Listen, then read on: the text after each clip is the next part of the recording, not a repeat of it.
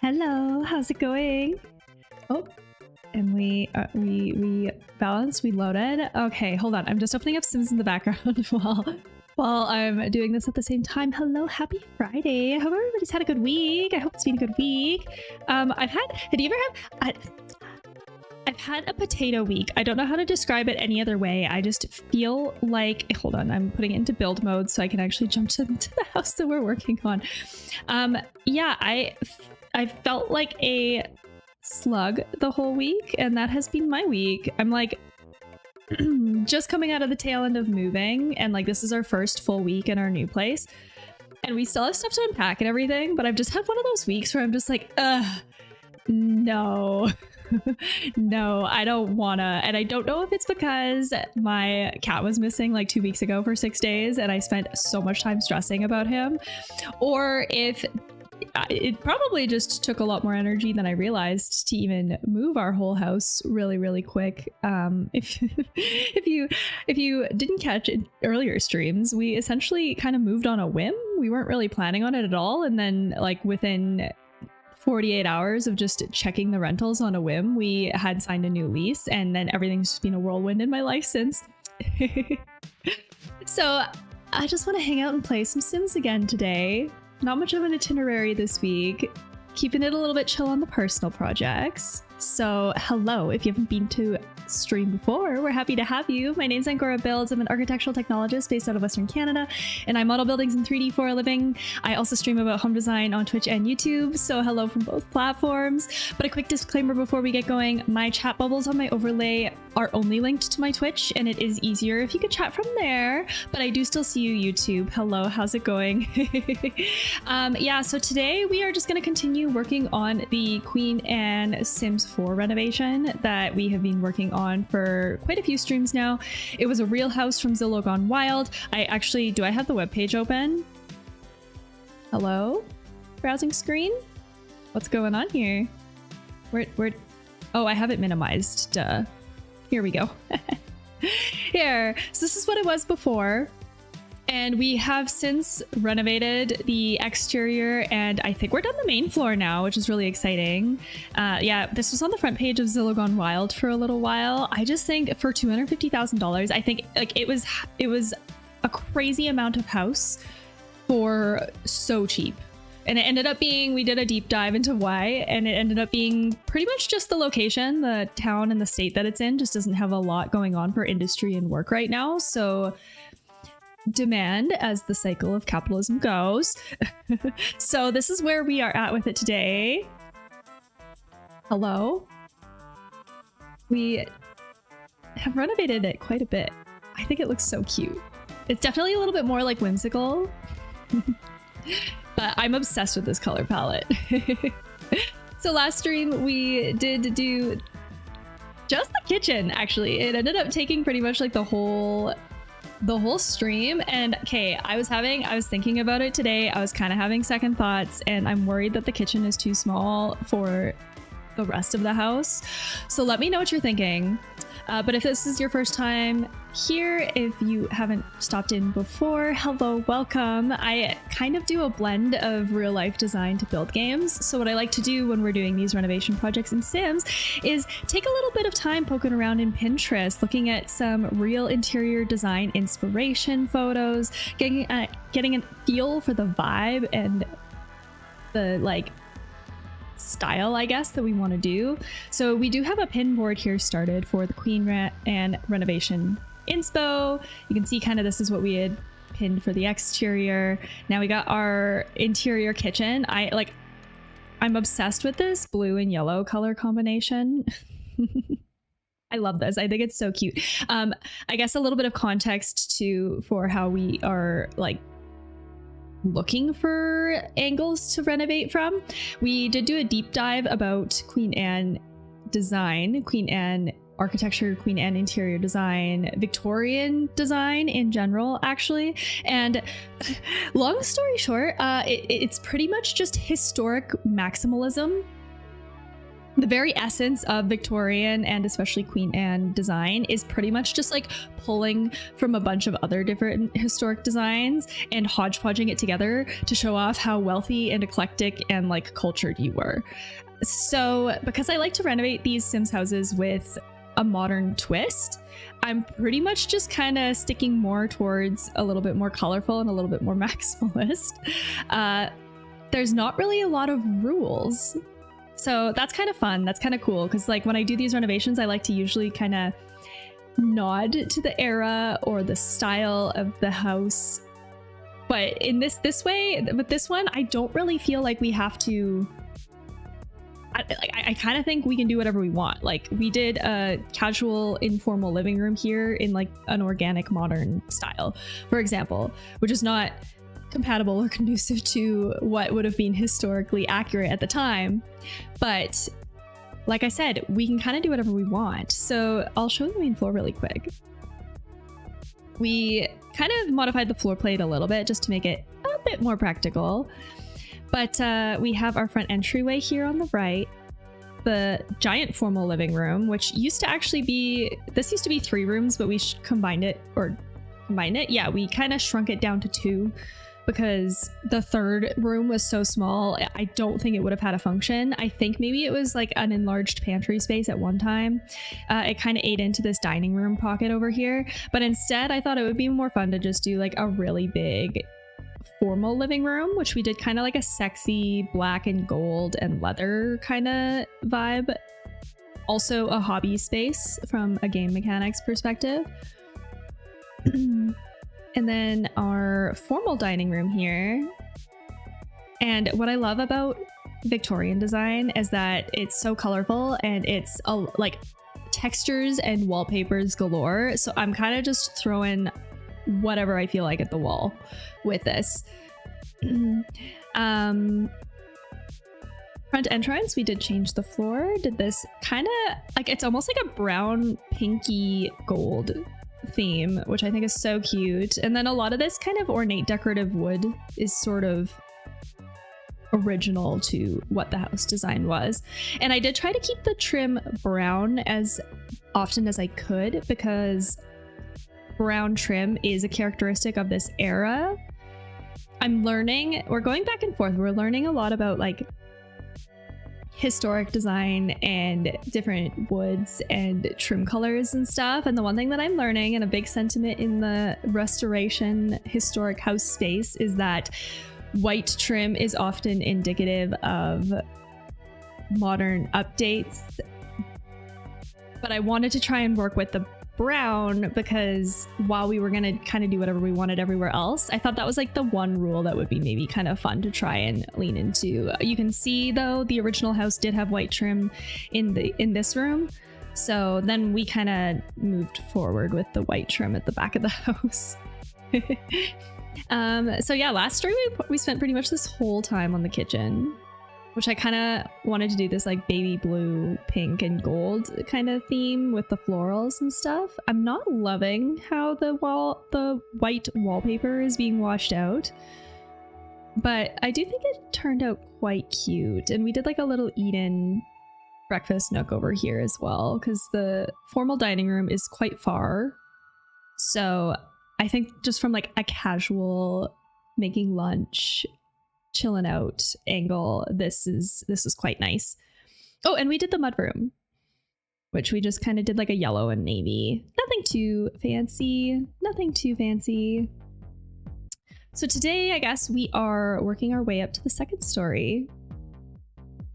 I guess, yeah, I'll just jump up there. So I haven't really given this any thought at all yet. I have not given it any thought at all. I think I might play around with some layout changes though, because we do only have 1 bathroom on this 2nd floor with 4 bedrooms right now. So it would be kind of nice if we could get an ensuite out of it. Like maybe we do a big master suite kind of in this corner here, perhaps. And then if we do the bathroom on this side, then the bathrooms are kind of together. I don't know. We'll play around with it. We'll see what we feel like doing. One sec. Okay. Yeah, I'll jump into it in a moment. Oh, actually, before we get like into Sims though, I did want to share, okay.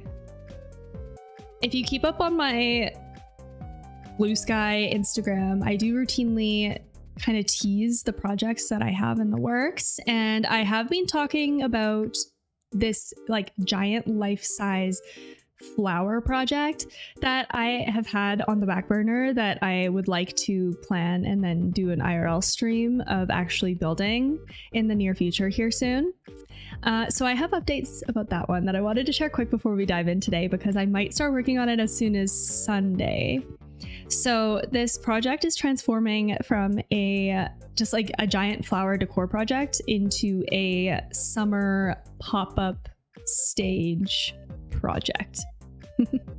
So if you don't know, in addition to architecture and home design, I also help to curate, I work for, or I help to run a local nonprofit in arts and culture in my city, and we do a variety of events throughout the year featuring underrepresented and emerging talent. Hi Mocap, how's it going? Welcome to the stream. Hope your Friday's going good. So we're looking at doing a summer pop-up party series where we just do a bunch of free daytime outdoor kind of pop-up parties. And I was kind of thinking about it. I wanted to do these giant flower decor decor pieces for this. But then I realized that, hi Air, how's it going? Good, and you? Good, thanks. Welcome in, welcome in. But I realized that in addition to the giant flowers themselves, I needed to kind of plan what this like pop-up party stage configuration was going to look like, because we're doing this for free, and I'm kind of picturing it almost as like a grab and go. Like we'll have a pop-up party pile in our garage that whenever we're ready to like do one of these parties, then we'll just like throw the whole thing in the back of a vehicle and then just like take it to a public park somewhere. So in addition to like the decor, now we need things like, okay, what about a DJ table? What about like other, like, we don't just like to do music, we also like to do like feature live painters, potentially vendors, artists. We also like to include ways for people to interact beyond just the music, like maybe we'll do some park games like cornhole or like things like that. Hosting an event for free, are you rich? No, but my NFP organization is like, okay, we can do these pop-up parties for free, kind of renegade. Like you don't have to pay to like actually host them. Like you could just pop up in a free public park, and between our NFP organization and everybody involved, we have everything already, because not only do we do events locally in our city, we also have a multi-day music festival that we have a bunch of infrastructure for, like party tents or like a bunch of decor elements, platforms, things like that. So we do have like an arsenal of stuff already that we kind of just need to like reconfigure and zhuzh up into a pop-up party stage. So last year around this time, actually, I did do another part, like a summer stage design series. I think it was only about 2 streams long, because we did a sound stage for a different event. And how I did that was we 3D modeled the like larger infrastructure, and then we took it into Procreate on my iPad, and we actually did like an art stream where I was drawing over all the decor elements and the other pieces that we wanted to add in. So I'd like to do something like that again. I'd like to actually like turn it into a bit more of a creative endeavor, because well, this other event required us to like submit an application to do a soundstage. So that's why we had to do it this way. But it ended up working out really, really nicely from a, like, what's the word? Like an execution angle, because then we knew exactly what we were doing when we got there and how to set everything up. So I'd like to do the same thing. And I'm looking to start that on Sunday. So I think I'm going to start that on Sunday this week. My schedules have been all over the place, and I am the most inconsistent person ever. But when I get real life projects lined up and ready to go, I get really excited and want to start them. In this economy, well, okay, this is actually why we're doing it, is because it's a very difficult time for arts and culture. It's really, really hard for different collectives and promo groups and everybody involved in music and stuff. Like, it's really difficult to get ticket sales. It's really difficult to get attendance numbers. A lot of people that are attending events are buying their tickets very last minute, like within the 12 hours before the event, which makes it really challenging from a promotion perspective because you don't know how much budget you have to work with. So it's really, really tricky. Hey, Mark, it's been a long time. How are you? Nice to see you. But we want to do this free pop-up party series because we know that it's really economically challenging for a lot of people right now, but we still want to actually like give something to the community. So the cool thing about being an NFP is that like we can take donations, we can do fundraising, we have grant opportunities available to us. This is the kind of stuff that we'll be pursuing to do this series, but it should be pretty low cost, I think. Again, between most of our team, we have all of the equipment and stuff that we need. It's just more some of the decor lift. Yeah, it's been a minute and I'm good. How are you? I'm good. I moved. I'm in a new house. Actually, my background probably looks like almost the exact same though, because believe it or not, the configuration of my room is almost identical. But sadly, it was so far away, otherwise I would have joined. I am starting to explore how we could potentially live stream some of these events.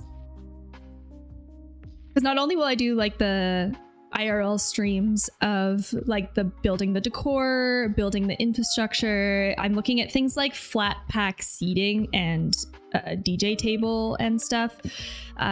So that's going to have to be something that we're going to have to build. I'm looking to build that on stream, hopefully in the coming weeks. But I'm trying to look into streaming it as well, because I think it would be really fun if you guys see what's the word? Like the building of everything, but to see how it actually like comes together and like what the event looks like, I think would be really cool.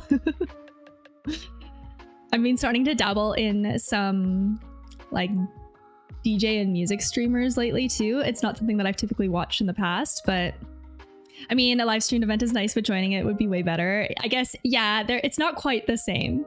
For sure, it's not quite the same. The same, but different. It does hit a little bit different when you're live.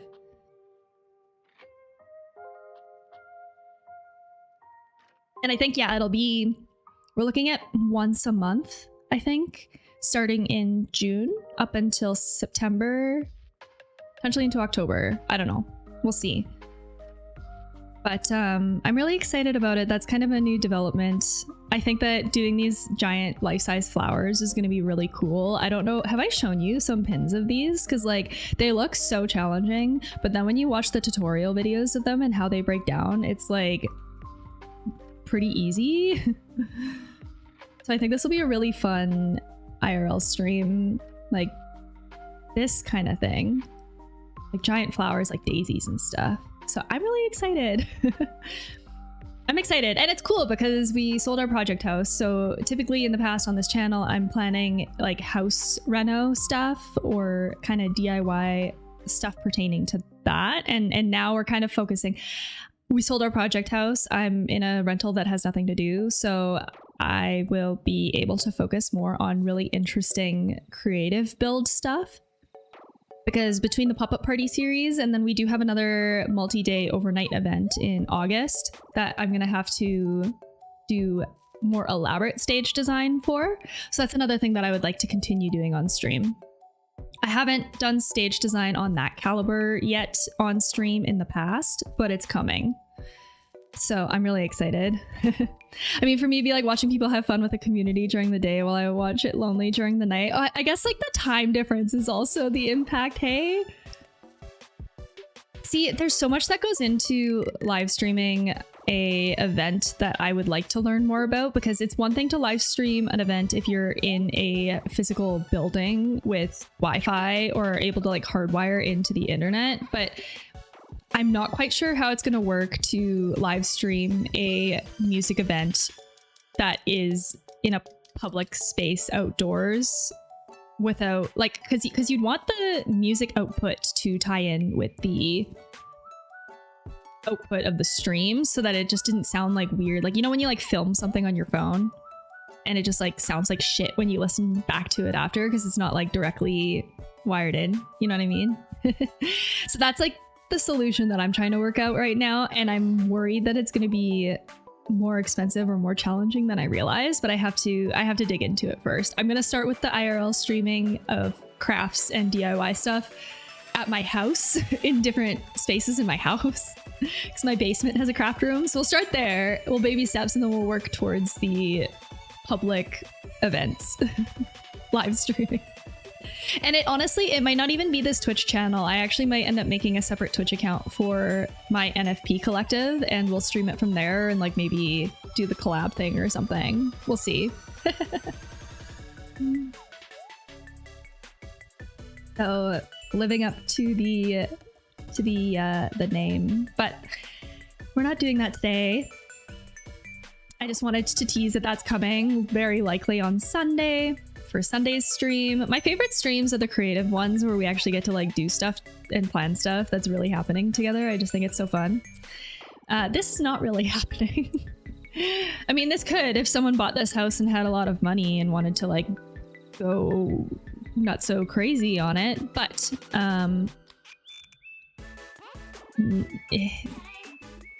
oh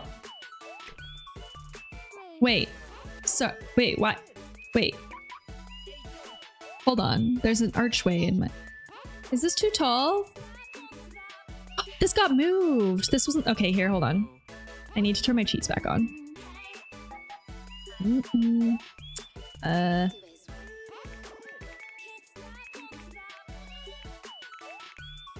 There we go.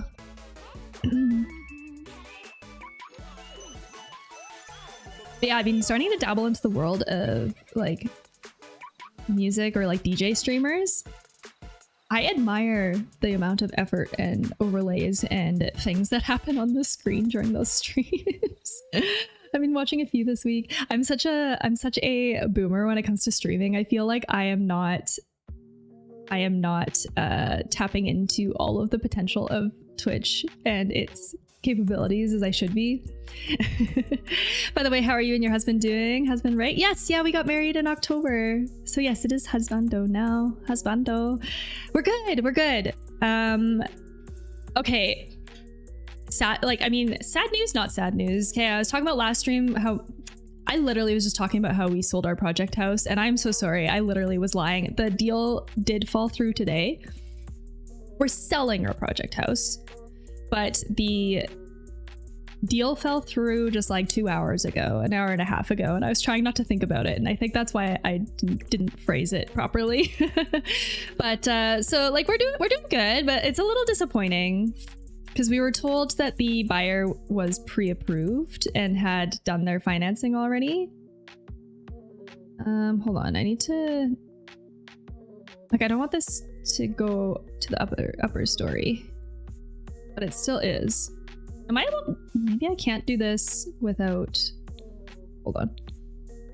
We fought with this so much in the past, but yeah, we were told that the buyer was pre-approved. And then today we were told that they were not, and their financing fell through. So while it is disappointing, it was like we accepted the offer for this buyer within like less than 24 hours of it getting listed.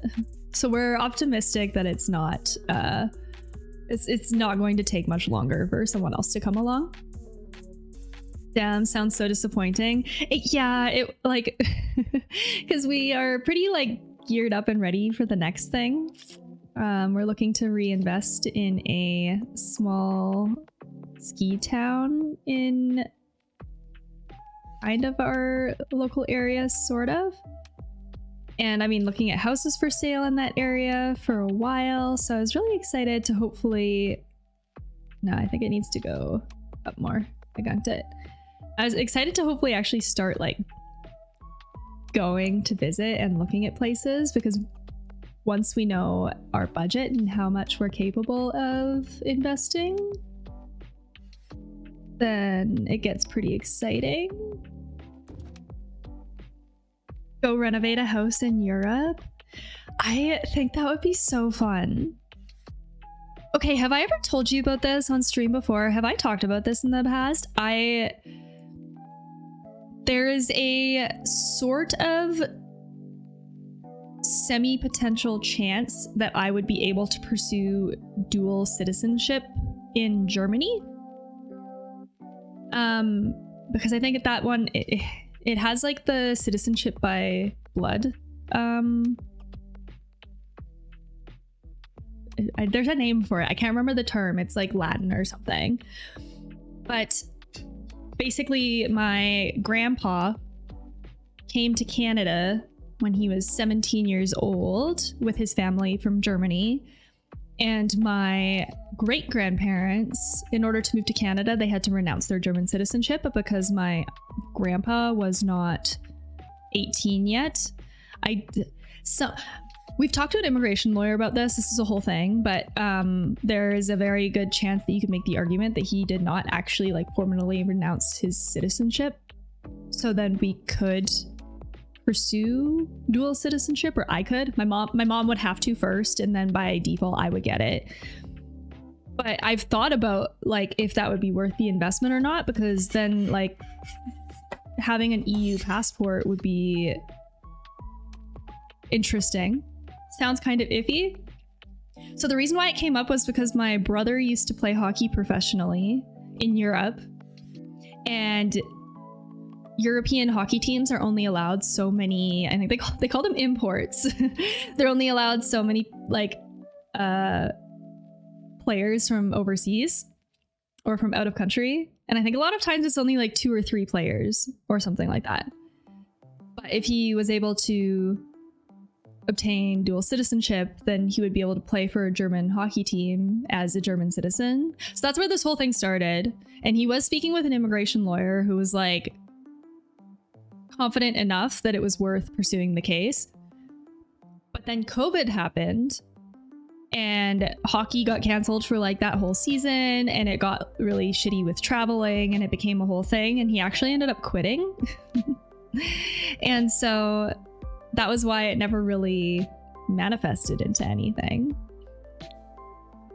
But I think about it sometimes. So I'm like, it would be... Okay, we're still clipping in the wall here. Actually, no, this is not the... This is the... Hold on, this is this thing now. I'm scared to... Oh, shit. Yeah, I'm scared to move it. Ugh. This was so hard to place when we actually built this the first time, by the way, so I might be fighting with this for a second. I mean, you can also hope Canada joins the EU. Wouldn't be strange with the current times. I do really hope that, like, I'm not the most optimistic that we would actually join the EU, but I am optimistic that we would, like, agree on better trade agreements and stuff. Like, I do think realistically, it's probably more likely that we'll have some kind of arrangement with the monarchy countries, I guess, like Britain, Australia, New Zealand, and Canada. I think they've been talking for years about some kind of passport where you could have an easier time moving and working in those countries. Okay, why can't... I feel like I need to change my key bindings so that the ones that move the items up and down like this don't change my... Don't change my angle. Hold on. I'm gonna try and do that quick. Do I have a key bindings? There? I've never changed the key bindings in this game, so I don't even know if you can.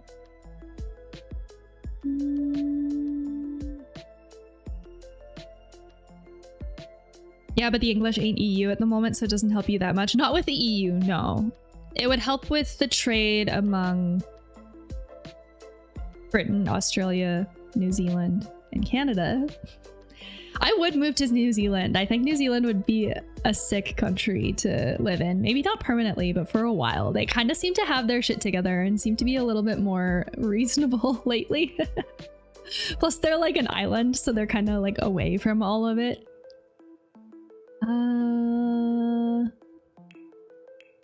other? Can I not change this? Hold. Pause.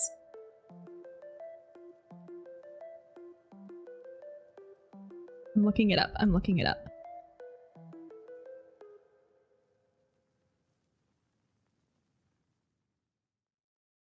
I don't want to rotate the camera.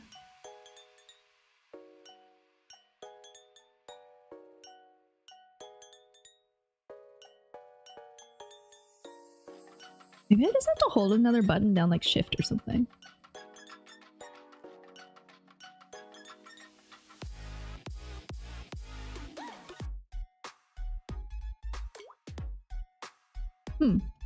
It doesn't look like it. Okay, so how do I modify this? No, it's still rotating it.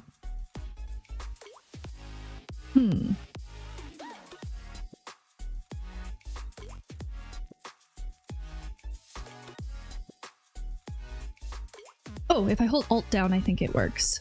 Okay, let's try this. Alt.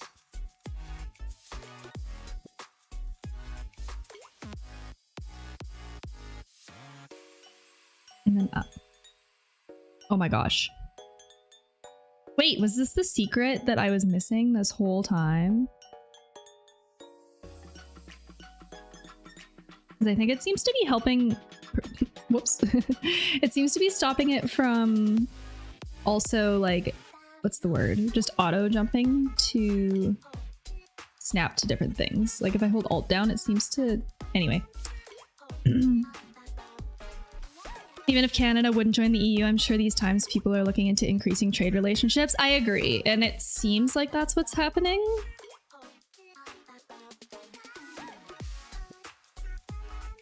Which I did mention last stream. I think that'd be really awesome. There's so many perks to it. It would also be nice having the Canadian dollar stronger again too, because to be honest, our dollar has been dog shit for a couple years now, and it's been absolutely terrible from a traveling perspective. Like right now, like there was a time where our dollar used to be on par with, I'll go this way, I think is the easiest. There was a time where our dollar was almost on par with the American dollar. About here maybe?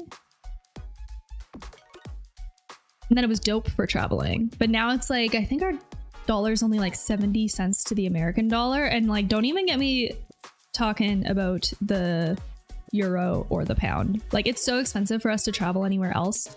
I'd imagine it's great if you're coming here though, because your money goes so far. Your money would go so far if you were traveling here. This is good enough. I just don't want it to clip in the second story. See, yeah, I fixed it. Okay. So yeah, I'm kind of leaning towards doing some kind of master suite with this space, and then we could probably fuss with the configurations of stuff. If we do a second bathroom over here.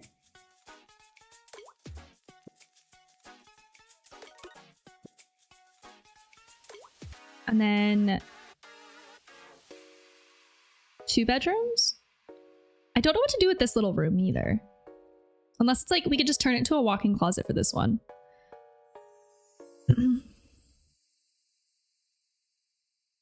One thing I'm quite sure about was small D Trump wanting to take over Canada, full of Europe.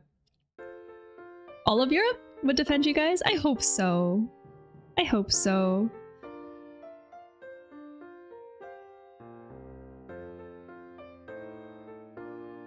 There was a news article the other day about... Here, let's play around with some wall configurations. Yeah, there was a news article the other day about a nuclear submarine from France surfacing in a bay in Halifax.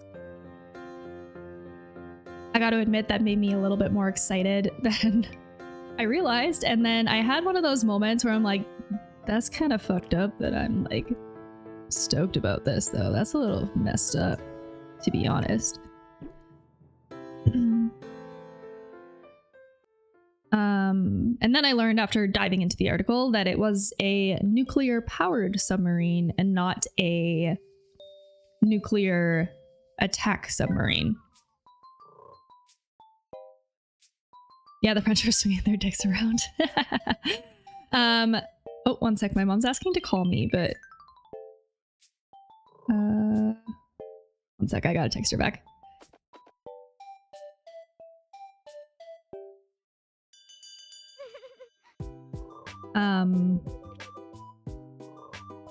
But yeah, what's their president's name? Is it Macron? I think is what his name is. I saw the photos of like the handshake with Donald Trump. It's kind of hilarious, not gonna lie. Kind of funny. Where he's like squeezing his hand is like bright red. Okay, I want to try and like figure out this balcony situation. I think it's a functional balcony in the house. Here, let me go to the photos. Or maybe not. Maybe it's just a nice big window and it's a fake balcony. No, we're still on the main floor.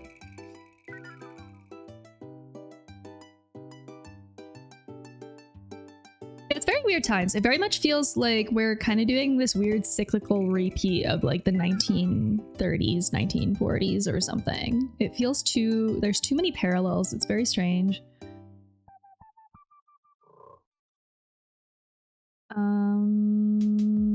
Stained glass. Oh yeah, it's not a balcony. It's just like a big window with a closet here. Yeah, so we have our stained glass. We have our archway. So I'm leaning towards doing like this as a nice master suite bathroom because the bay window I think would be perfect if we can fit a tub in there. I don't know if we're gonna fit a tub in here. I'm gonna try. But I think this could be a walk-in closet and maybe we bring this in. I don't know what to do with this space. And we've got two weird little miscellaneous spaces, but then we also have this really weird shaped bathroom.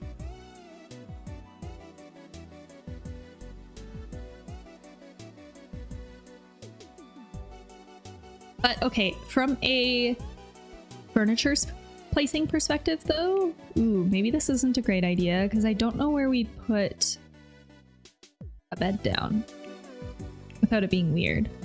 Hold on. Let me just like...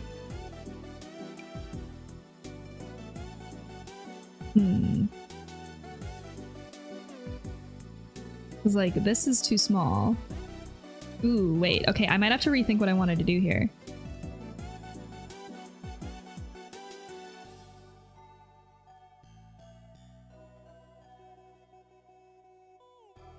I mean, I hope the US woke up the EU war machine. It seems like they're kind of right where we profited off of their defense, but if we go full on EU protection, I feel like they're kind of getting fucked over themselves. Yeah, it feels like we're seeing almost like a decentralization of military dependence, I guess. Like, I think for a long time the West has relied on America for most things related to military happenings, I guess. And I don't think it's a bad thing for there to be less dependence on them.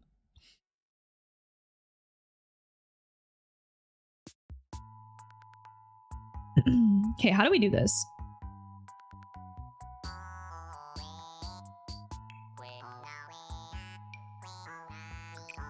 Oh, I'm just gonna remove walls for a sec and assess.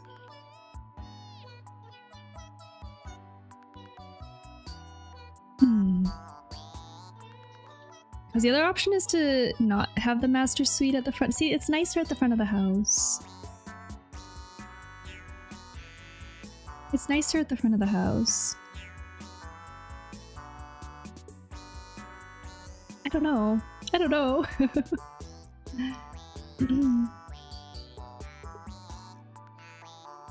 But yeah, I will say though, like, I saw a map that was depicting the major trading partners of all of the countries around the world. And I think in like the 90s, I believe it was, probably like 60 to 70% of the globe, it was America. But in the last 5 to 7 years, especially overseas, kind of more in Europe and Africa and Asia, it switched to China. And America has lost a lot of their, what's the word? Like, they've kind of lost their monopoly on the world. But it was bound to happen. It was unsustainable. I mean, it's all unsustainable. We're literally in late stage capitalism right now, and it's pretty wild to live through.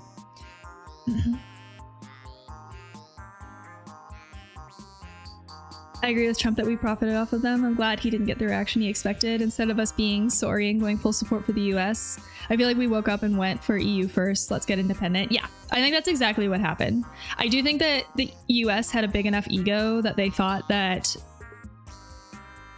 it wouldn't go this way. So it's a little satisfying to see. It's kind of like that bully in school that like everybody's standing up against. It's basically happening on a global scale right now. Very strange, very weird. I don't know what to do here, because I think that the bedroom has to, like, the bed has to go here.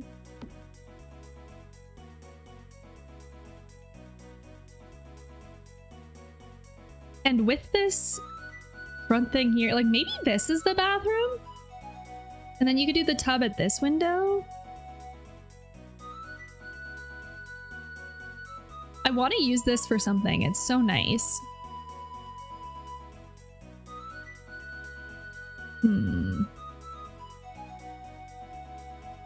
Like maybe we do mostly keep this almost the same. I almost want to give a little bit more space to this bathroom though. Or we could take space from here. Hold on, I'm just deleting all of this because it's weird. And then...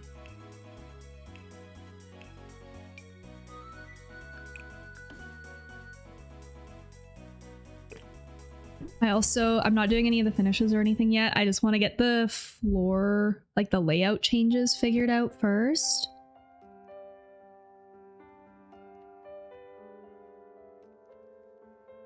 Yeah, maybe we could work with something like this.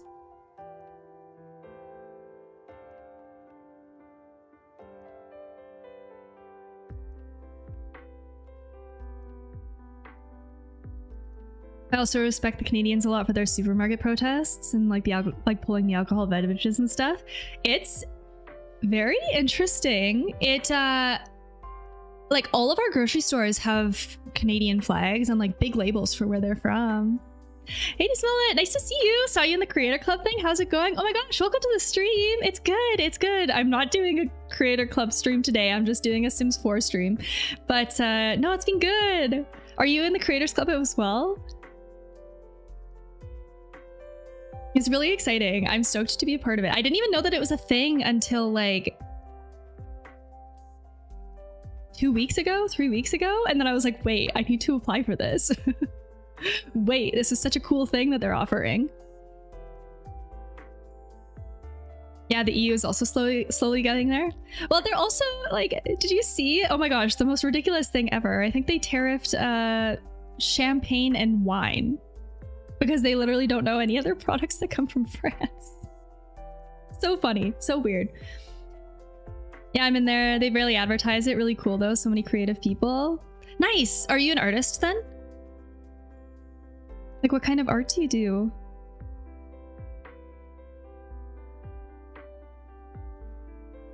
Yeah, it seems a little slept on. But I will say though, like there's quite a lot of people in the Creators Club still. Like I was even looking at the, like, cause you can get the tag, like the team tag on your Twitch channel.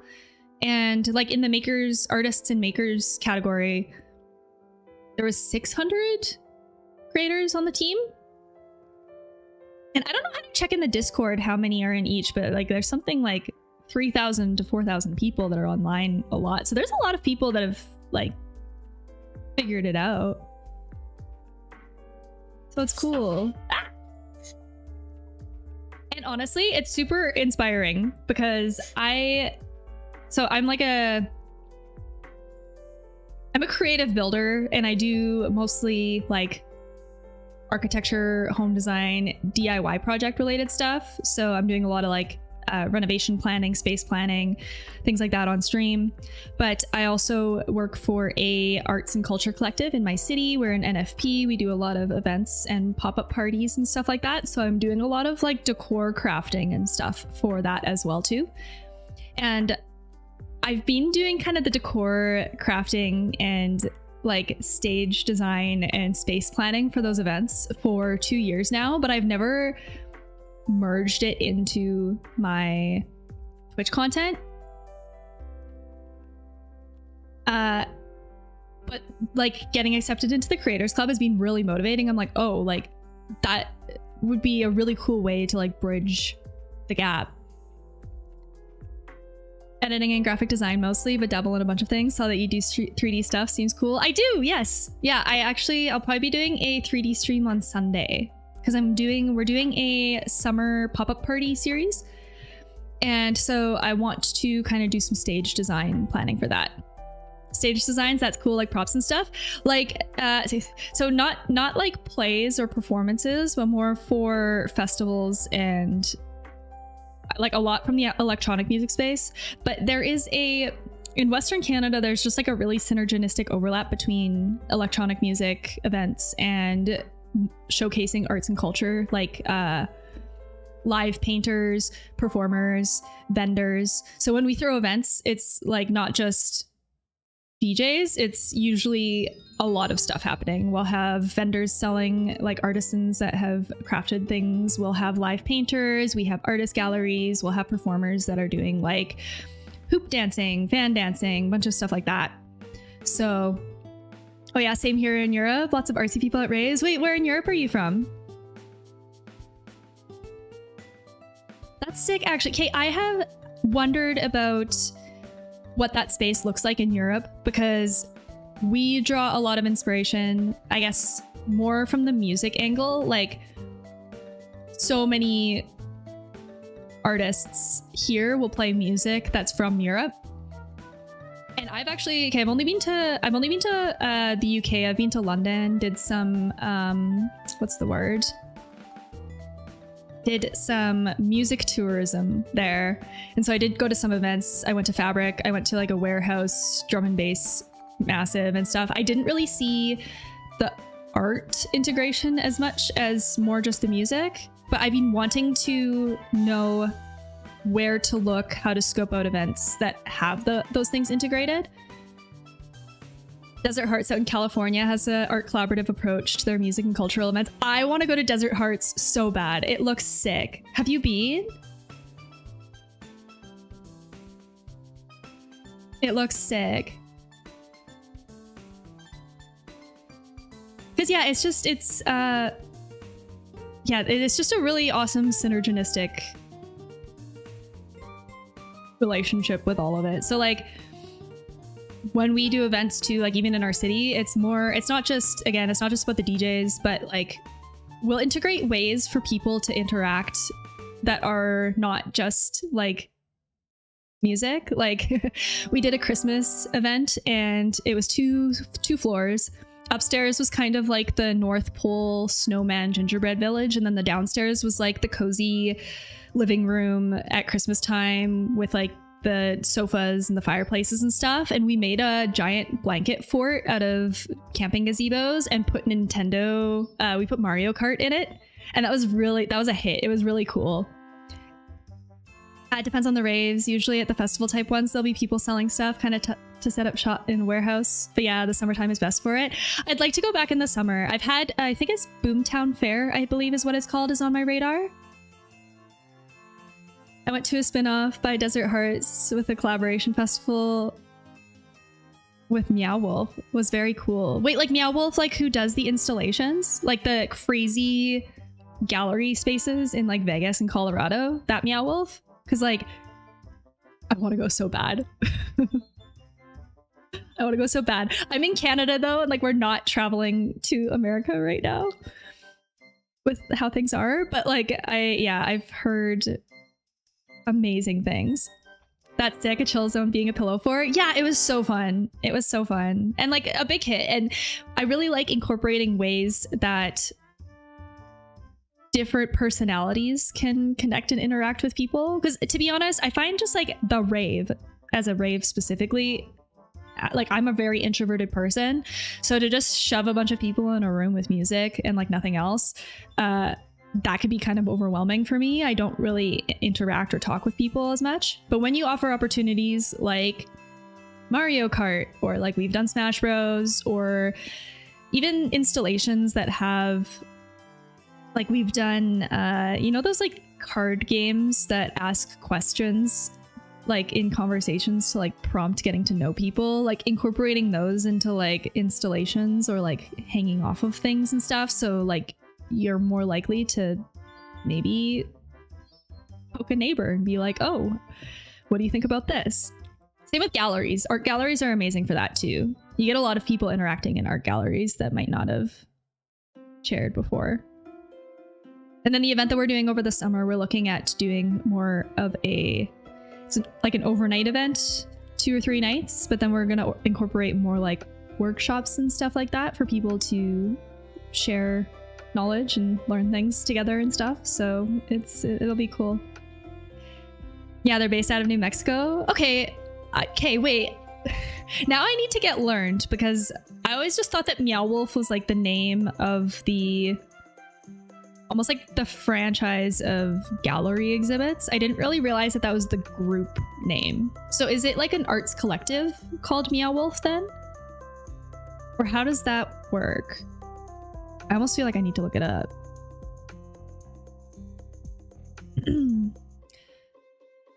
But yeah, Desert Hearts is on the radar. Boomtown, I think, is in Britain, I believe. So that's dope, stimulating conversation and helping people socialize. Exactly, yes. Yeah. Because there's different ways I've noticed that different people like to kind of engage and interact. But like really introverted people, for example, it's usually easier to get them talking or like excited about socializing if it's, instead of just like the small talk, you get something a little bit deeper, more meaningful for them to engage about. Yeah, everyone's different. Everyone's got different ways of connecting. Yes, exactly. Exactly. So yeah, it's super fun. I kind of had an epiphany in the last like 6 months. I was like, wait, I've been doing home design on Twitch for so long. I should actually like bring in this other element too.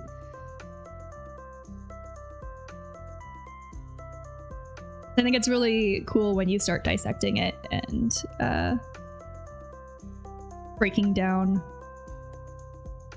what goes into all of it and like the different things that we've learned over the years doing it and stuff. Yeah, it's a collective that has the galleries, which are similar to an interactive museum than a gallery. They only recently expanded locations, so have been involved with community initiatives for arts and culture. It was more localized and now it's growing. Wait, I'm gonna look into them a little bit more after this then, because that's so cool. I know, I've seen photos of their galleries and like, they're crazy. Or I did see photos of a show even that was in Colorado recently. I think an artist called Abstract Sonnets played at that like a Meow Wolf venue, and it looks like a magical forest on the inside. The full immersion installations are wild. I love that shit. That's like, I'm such a nerd about it. It's like if we get into like stage design or any event space curation, I'm like, I want full immersion.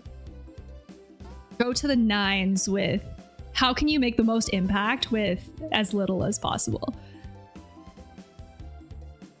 It's really fun to like problem solve and figure all of that out. Foam. Lighting is great. See, it's tricky too, because you want to find the balance between high impact, but also try not to be super wasteful. So I'm very hesitant using things like balloons, for example, in integrations, because I just feel like it's a shame you can't really do anything with them after.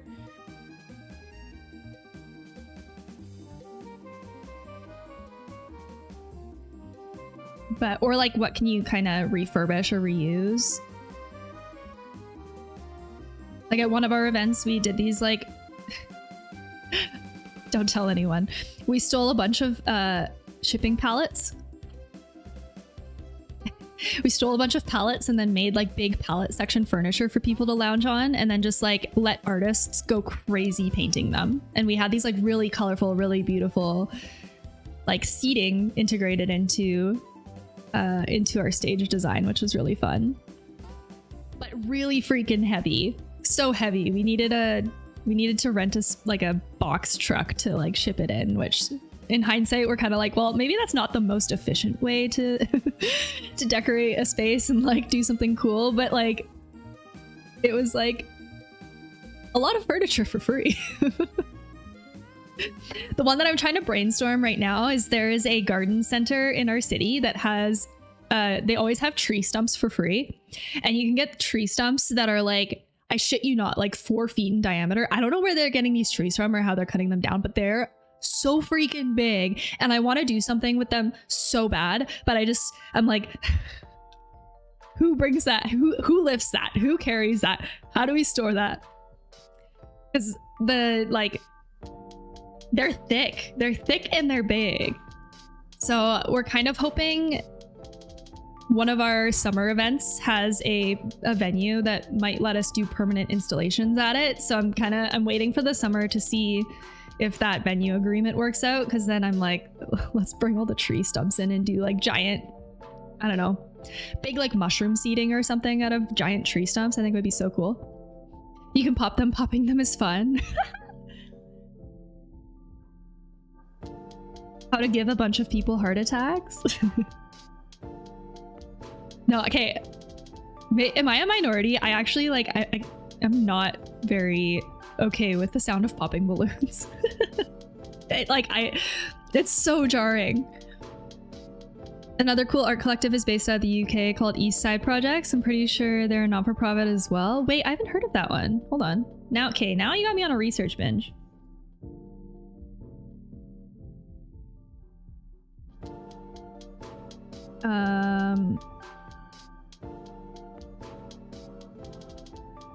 Wait, cool. An artist-run multiverse based in a free public gallery in Digbeth, Birmingham. We commission artists to make art, think in public, curated sessions. Cool.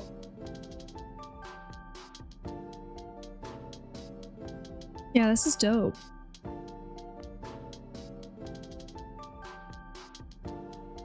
And we have or would like to draw a lot of inspiration from pretty much everywhere else, and I don't know if it's specifically a Western Canadian thing, but it is really difficult for arts and culture right now. Where I live specifically, our provincial government slashed basically all of the grants available for arts and culture events and like arts and culture initiatives, so there's way less available to us, which is really unfortunate.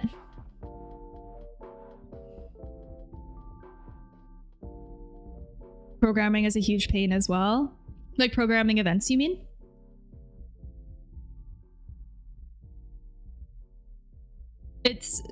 Yeah.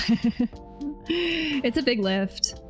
NFP structuring. Okay, so that's actually why the public iteration for the last 4 years, we have done a multi-day overnight music festival that has been for the duration of the weekend. And it's usually, well, last year it was 3 stages. Historically, it's been like 1 or 2. But we reached a point where we were like, okay, this is like actually gaining momentum. We should probably figure out our NFP like structure, make sure all of those ducks are in a row, so that when we start doing taxes and like actual real business things, because now you're starting to deal with real money. We applied to be an NFP in our like country province in June of 2024. We didn't get approval on our final documentation until October or November of 2024. And then starting in December, we have been in the process of working out a bank account and getting our like financials reviewed for grant pursuits and like lending opportunities since December. And it's March now. It moves so slow. It's like pulling teeth to try and get all of these things sorted. And there's so many official rules. There's a lot of weird rules and requirements. Like anytime we do something, like with our bank, for example, if we want to like do lending of some kind, well, now we need to get signatures from like 5 people in our organization.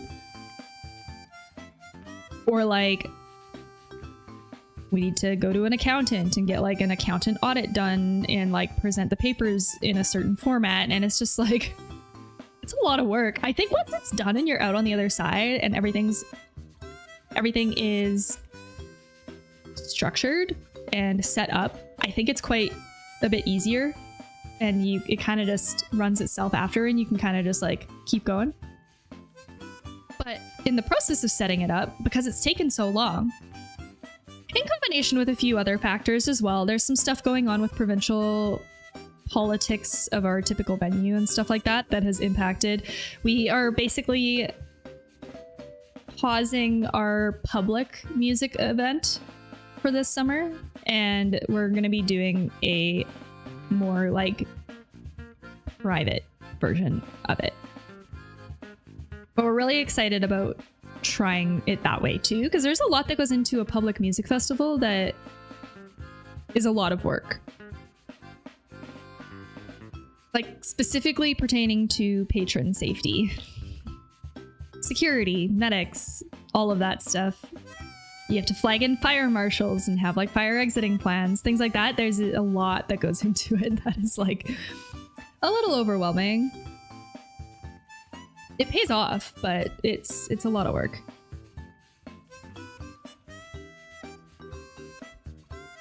It got me yapping about arts and culture, and I'm trying to figure out how I want to lay out this house. This master suite. Maybe the master suite is not here. Maybe the master suite... Hold on. How do I want to do this? Let's try maybe getting rid of this wall too.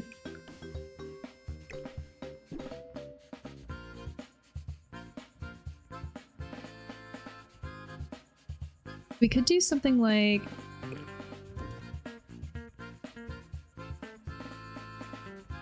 Wait, okay, how do we feel about if like the closet is kind of a walk-through to the bathroom? The turret window space would make a beautiful soaking tub surround over here. I feel like this is such good real estate though. But you're right, it would.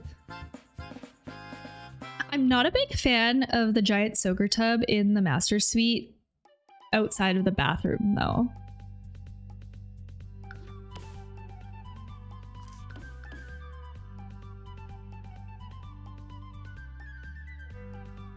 You're right.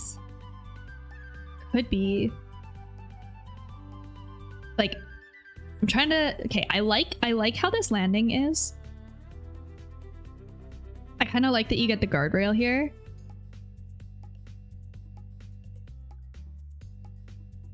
So I'm trying to decide if there's a way that we could like kind of block this off and make the bathroom on this side, and then somehow figure out the master suite over here. But the problem is that I don't want to shrink this landing. So it's too small for the bed though.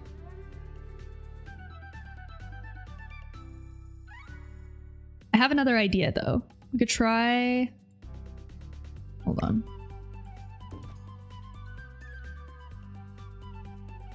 Let me get some bathroom components first. Like, we could do the tub here.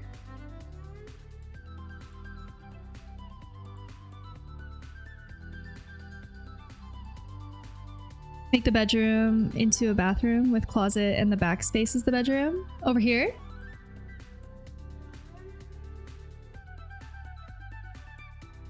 Actually, wait. You might be onto something.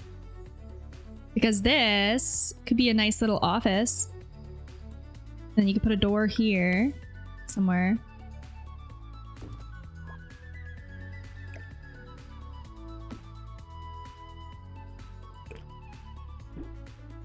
I do feel like this is a lot of real estate for a master's suite.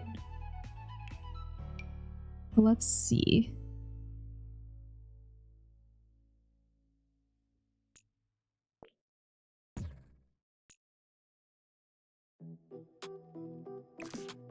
Whoop. The other thing we kind of want is a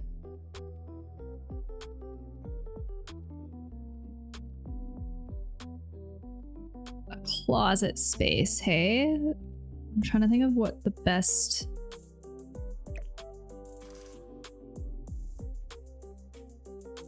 It's not quite big enough to do... I've seen those kind of closet spaces that are almost like behind the bed. You know what I mean?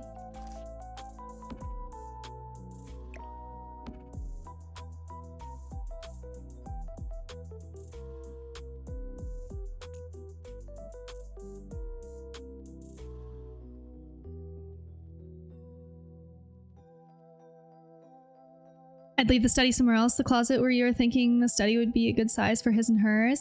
My hesitancy about doing that, though, is because we have this beautiful window off the front. And I just feel like it would be such a shame to put that in a closet. Don't you agree? I feel like a desk here looking out would be so nice.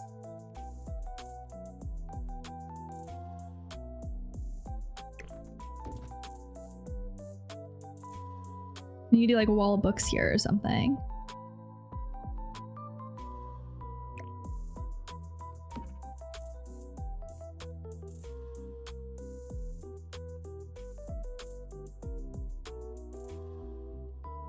Yeah, but it does have street-facing privacy with the awning.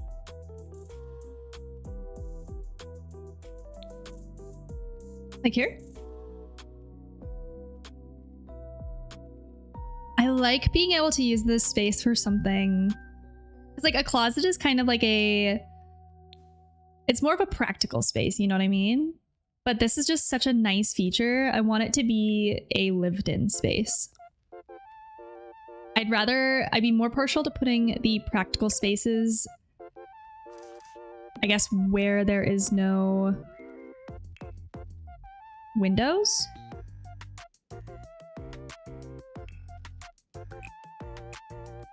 Let's cut it into the bed. Oh, I wish you could do half walls. My heart.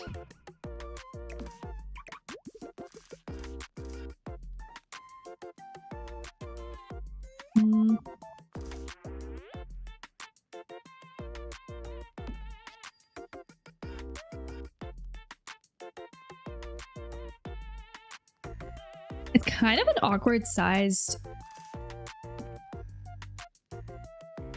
floor plate. Like, I think where I'm getting tripped up is the bay window that's here.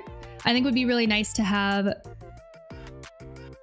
some way to kind of appreciate what's happening with it from the master suite. I mean, the one thing we could do, but I think we have this beautiful stained glass, so it's also a shame, but it's less cool. Like, we could do this, and then it's not the biggest bathroom in the world. But then you get a walk-in closet here. Yeah, it almost wants to be a seating space. That's kind of what I'm wondering, if we could do like a... Like, we could even maybe not even make it like a private study. It could just be like a archway. That one's too big. It's a boring looking arch. Like you could do something like this and then do like a reading nook. Or still have the desk to work at, but then a library on one wall. I'll play with it in a second. I want to get the floor plate finalized. I mean,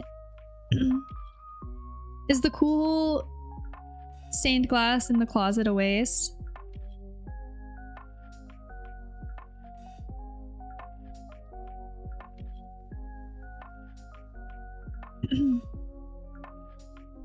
So I think from a layout perspective, whoa, why did that happen? This might be a bit nicer because then you get a good size for this room. You still get the big window. Then you get the beautiful soaker tub space here in the turret. So this might be our one sacrifice. The one sacrifice.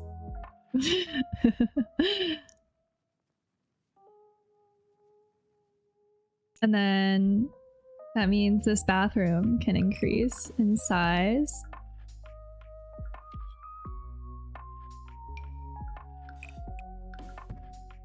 And then this gets a big closet.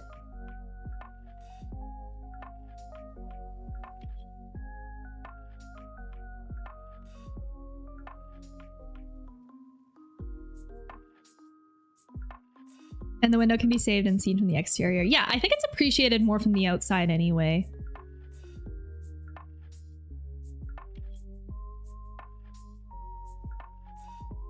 I think it works. Thank you for your input. I appreciate it.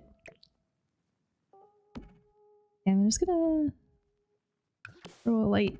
Oh. Oh, I accidentally lost one in here. Whoops. I do think there is a cool decorative piece above this arch. I might have even used an arch that's a little bit too big. Hold on, let me check the photos. It is... Yeah, it has like this decorative piece atop it. And I did create that. How did I make that again? It was something from the Art Deco kit on the main floor. It was... whatever this is. Oh, it keeps changing color. On me. Wait. Or is it just a shading thing, maybe? Look at that. It's so weird. What's the copper one? It must be how the light's hitting it. Because it's like... so light on the sides and then dark in the middle.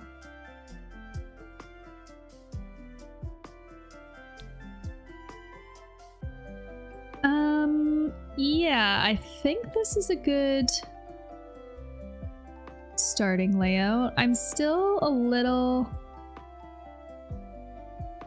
unsure about this shape. I mean, is it overkill to have 3 bathrooms on the main floor? Or on the second floor? Like if we did an ensuite here for the master and then a big one here as well as a tiny ensuite for this bathroom. Is that overkill?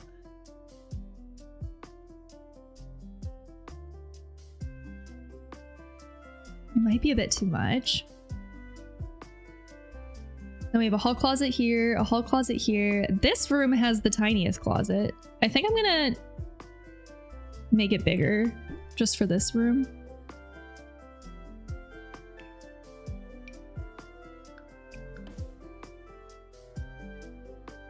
So it just seems like such a shame and not fair if this gets a big walk-in closet and this has a big walk-in closet.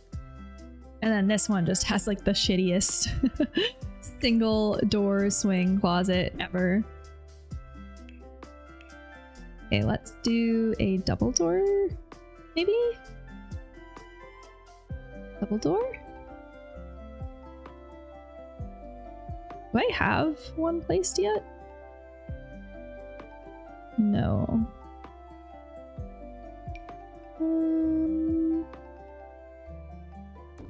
Is this one? Is this one?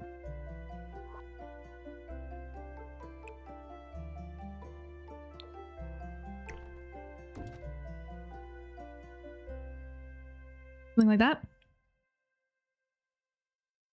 And I don't want to get too ornate with it. I think we can get away with just 3 bedrooms and a study on this floor. I'm not gonna go too crazy on like really weird miscellaneous rooms, I think. I don't know if we want to do an arch here or not. It could be nice. I'll think about it.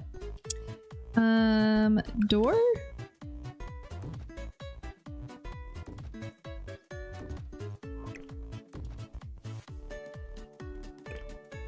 It'd be nice to have it over here.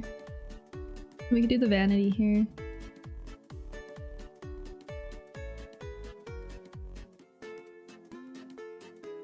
Okay, I guess I should have tested it though. Is the tub gonna fit? And should I just do... Whoa. DIY shower. Should I just do... Actually...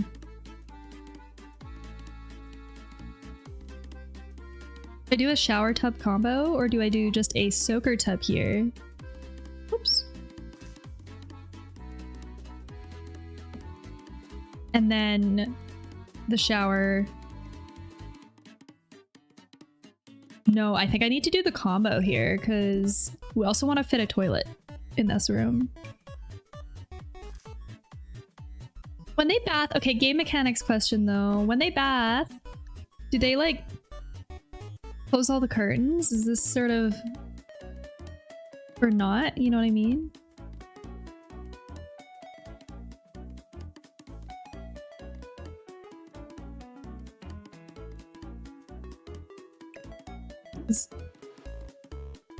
If we're trying to fit a shower now as well. Ooh, I have this. Wait, how jokes would it be? Wait. I'd imagine the curtain is only for the shower. I think with Sims bath, I think they close the curtains though, even if they're bathing. I'm testing something though. Maybe we can utilize these windows. What if they are in the shower room? And it's a smaller closet. But I'm not that mad about it. Hold on. Oops. It's quite tiny.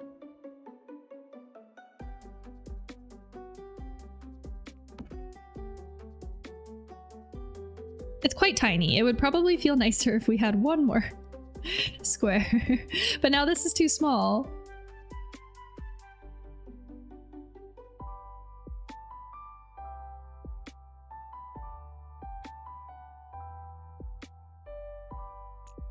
I mean, they'll still be able to use this from a game's mechanics perspective.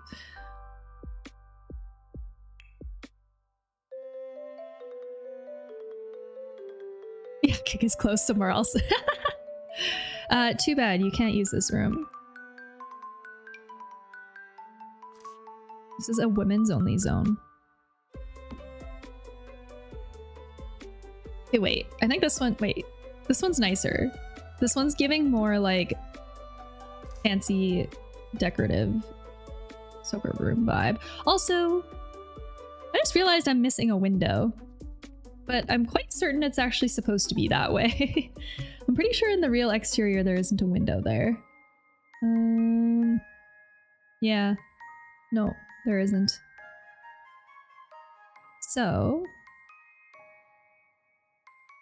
Wait, also, what about a toilet? Oh god.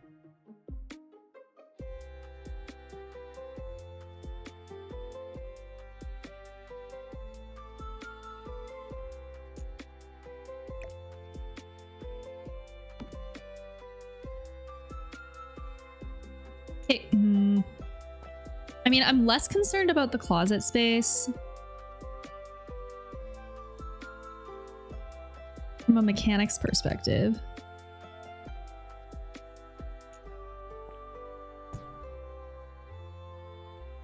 This is a tricky layout, though.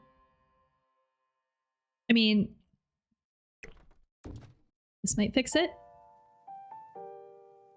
Okay, it feels like with having a nice feature tub like this though, doesn't it feel kind of lame to just put the toilet out in the open?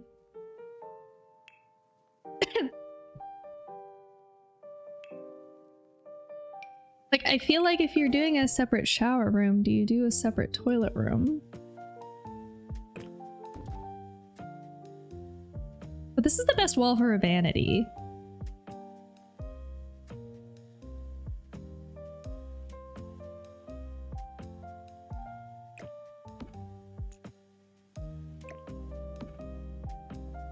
Okay. I think we need to utilize this whole thing for the bathroom. Oops.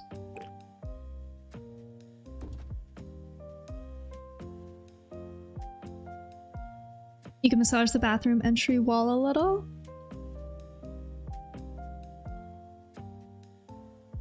Yeah, like we can move doors wherever we want. I just want to get items placed to know how we're configuring stuff.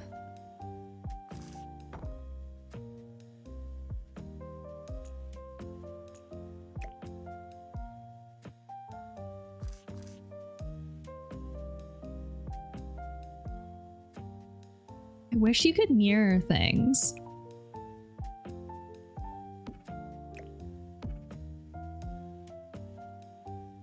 Biggest shower room.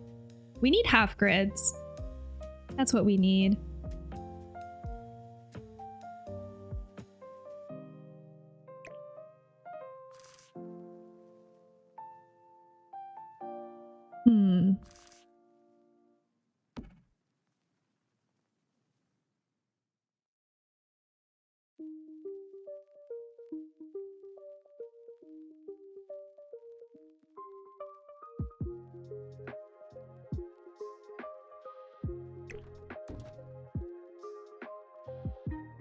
Like, okay, what I want to do, what I really want to do is do a vanity all along here. But now we're losing our access to these rooms. You almost need at least one door here.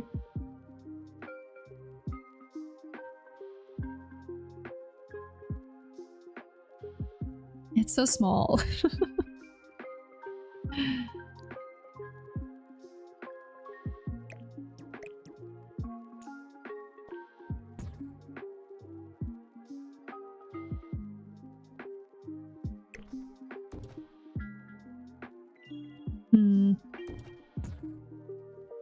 I don't think I want to make it bigger though. But technically we have the space. Technically we could.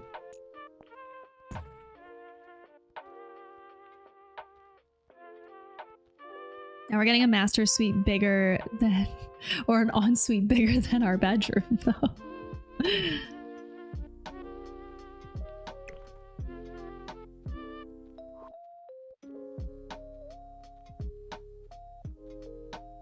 It doesn't solve the vanity dilemma. Priorities. I mean, to be fair, actually, I would rather have a bigger, nicer ensuite bathroom than a bedroom, I think. To be honest. I find a bathroom so much more practical and useful than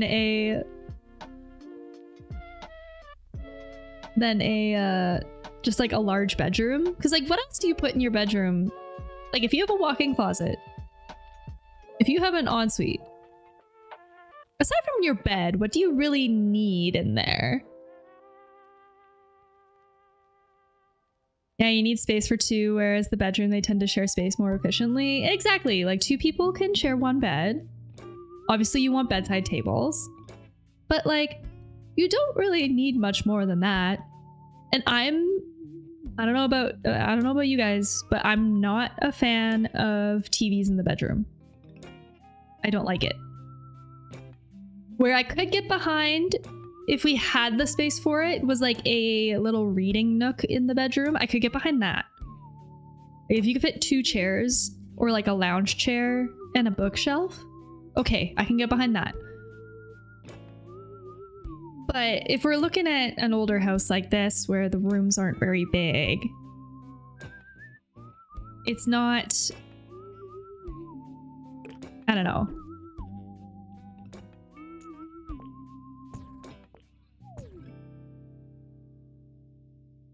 It's not that necessary. Wait, I might have had an idea.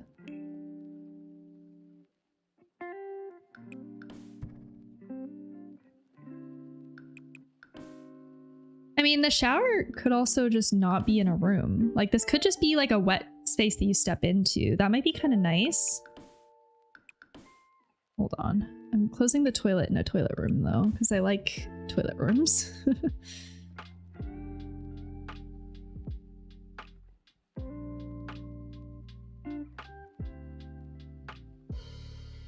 I think whichever way we cut this though, we're getting only a 2 wide vanity space. I think this might be as good as it gets.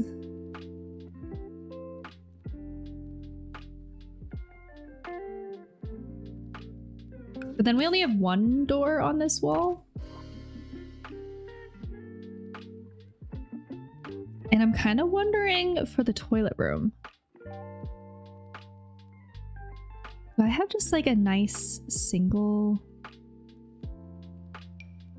I could just do a door like this. Glass door.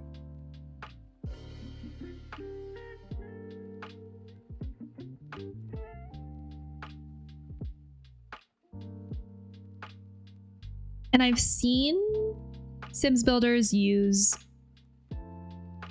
elements for creating like a screen at the shower. Is it needed though? No, we can't do half walls, so I think this has to kind of stay as we have it. I mean, it's not terrible. It works. And then that just means that we need to get our closet configuration from somewhere else.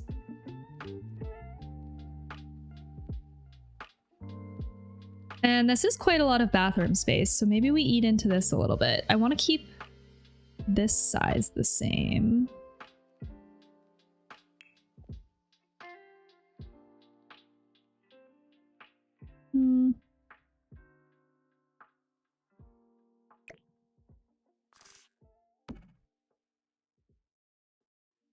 How do we configure this one to get, because if we wanted a walk-in closet, it almost might have to be like this. But then now we're getting this kind of situation. Is this terrible though?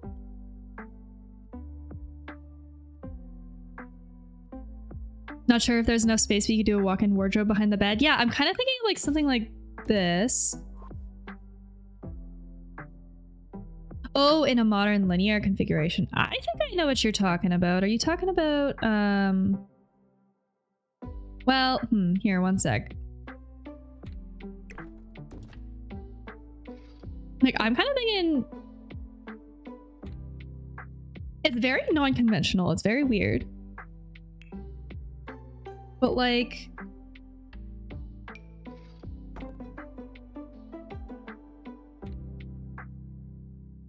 But like, and again, right now I'm just placing components for size. I'm not designing yet. I'm just trying to figure out orientation of things. This is an interesting opportunity for like a private wet space over here and then more of a getting ready space here. Because we do already have a closet space for this bedroom over here, and I can make it bigger a little bit. Kind of like then it matches the other bedroom though. Like, oop, like that.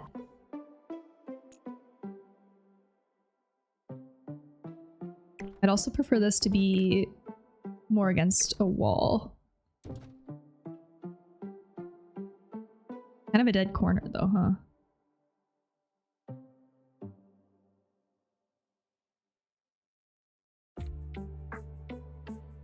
And I mean, for science, just to test it.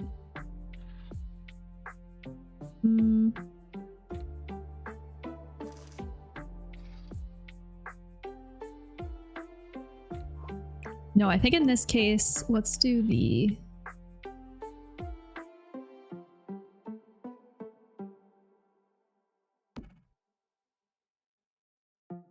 big wet space. It's a lot of room, but...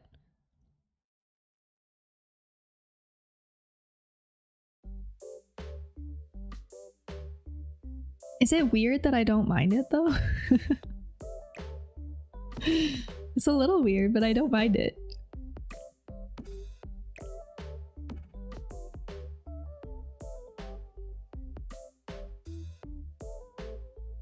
And then if that's the case, I don't think we really need to configure much else.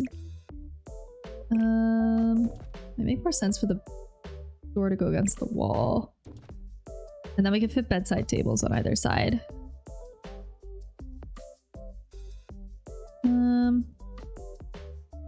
Actually, I don't know if I love the door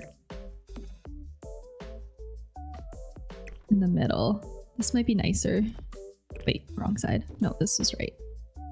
Like this?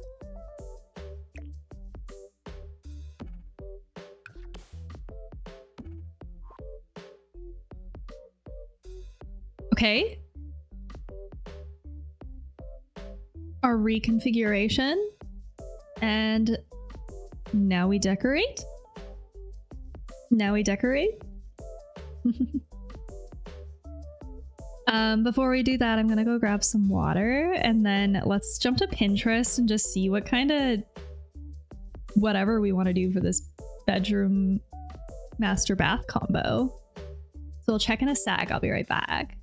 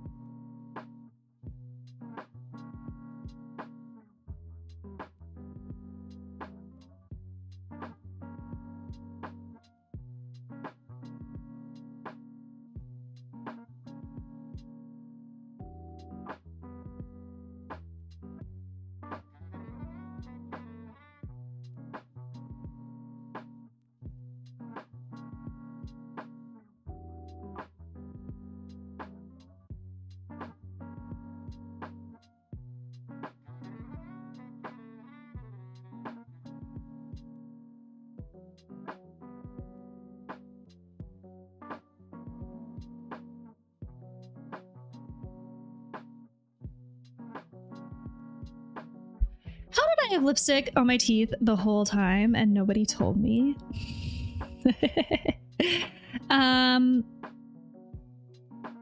Pinterest, bedroom and bathroom configurations. Now, I don't really know.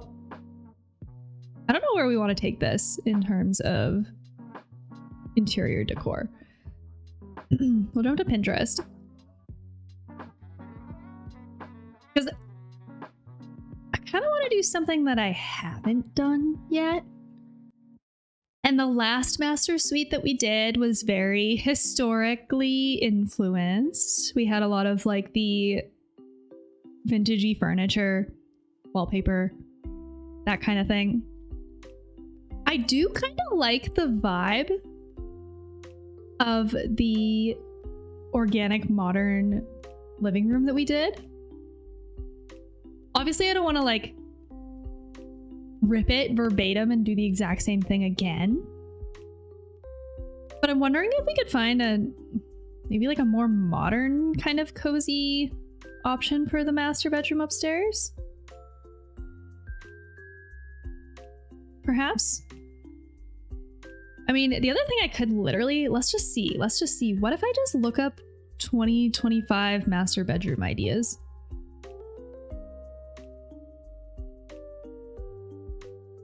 Like, I literally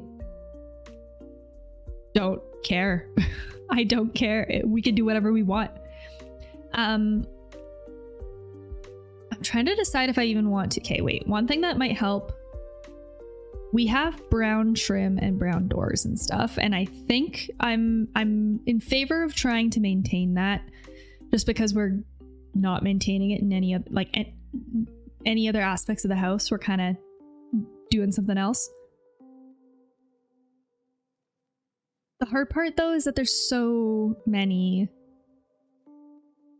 options. And to be honest, I guess I should have known I was going to just get a whole wall of articles that are like 20 bedroom ideas, 16 bedroom ideas, 46 classy bedroom ideas. 46 classy bedroom ideas.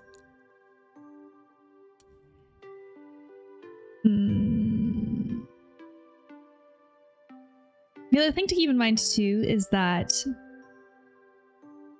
I'm very limited in my packs and expansions that I have. I kind of like this though. Wait.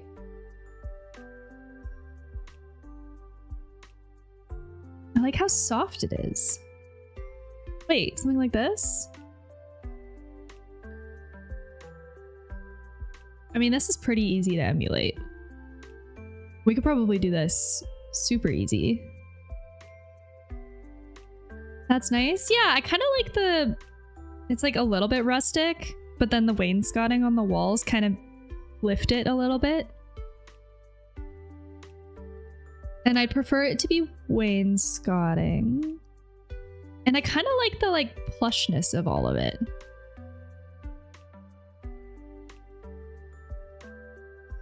So it almost seems like it's like a dark wall with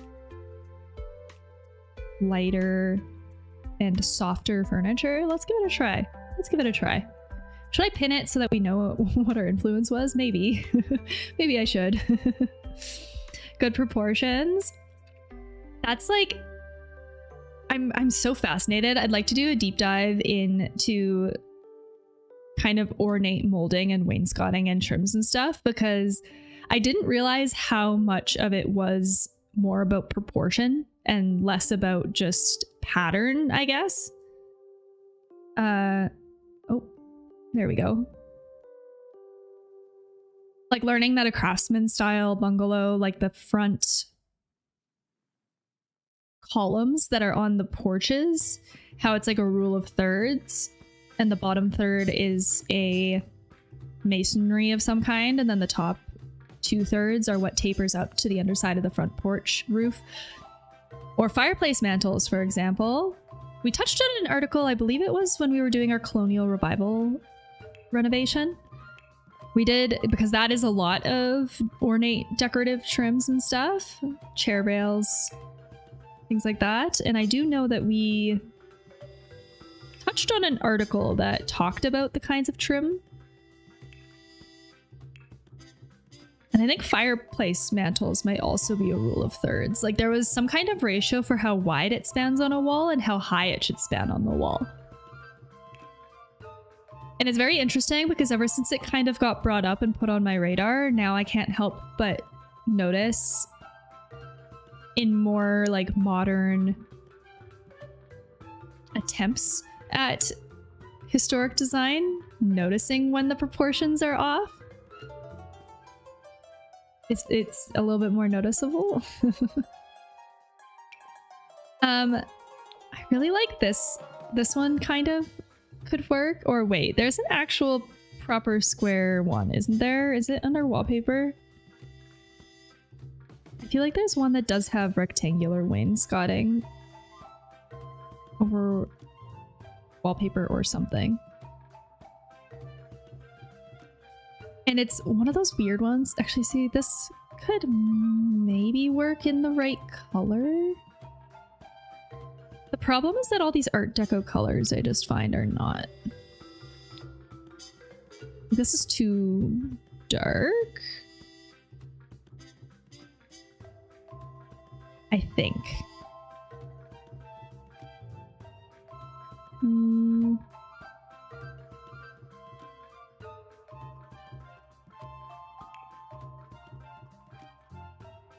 There's one that I'm thinking of that I always lose it. Oh, it's this one. Here. I always lose this one. It's under paint for some reason. And I guess, okay, I guess so.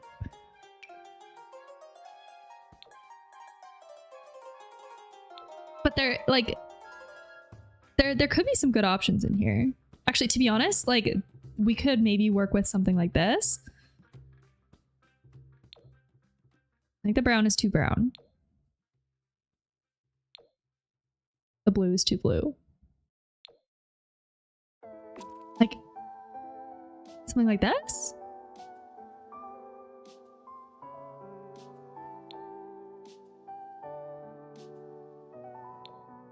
I don't think we want to do white trim.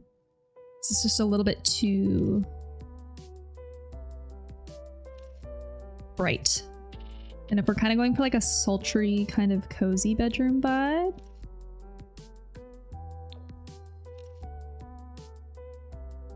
I just wish that they had a nicer color. It seems like our problem is finding the right color. No,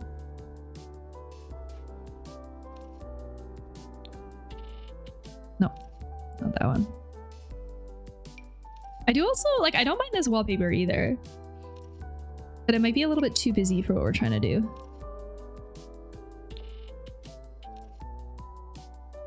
Yeah, I think it's a bit too busy. This is not the right bed.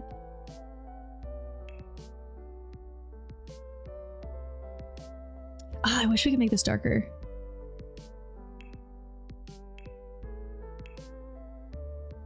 Let's pick a good bed first. And it kind of seems like a really soft looking, almost like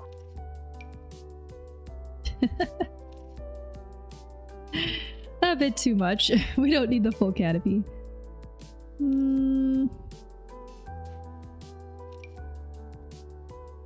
don't know if we're gonna have the style that I would like to see here.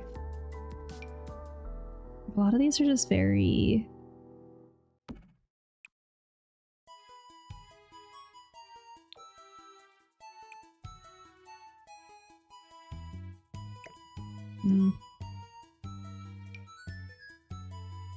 it's too farmhousey. They have a solid version of this that doesn't have a bunch of patterns. I think this is a pretty much entirely a patterned one.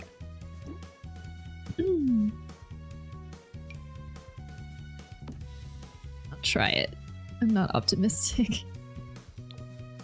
I still think the metal quite works.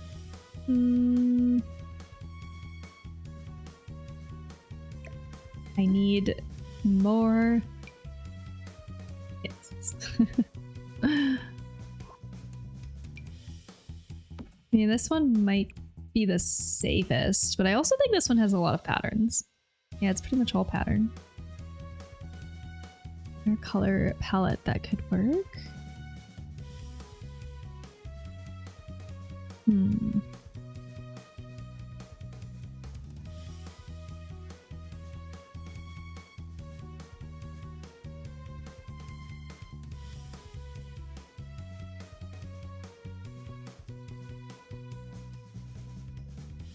No. don't like.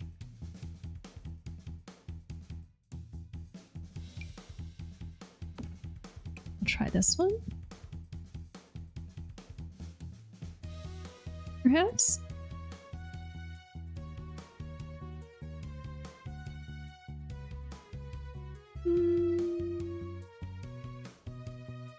I always feel like every time I do one of these streams, I just get so hung up on the swatches.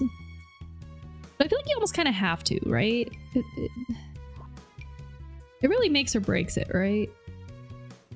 I don't think there's a solid version of this one either. Actually, wait.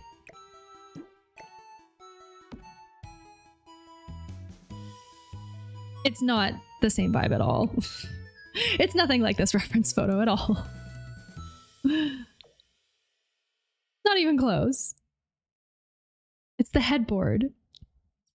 I think we need a simpler, and the reason why it works with the wainscoting is because I think the bed frame looks a little bit more modern.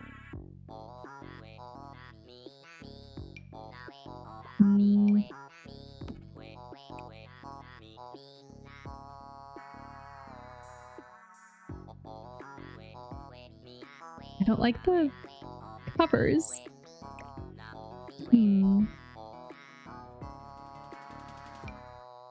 I'll try it. I'll try it. I'm not optimistic, but I'm trying. Actually, wait. Oh.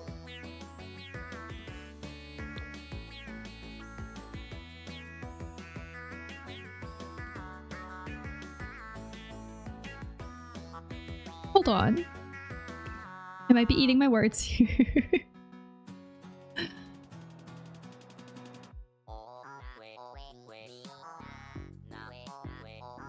What do you think I should do for bedside tables? It looks like they're pretty rustic as well.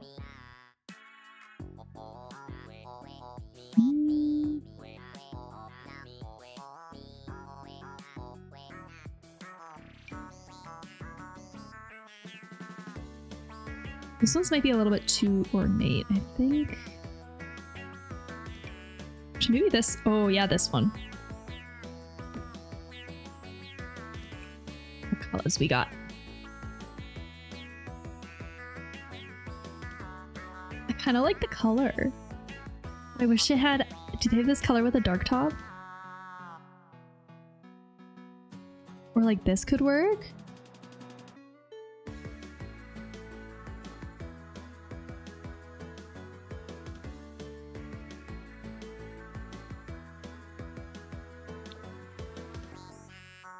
I'll try it. Oop.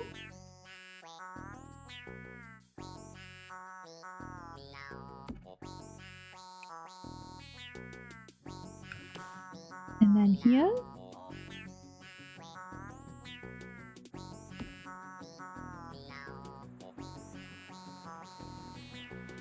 The weird thing about this reference image that we're looking at, though, is that it has bedside lamps and then it also has wall sconces. And I feel like we should pick one.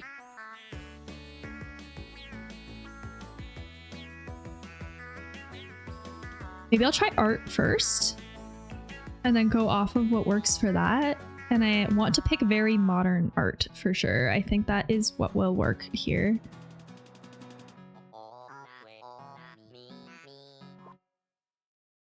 Just like...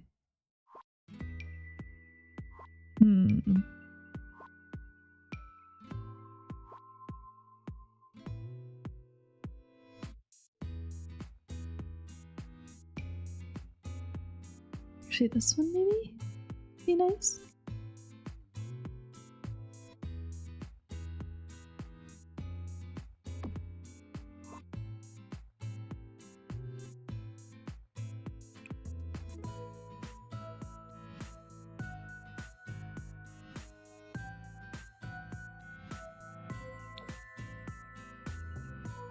Yes? Something like this? I like the pop of gold that it gives.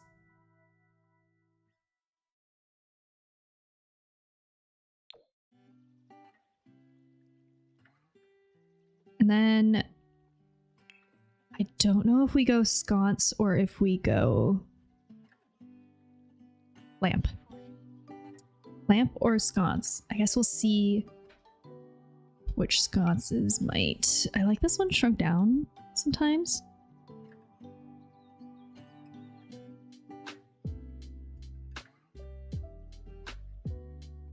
So we could do something like this. This one I think is a little bit too farmhouse. Like the rustic furniture works because the decorations and the light fixtures are so modern looking. So I would prefer to use sconces that look modern looking.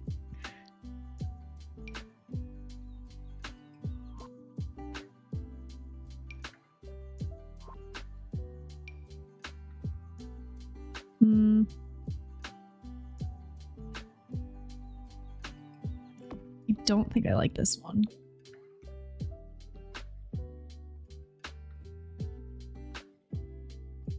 But it brings the gold in. Hold on. I'll change the color of this one too, because this one's tricky because I like the shape of it and I use it for bathrooms a lot.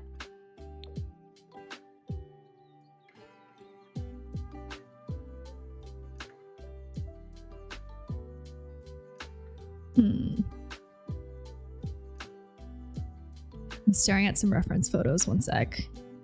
Like, these ones are almost like, I don't even know what you'd call this style. I know these are sconces. I have a feeling this might be an AI portrait. Unfortunately, Pinterest is being plagued with AI art, which makes it really tricky when you're trying to look up reference photos. Like, look at how similar all of these are. They're like the exact same. But there's a formula for sure. Oh, even this is quite nice. I don't think, well, okay, actually, wait. I never thought about doing a hanging option. Oh, come here. We have the sconces, and then I know that they have, like, I shrunk this. My qualm with this one is I hate the size of the base plate on the roof. Like, while I like the fixture itself, every time I place it, I'm just like, ugh, it's so rectangular and big at the top. Every time. Here's this one, which does come in a really beautiful gold color. Actually, wait.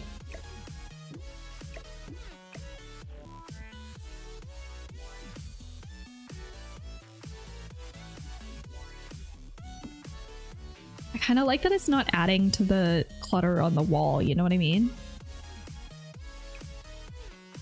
Oops.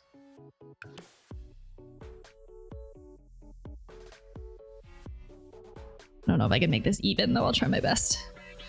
I know I kind of did this, like...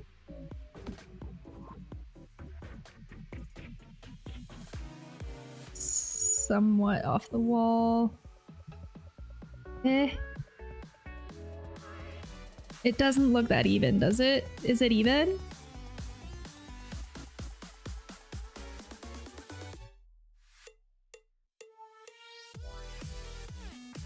See, in a lot of these reference images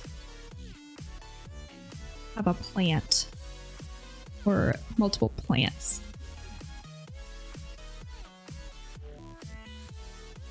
Oh, this one's pretty too.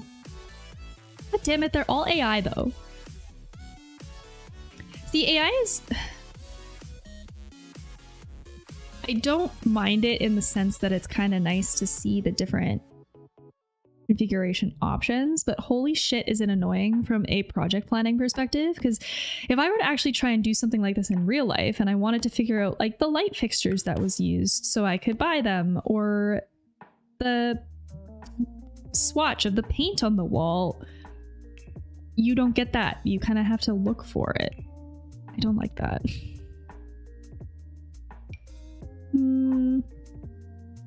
Okay, I want a cute little... I mean, this one's really small. I'd like one a little bit bigger. Would the Is the hanging plant overkill too? He might be. Might be better to just place one.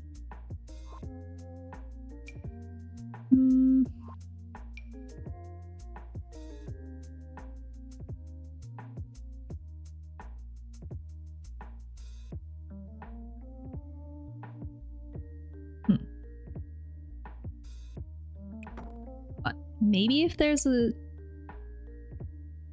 color of the pot that works, but I don't think I like any of these. The ones that are in the reference photos that seem to be working are organic textures like clay. This is so large. Not that one. I mean, here, what colors do we got of this one? Like, it's not bad. But then it's just looking very orangey yellow in here. Actually, how about before we pick the decor, we pick a rug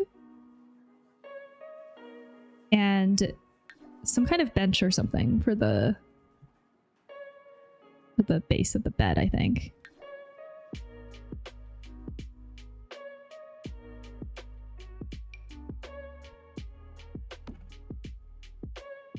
Now I think we want like a pretty organic looking.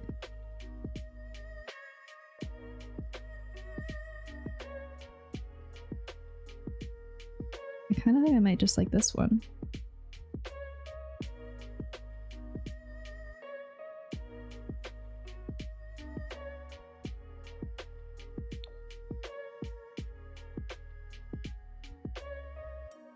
But I guess my concern with this one, ooh, we got square. Actually, maybe square is better because if we do a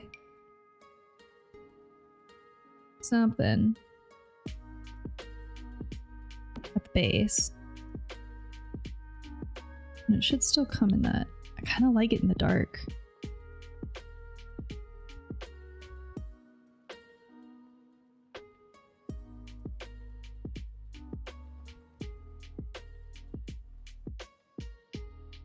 Let's see about a bench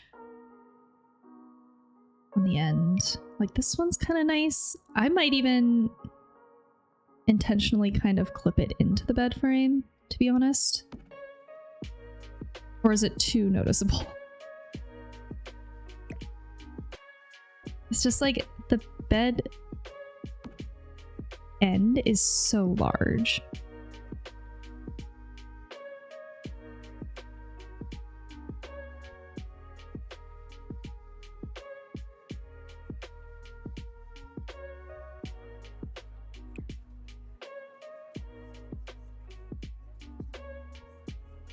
A lot of these are plush benches though. I don't think I have one.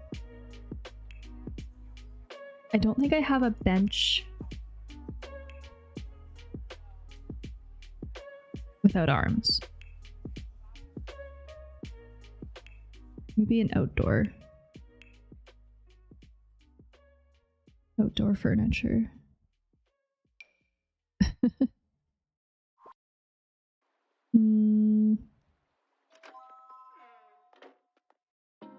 No. All these benches have backs. We got hay bale.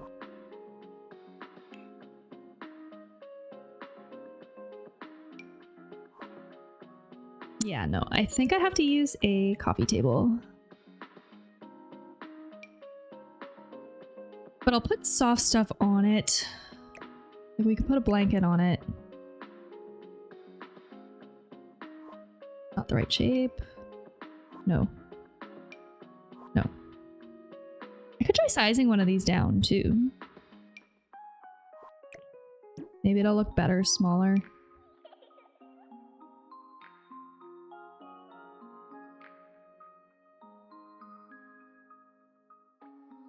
It would just be kind of nice though if it was still close to as long as the bed is, you know? You know?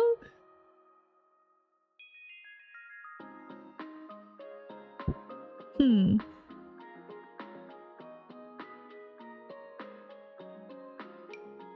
Oh, there's this one too.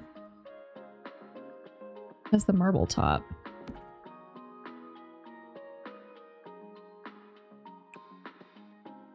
Oh, and it has the legs. Wait. Can I put soft stuff on top of this so you can't notice that it's clipping in? I'm pretty sure there's clutter that's like folded blankets and stuff, right? Let's see. I have pillows for sure.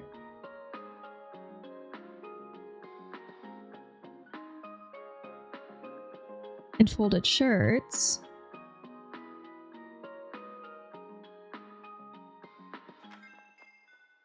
Hmm.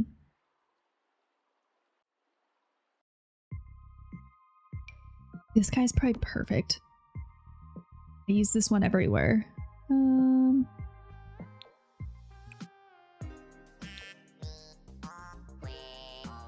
I think our secondary color, instead of being green, is becoming like a blue, dark blue.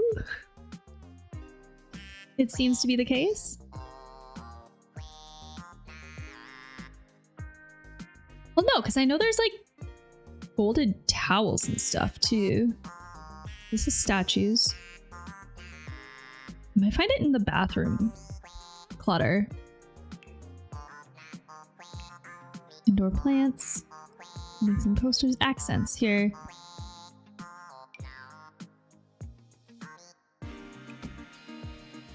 Oh. But do these look like folded towels? You know what I mean? Do they just... I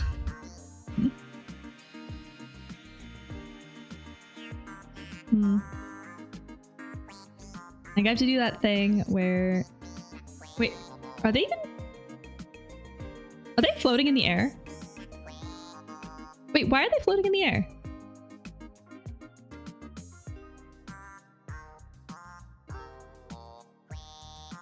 Oh. Okay, so here I'll move this out. Let's see what colors we could do this in though.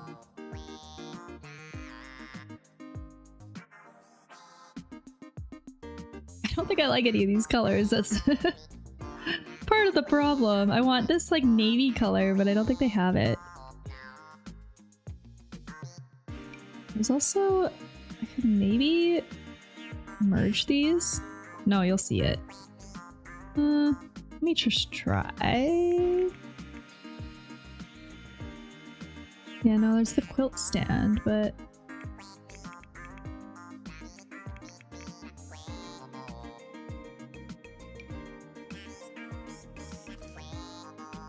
see, and the problem with the pillows is that they all stand upright.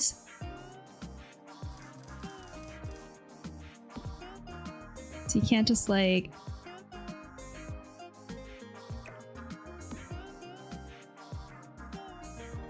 You can't pile pillows on. It wouldn't work either, but let's see. I'm just gonna put this like here and then we'll see.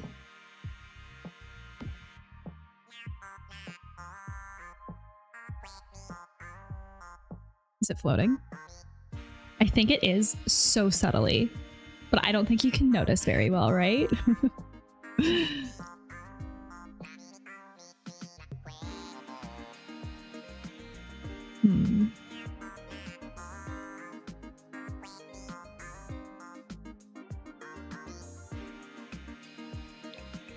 I mean, it's not a bad muted color here.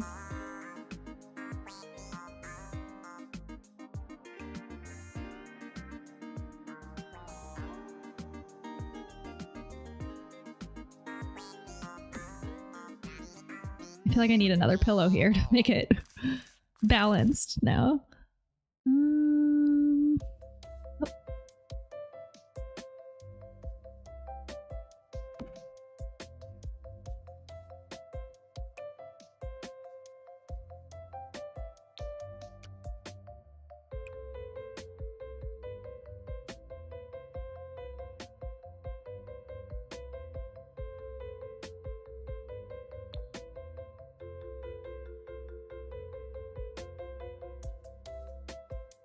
Yes?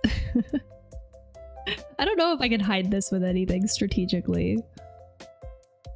I'm trying to think of what else we could kind of just like put in front of it on the ground, but I feel like most things would be weird.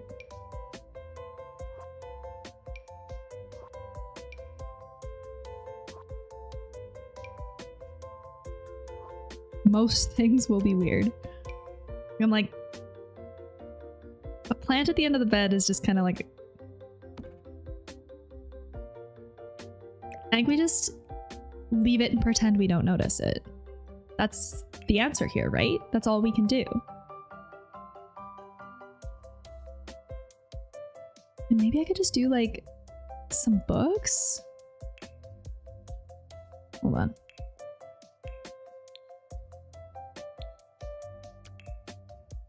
Like stacked books?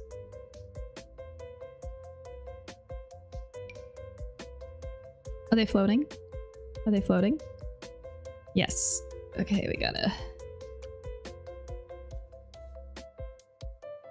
I gotta get the right angle here. Hold on.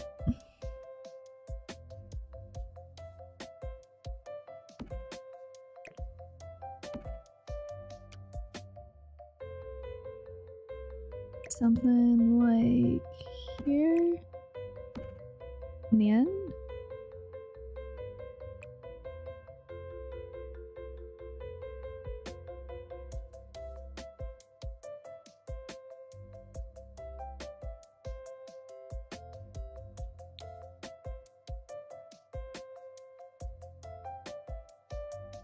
Just looking at what everybody has on these ottomans, or like foot benches, I guess. A lot of decorative trays or books or throws or nothing. Or they glitched because it's AI and it's not real.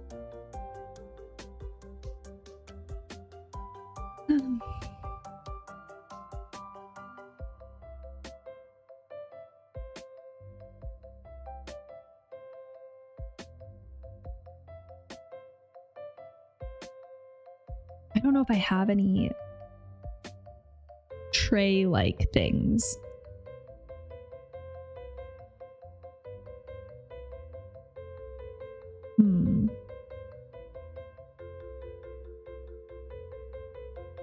Like, I guess there's this chess kit. It kind of gives the illusion. But it's kind of weird to have a chess kit in the bedroom, no? It's kind of weird.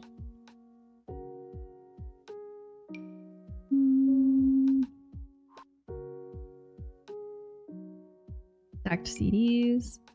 An open book. I mean, I might just leave it.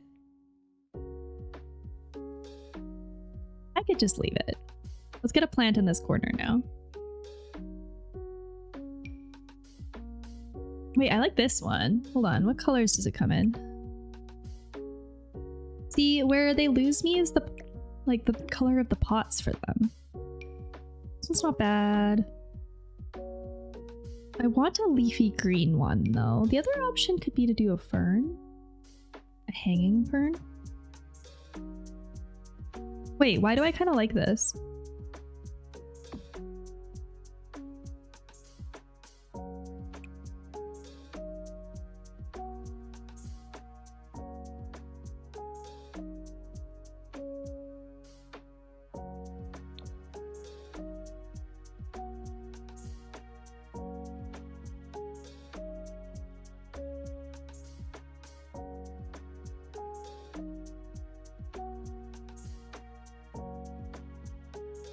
Yes.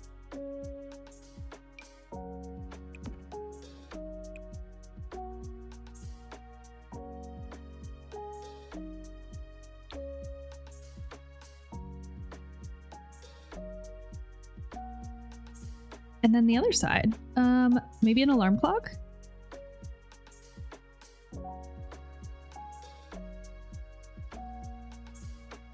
And I don't know why, it always feels strange to me to do an alarm clock on both sides of the bed. It always always find I just do a lamp on one side and then alarm clock on the other. Oh, I guess it'd be under clock probably.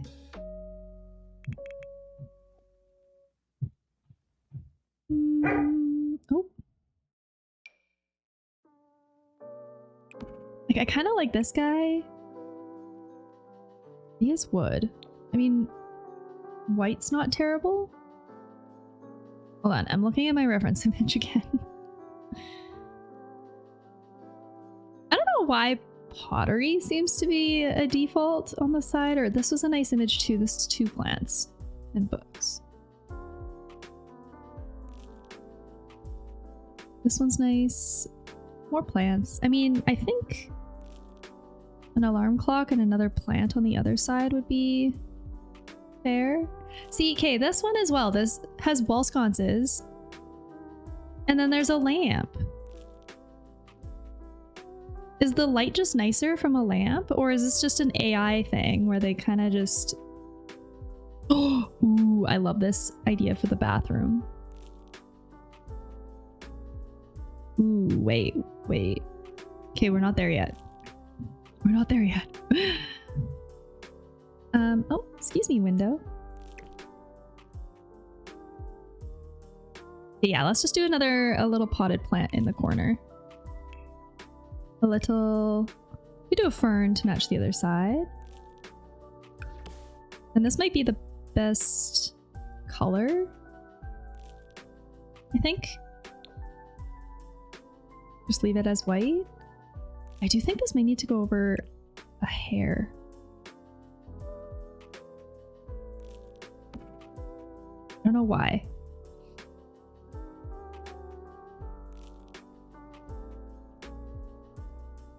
Okay, now how do we feel about a rug? Maybe I'll bring it back a little more. Like here?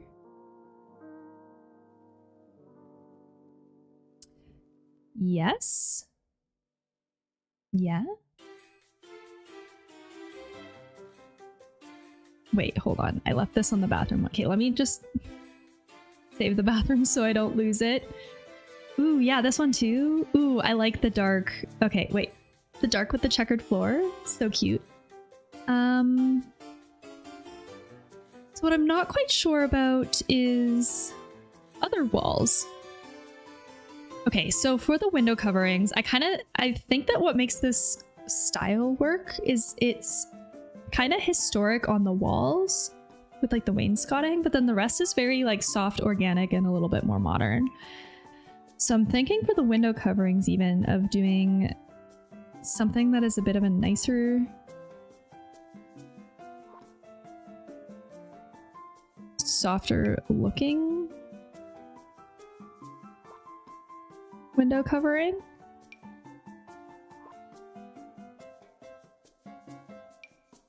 And I would kind of prefer if it was on both sides.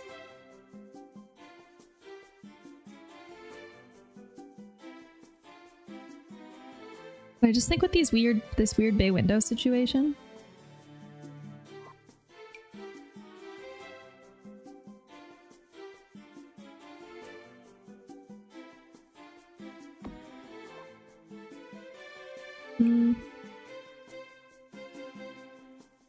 Like these just look soft, you know? Do you not really notice this at the top as much? I wish they were longer. Like I could...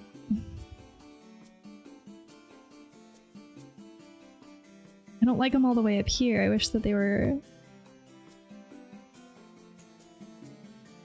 I want to bring them down like a hair, but it's either here or here and no in between. Like, excuse me.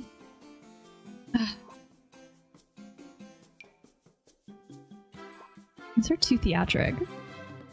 They're literally called, oh, they're literally called Victorian overhang. Hold on. I have not shrunk them down. But they do also look too short. And they kind of look like a lot...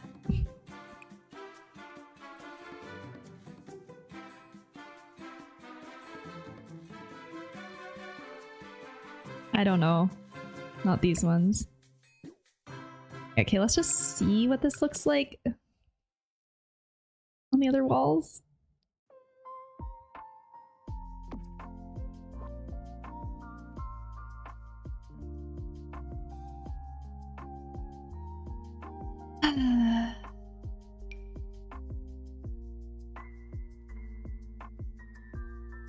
Maybe these ones?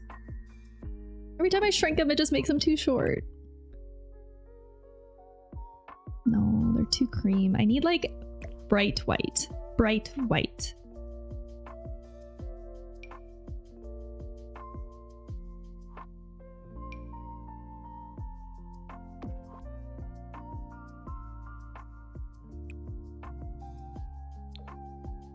Maybe these ones. They're simple, but they do the job.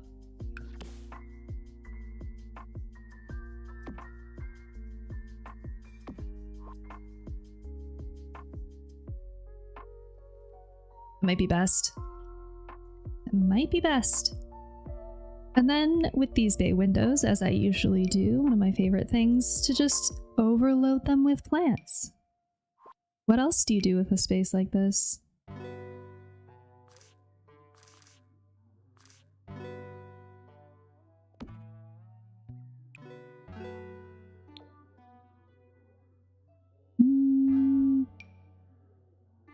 No, we already have the fern on the wall, so I don't think I want to do anything hanging. I'd rather do floor stuff. Wait, do we do the floor fern to match all the other ferns? Because apparently this is the fern room. Oh my gosh, stop.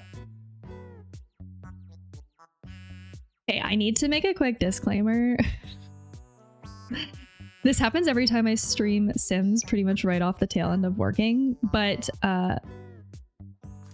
my muscle memory from my job always seems to conflict with the controls and the key bindings of Sims 4. So I always find... Oh wait, can I do a nice... Ooh, yeah, let's do a gold. Gold guy? I don't know if I like this one. But yeah, my key bindings for Sims 4 always conflict with the ones that I use for my job with my architectural software, and so you'll notice I end up doing this all the time, and it's because it's literally my escape button that I use to like backtrack on commands when I'm doing architectural drafting or 3D modeling. I don't know if this is too big. And it kind of undoes itself in my head after I've been not working for the weekend and just streaming Sims. We're not quite... I haven't done it quite enough. It is Friday after all. No, I think I want something a little bit smaller. You guys kind of... I mean, the cactus is kind of cute, actually. Wait.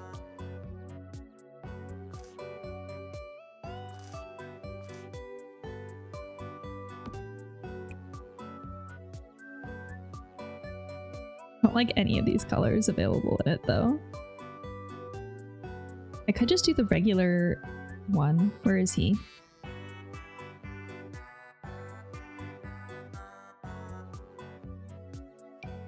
This one?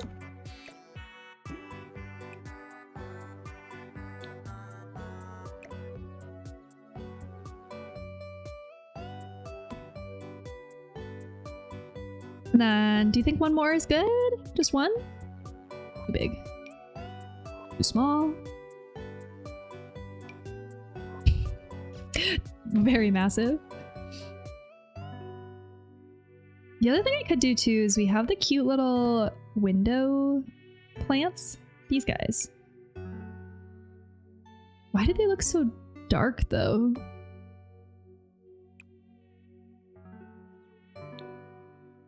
We could just do these and then have like more like this. Why are they so dark? Is it a lighting thing? Is it a lighting issue? Do I have to put something in over here? I'm not sure.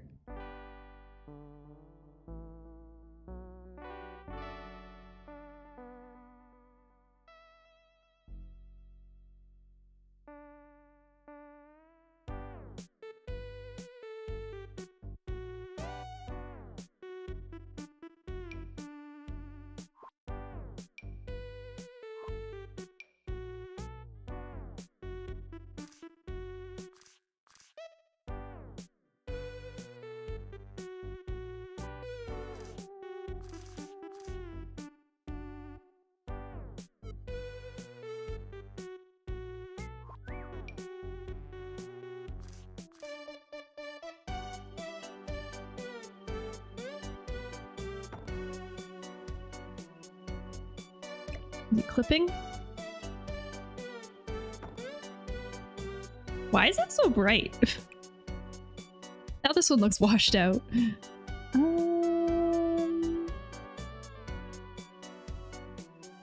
But like the darker ones just look a little better.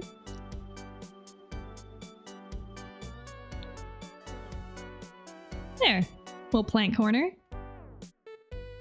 Always love a good plant corner.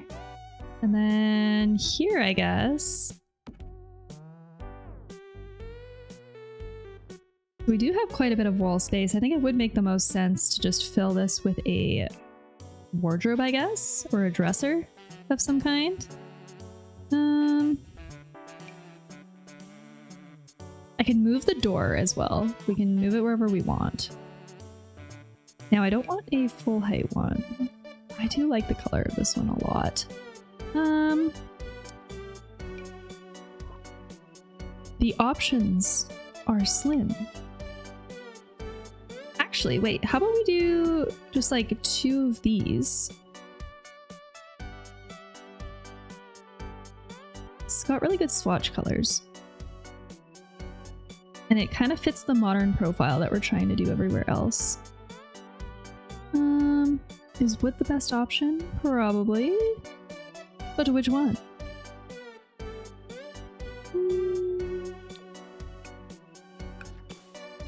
Maybe we did 2 of these?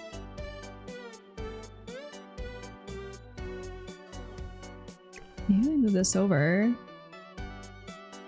I am a fan of standing mirrors. I am. Like we got this guy. That one's a little ornate. This one?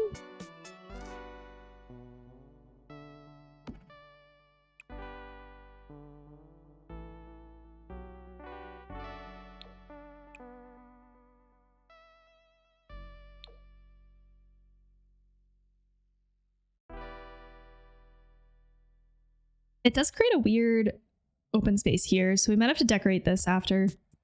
I mean, I haven't even talked about changing the wallpaper or the floor, and to be honest, I didn't even change the floor finish on this main floor or on this second floor at all. Do we want to?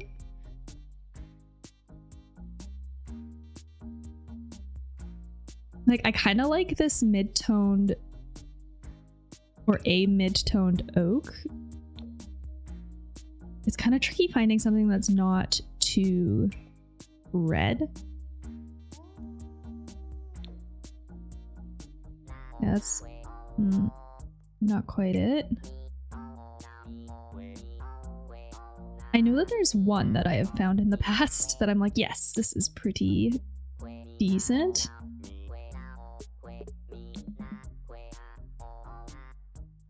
But I always forget where it is.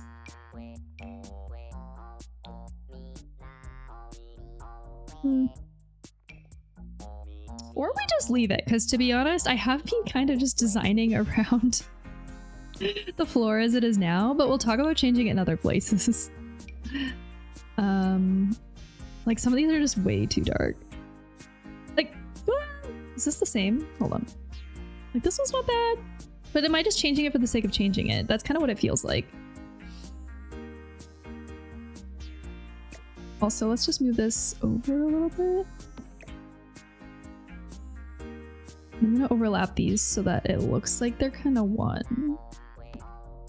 And then that gives us just a little bit more space with this guy here. And more art? More art? Above here? I do want to put the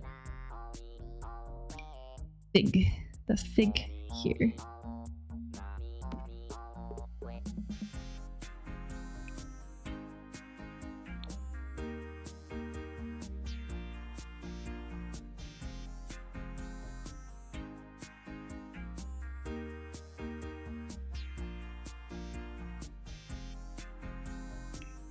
And I think instead of doing one big piece here, it would make more sense to have 2 matching smaller ones. Probably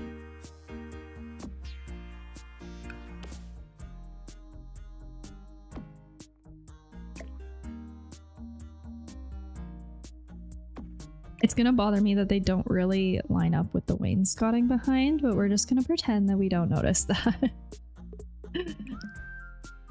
We can only do so much. Now, we could do a brown frame, but I think the white frame makes the most sense.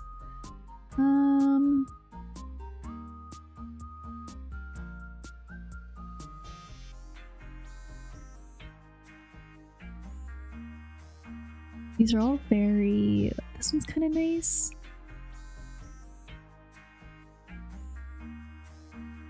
This kind of matches the blue theme that we kind of have going on. Now for clutter, I already know I want some candles.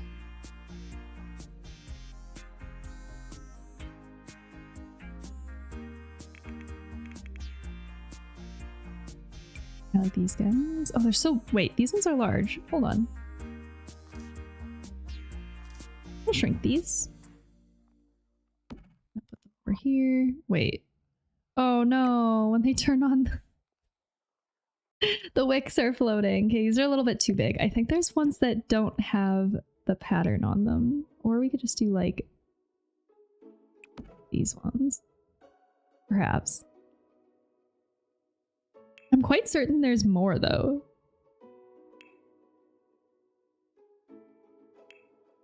I'm quite certain.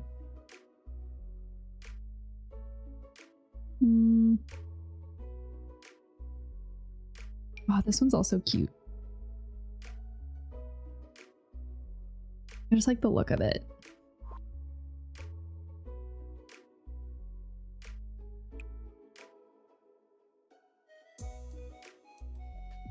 Oops.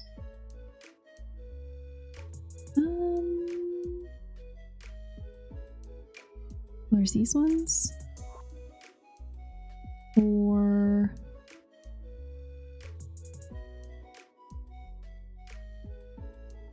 yeah, I thought there was a similar group to this 3 candles, but they weren't patterned. I know there's a bunch that go in the middle of coffee tables as well, like these ones.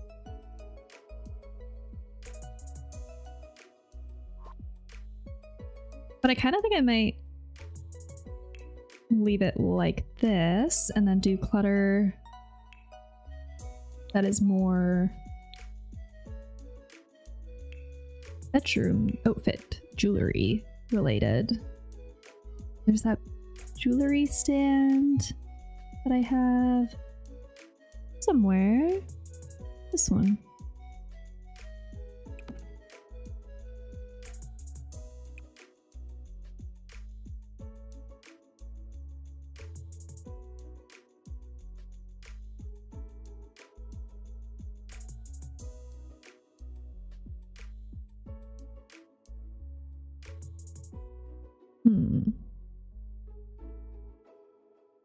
Oh, it's cute. I never noticed that the necklace changes.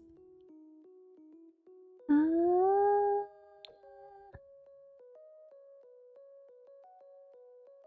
then do we need like a his thing? Can I just like throw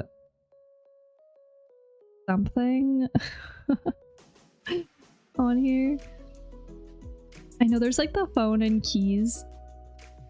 That could work.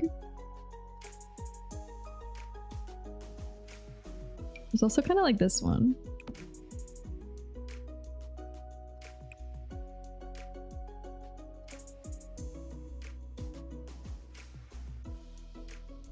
Oh wait, why do I like this color?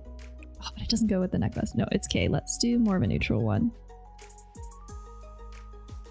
Oh, maybe just keep it at a brown.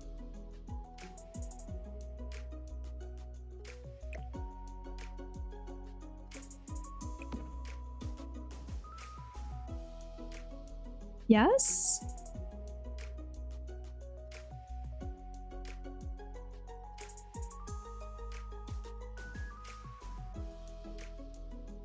Cool. And I am not sure if I want to do anything with this open wall here.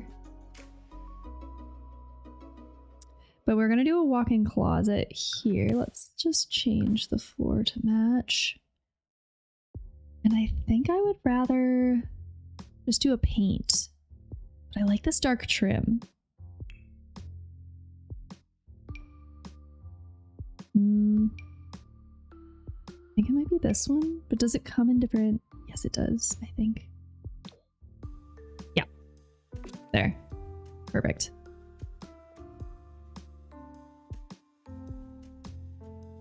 Yeah, I think this is pretty easy. I do have a walk-in closet system that's loaded. It's this guy here. Where's the doors? Or the hole? This one. It does like to default into the wall.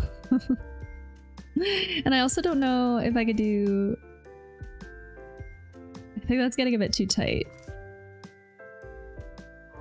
Maybe I'll just do some stuff that hangs. Wait, would it be better than to do it this way? Oops. And then we'll just hang stuff on these two.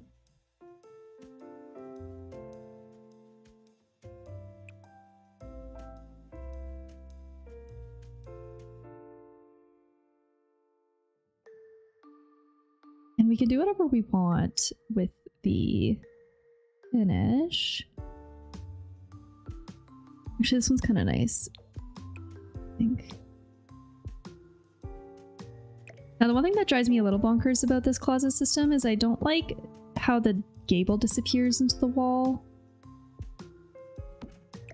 But if I want it to show on both sides, we kind of have to overlap like this. And it's really obvious. But I just... then it actually looks like a built-in, like a proper one. It doesn't look right the other way. And I don't really care too much about what I'm hanging in it. I'm just doing some miscellaneous stuff. Oh, that's full there.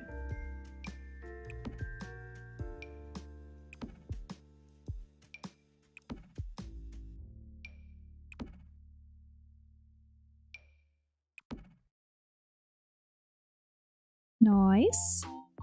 I think it would look cute to do a little shag rug in here too, like a white plush one. Like I'm thinking, wait, where'd it go? Where'd it go? This one, but shrunk down.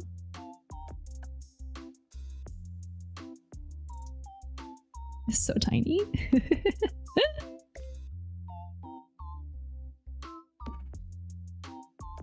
I have the largest craving for sushi right now.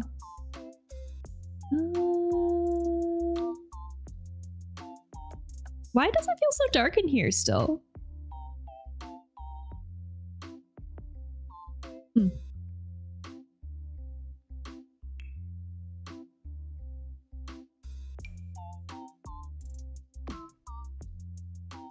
We'll do bag on this wall maybe? And then we could just do like one of these guys. I don't know if they're gonna have the right color though.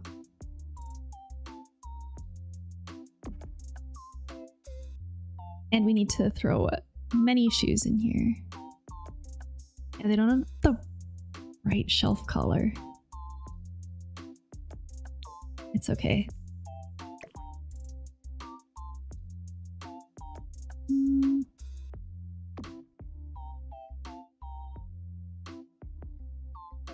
Okay, and then shoes. Literally just like, they do go in.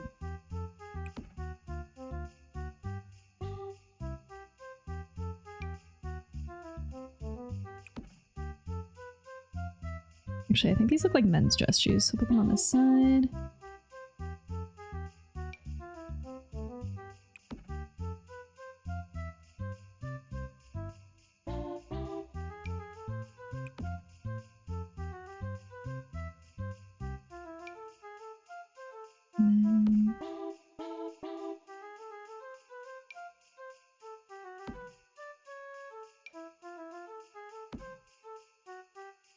Yeah, we're getting a lot.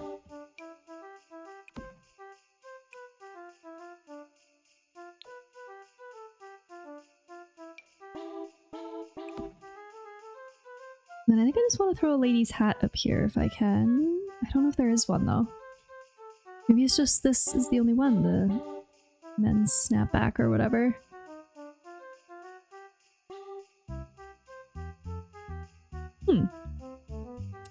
Okay, well I guess I'll leave it then. Non-confidentials in the closet. Okay, we got our cute little walk-in. I might... Hold on, let's just move this a little bit now that we have more stuff in here like that. Cute. Okay, and then... I think that might be it for the bedroom. I think. I don't know if I want to do anything on this wall or not. It just seems like if we are, it's just for the sake of doing it. The one thing that could be kind of nice is a gallery wall.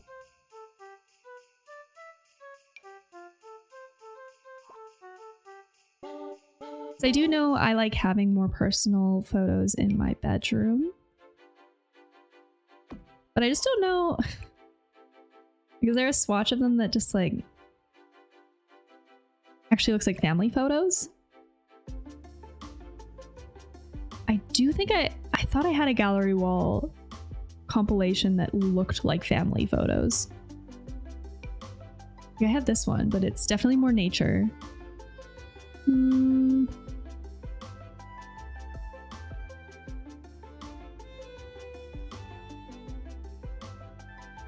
might not.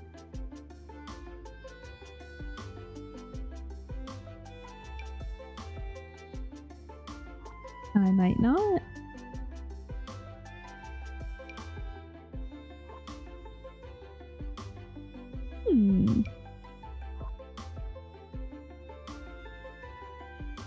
Yeah, no, it doesn't look like it.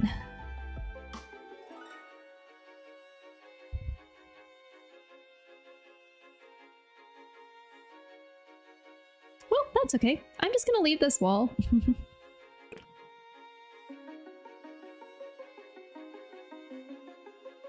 Makes more sense for the door to be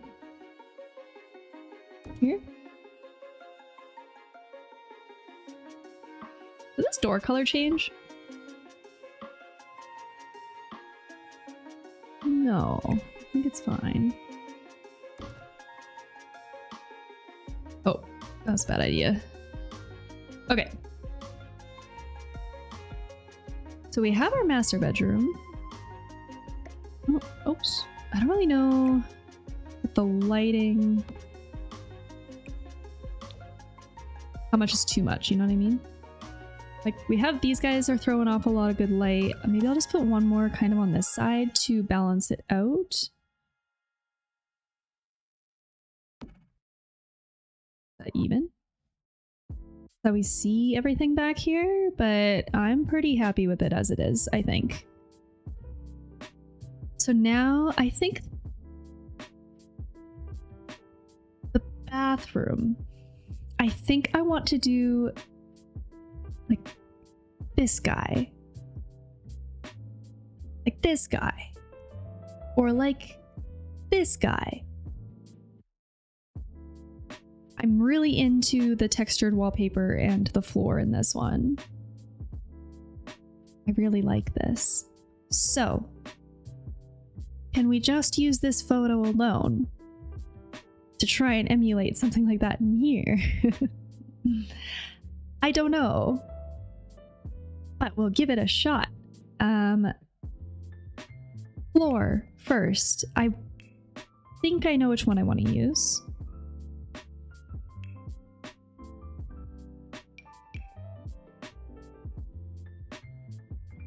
I do wish that they had this version with black squares.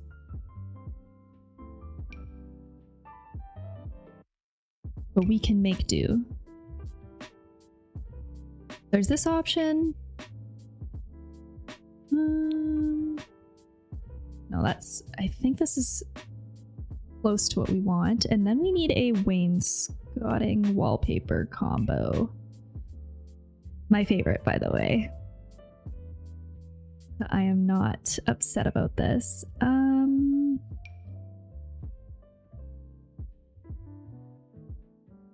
kind of like the checkered. I don't know if I have that though. Or anything close to that. Like this is too floral. I mean, we might be able to get away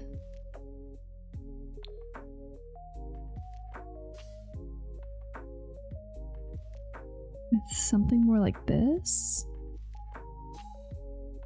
Let's see. Not quite this one. This one's just a bit too rustic. Well, this one's actually checkered. Wait, hold, wait, hold, wait, hold. But I think it's giving picnic table, right? Like it's not quite what we're going for.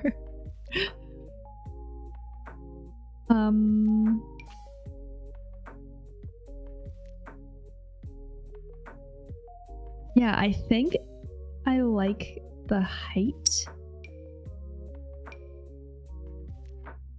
Ooh, this one actually, wait, this one has... Wait, how's this one different? Hold on. I need to compare. Where's a good wall to do this? Okay, so there's this one. But then there's this one. What's different? Is it just the color options? Just because there's so many colors? It must be. It must be that. Right?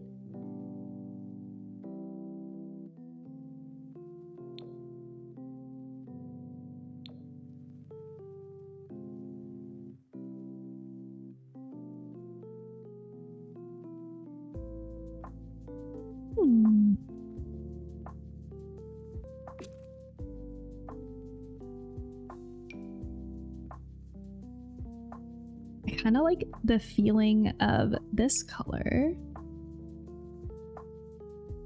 Let's do this more of like a...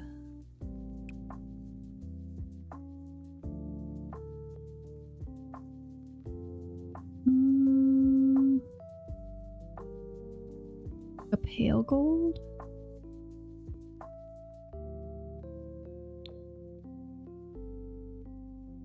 Well, this has to be tile over here, so we'll pick a wall tile in a sec. I don't think this whole little nook is even gonna have... Oh no, my windows.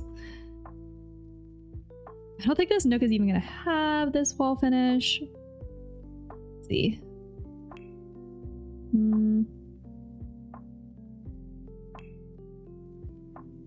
Tile. I know they added some good new ones, right? Like this. I also have marble. Ooh, wait. Marble could go hard.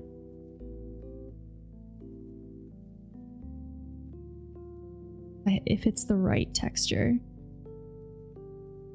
There's so many though. Why is this so washed out?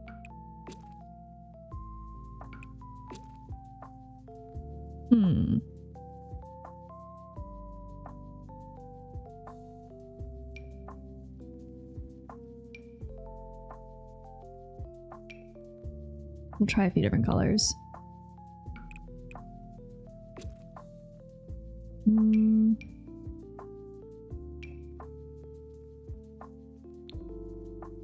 Nope, not that one.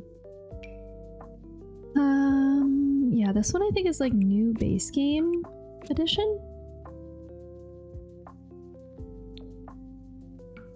But I don't like the grout colors on some of these.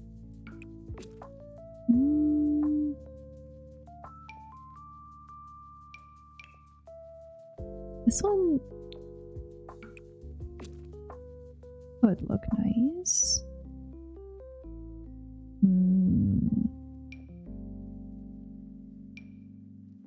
Not the diamond. I mean, I'm not that mad about this square one, but I just don't know if it has an ideal swatch that we want.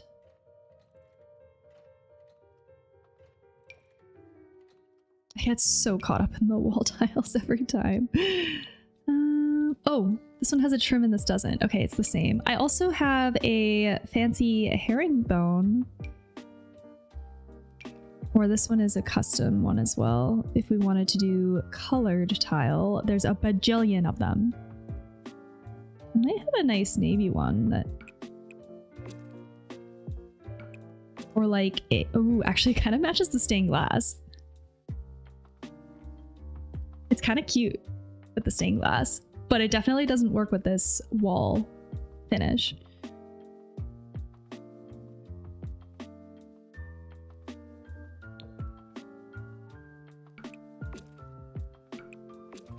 Green.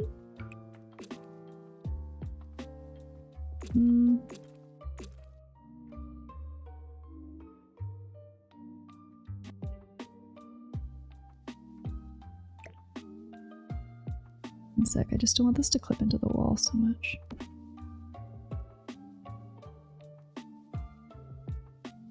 How do we transition from the tile to the wall finish though? I think that's what's gonna bother me.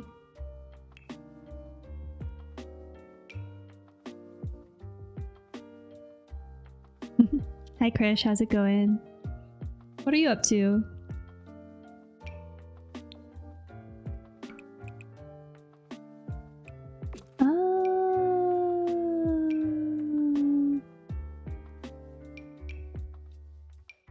There's this one. I like the wallpaper on this one.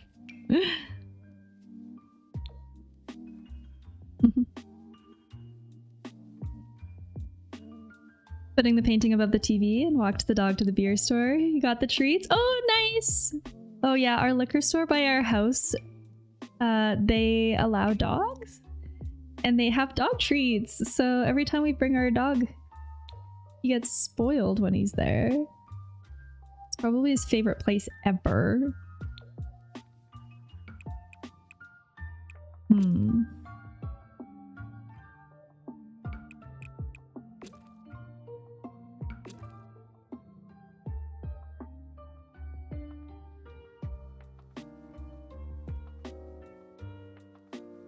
The other option would be to just not do the wainscoting and just do the wallpaper.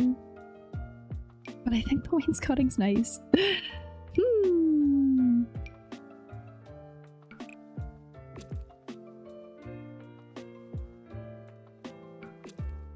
I'ma try. We'll try this one maybe.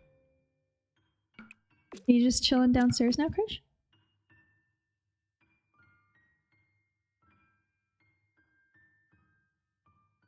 I don't know, we'll try.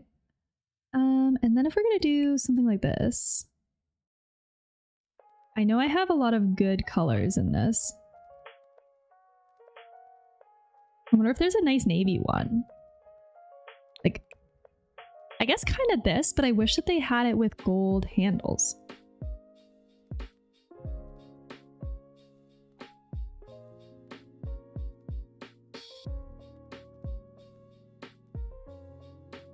Because, yeah, I do really like green. Like, this is a beautiful color. Was this. But I gotta say, I'm kind of the opinion that forest green and gold as a color combination is kind of being overdone. I'm saying it. I said it. I think it's too much. I think it's too much. This is a nice color though.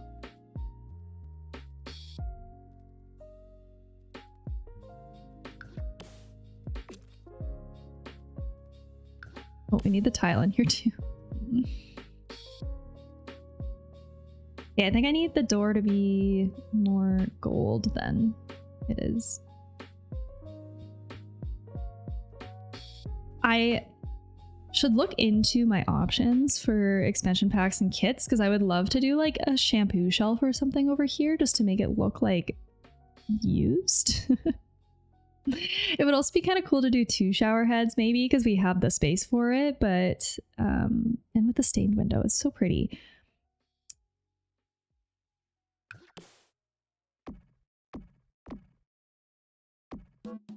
But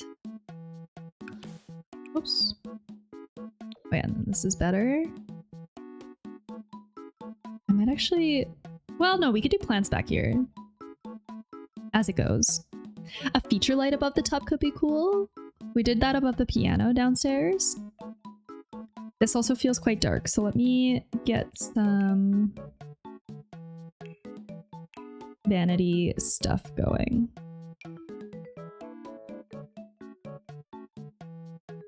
I'm looking at some of these reference photos. It looks like they have a lot of really cool antique metal mirrors, so I'll try that.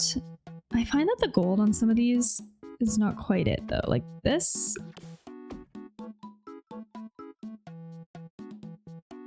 I'll try it. If I do 2 sinks though, is that not ideal? Oh, I forgot I had this too.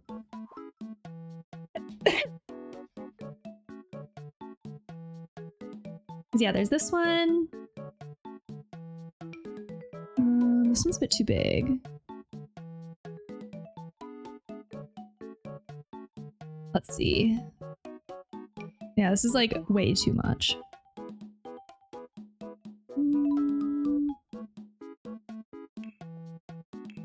Sconce lights. Like, I don't know if we have the space for it, but wait.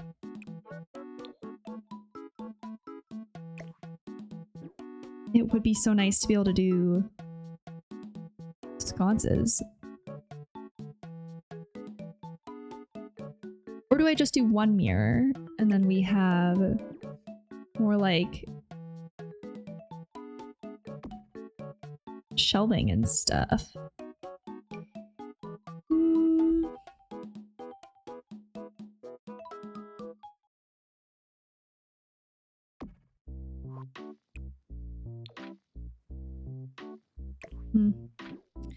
No, not to that one.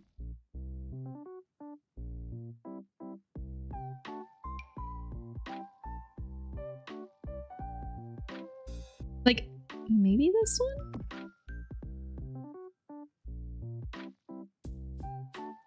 We almost need it to like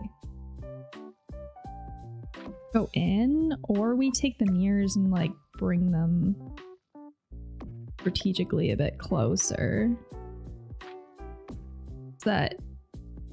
Do I do 3 lights or do I just do 2 and we do like this?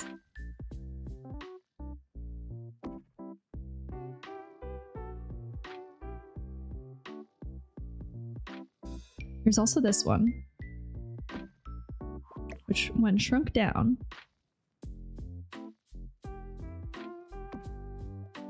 Oops. It's okay.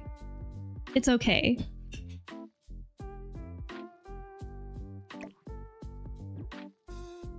I'll place a sink.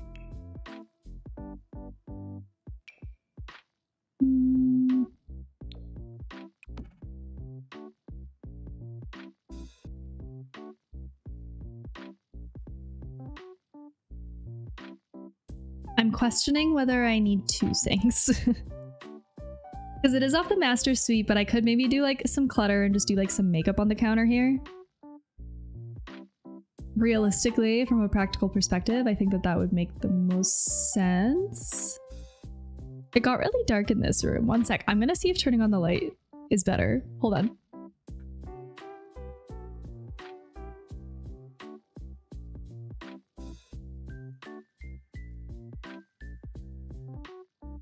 I think that's a bit nicer. Okay. The only problem with moving the mirrors though is it offsets them. Yeah, you think it looks better? Okay, I'll keep it. I'll keep it. Like, look at how far off they look.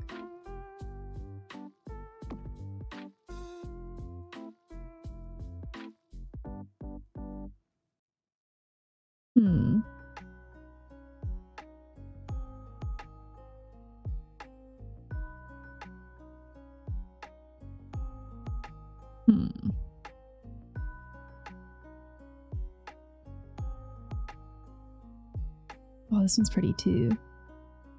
I'm trying to decide what to add.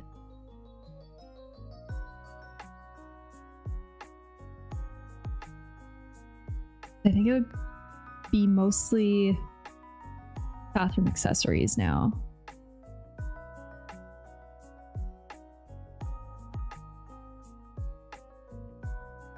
I want more photos of this.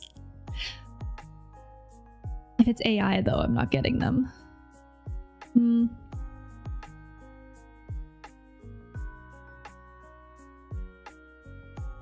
This is why I think it's AI, because nobody would install this many lights and the sconces are in stupid spots. Well, okay, wait a sec. This just gave me a inspo to try though. I did not try the Art Deco wallpaper, and that might have a better color for the paneling here. Maybe if we do a dark one.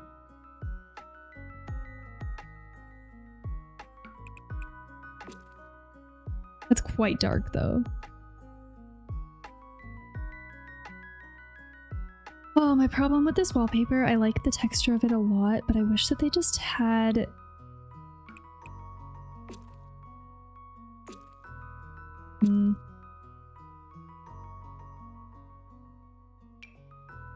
Like, the only two swatches from this that I like are the black one and the white one.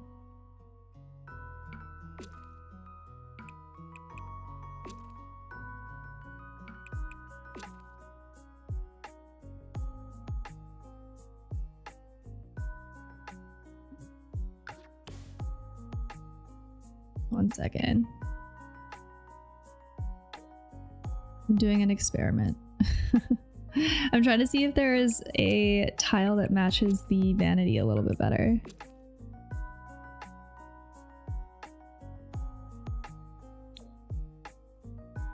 Maybe this one?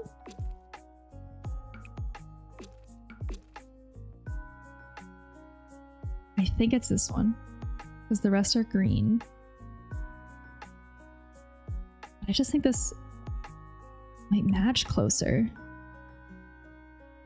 Or I could even do this and make it match closer.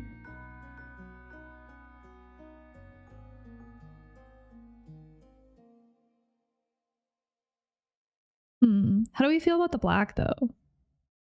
Is it too much?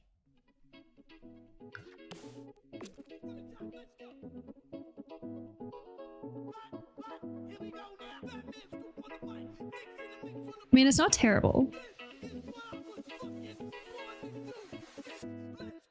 I'm not a fan of this, but I don't really know what to do about it. So let's just accessorize this master suite. I think I'm gonna keep the black and try to work with it, actually. It is a little bit more contrast. It's not like quite the same vibe, but it's warmer, closer, a little bit more accurate, perhaps?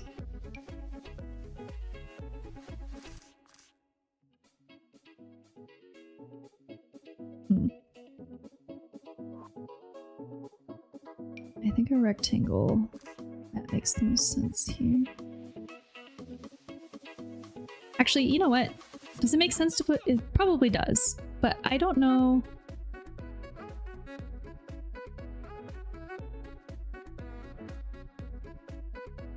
I'm looking up feature clawfoot tubs and what people have done for rugs and stuff with them. Like, a lot of times it doesn't look like they have rugs, like looking at like examples like this. But this also, or like this. This also makes me wonder though if like either the photos are staged for design or they're AI.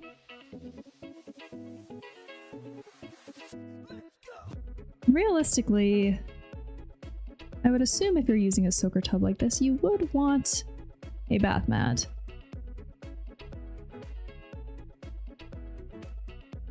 This one doesn't have one.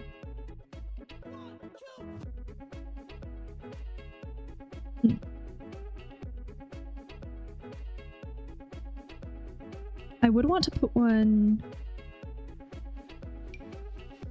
here though, as well. I just don't know if they have a good color combo for it. Like, it might make more sense to just do a plain one.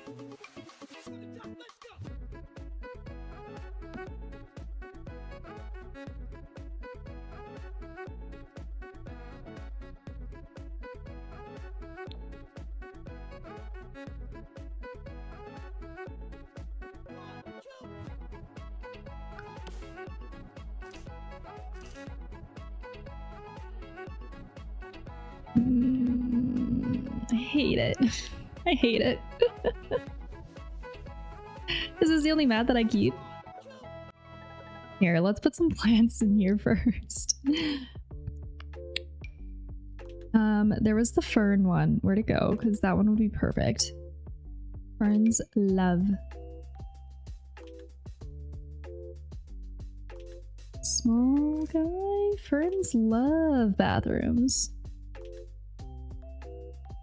These angled walls make it hard to place the... Could also do hanging guy.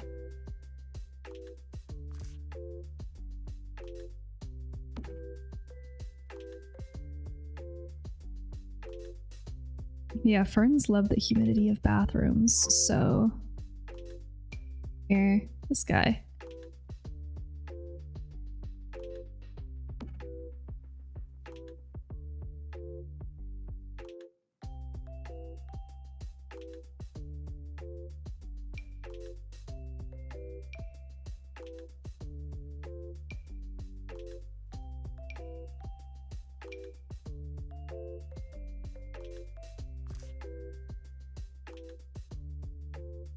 Big. I mean, we could hang another fern in here. As per the other room.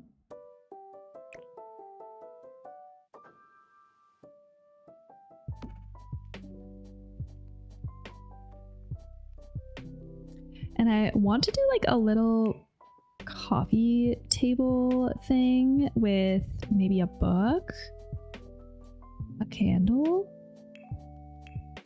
Maybe we'll use one of these guys, accent tables, like a round one. I love this one, but I just feel like it's so large and I want to shrink it and then it doesn't shrink the top.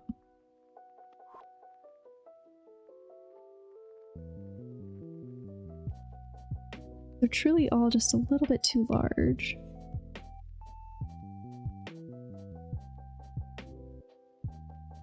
I don't know about it. This color, one of these colors.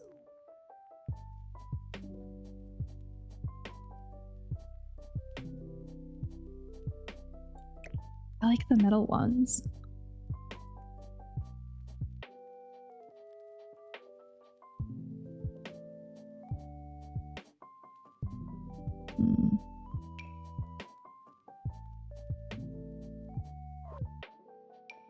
Like even like this?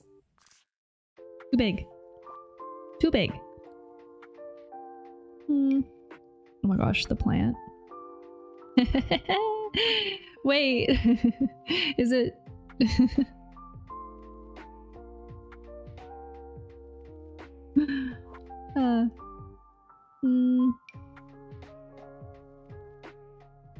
Anyone like this?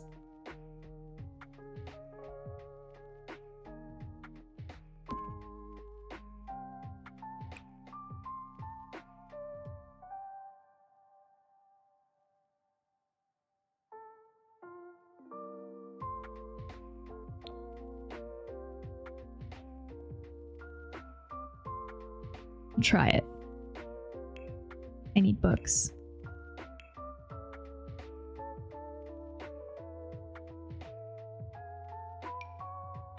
Oh, this is the non-confidential one. Too much. I need books. These ones?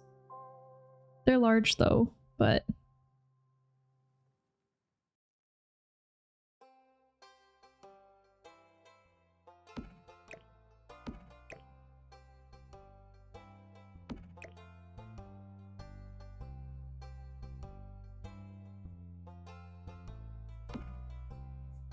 Damn it. No, they're still floating. I did it wrong.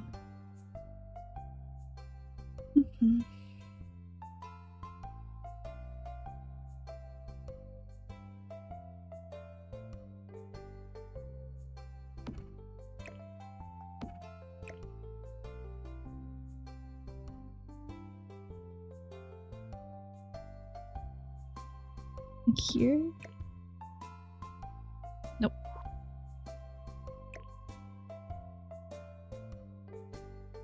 And then there, I think this kind of worked.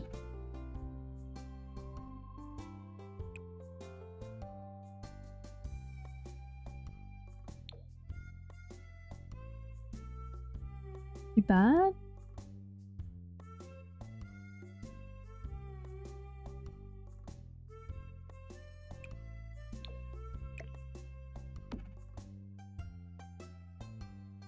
And then what kind of light fixture? I think we could do a cute little hanging one.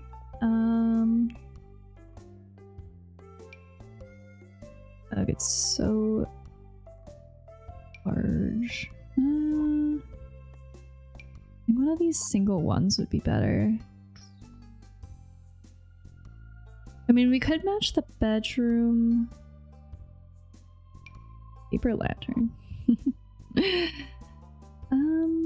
Swag lamp.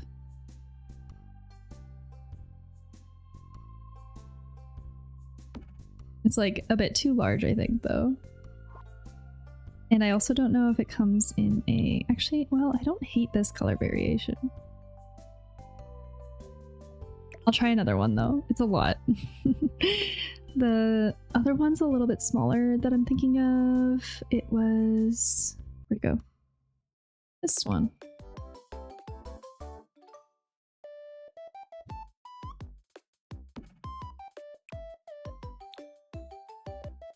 Because that matches what we did in the bedroom.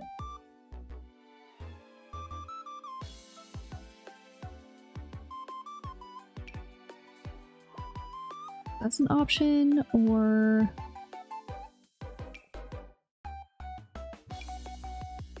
Not that one. Well, there is also this plant, but we already have a hanging plant. I also don't know if they have... I mean, oh, they have a lot of colors.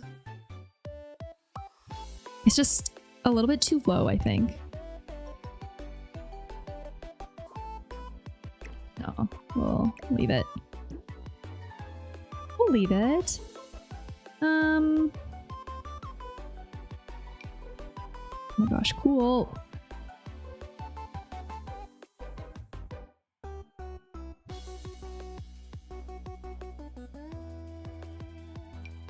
Yeah, there's also this one, which I think might come in a gold color too.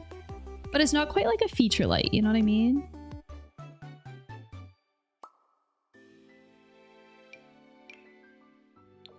But then there's, yeah, this one. I mean, if this one was smaller, I mean, it's kind of cute. Like the little tiny version of this.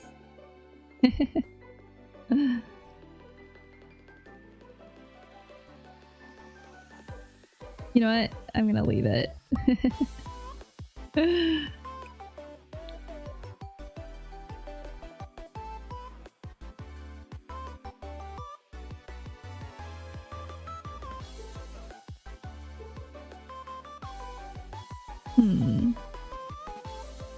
now I'm going back and forth on these sconces. I'm trying to decide if I still like them. Or if there's a better one. Where did the sconces go? These ones, they're sized down, might be better.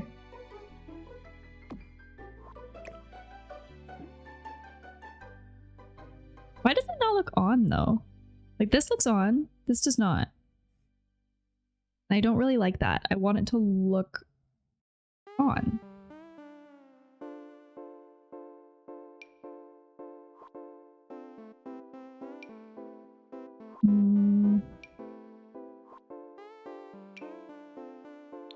These ones are cool too.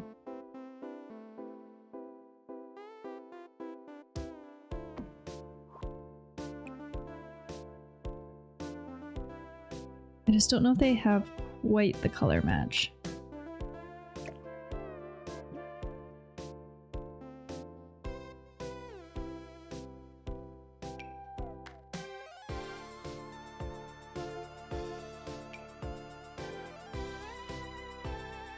Oh, there's also these ones.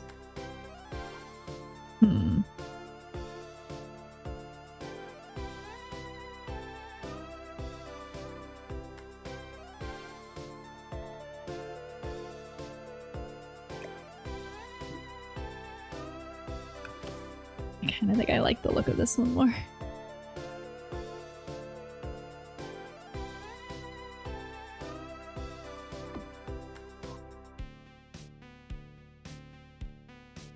Okay.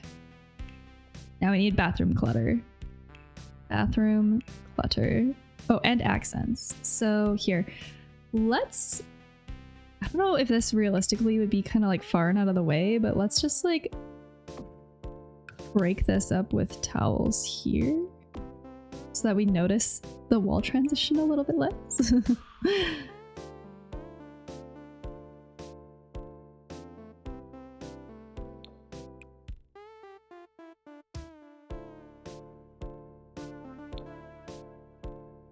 Like that.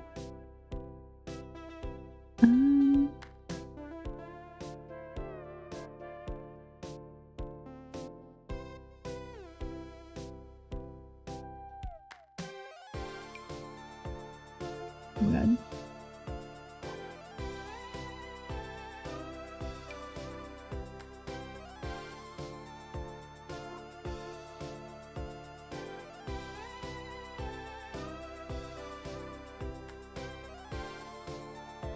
Sorry, I'm just trying to decide if I want to make this like a makeup clutter corner or if I want to do more of like a decorative, nice, nice one, you know?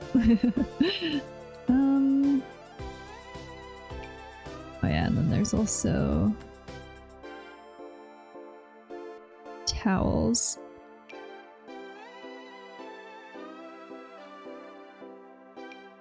Which I have such a limited selection. It's such a shame. Ooh, towel rack here actually kind of makes sense. Oops.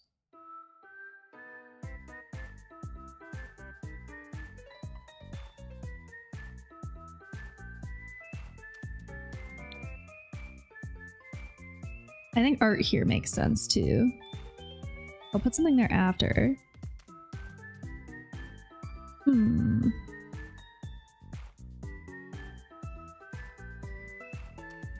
Yeah, no, I kind of want this to be a makeup clutter spot.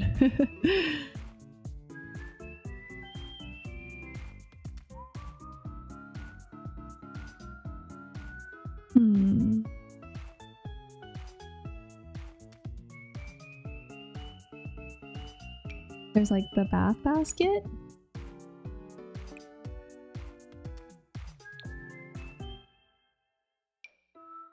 Oh, shower caddy.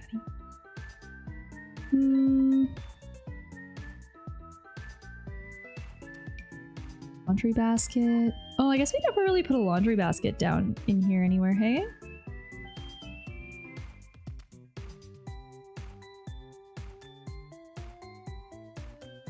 Is that fine? We'll just leave it.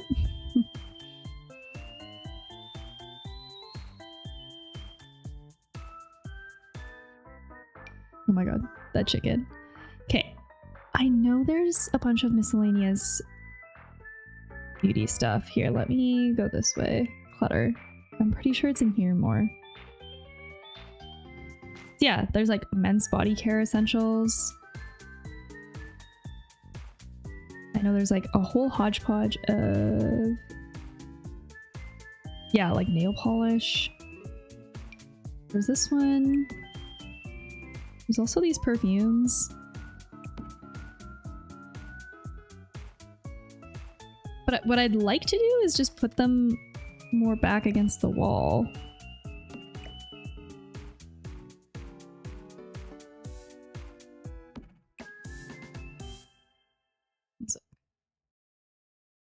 Like, I'm okay with them kind of like being in the way here, but one more. Oh, hold on. Nail polish, come here. Like this. There. All the things. And this, where's our toothbrush thing? It was more in decor clutter, I think. Misc. Yeah, here.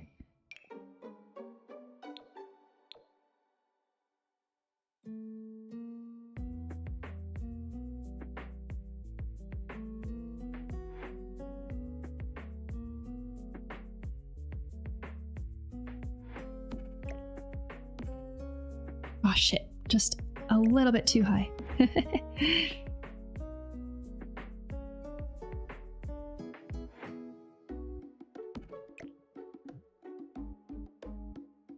Oops. There, haha, perfect. Now it's lived in.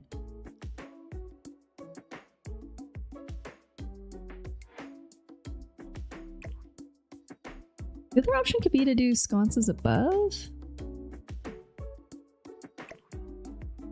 Maybe that's better. But high enough so that it clears. We move this mirror in a little bit so that it wasn't like right against the... Yeah, I think I like it high. I think I like it above more.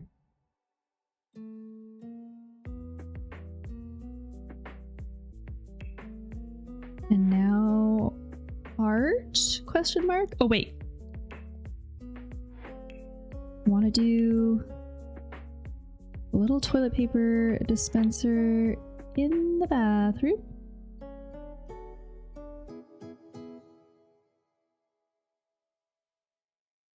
Like over in here. And then this is very like casual looking. Not quite it.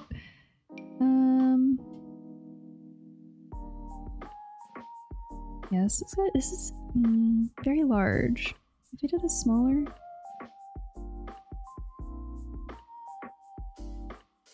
It's just kind of... Do it above the toilet, maybe.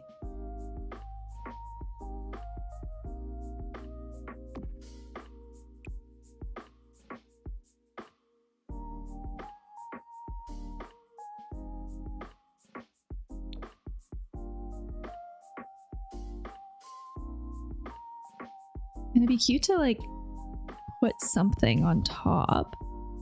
There's like a little small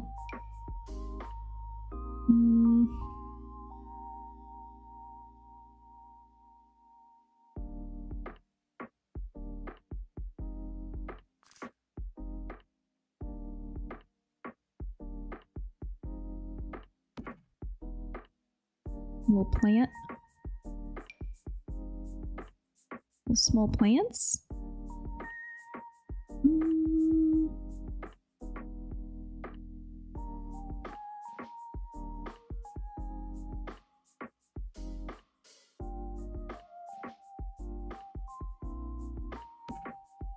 And does it come in different colors? Oh, it does. Yeah, the white flowers are cute. Here. Just a little bit to zhuzh it up. Just to zhuzh it up a little bit. Yeah, I really wish I had something. Oh, let's put a little hand towel rack here. God, it looks like a star, but...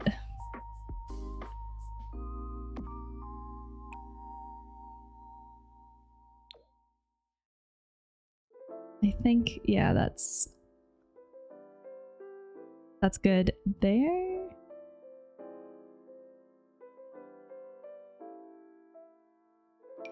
Is this weird to put in the back of the shower, maybe? I don't even know what this is for. This might even be better by the tub.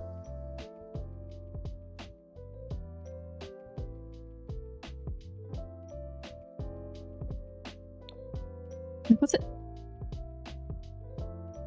Dirty bath towel, stylish yet comfortable footrest. Is it weird in the shower?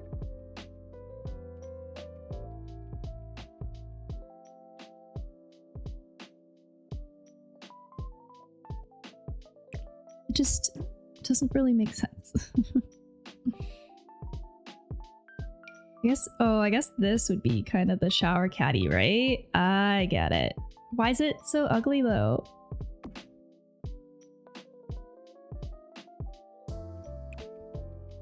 At least it's lived in.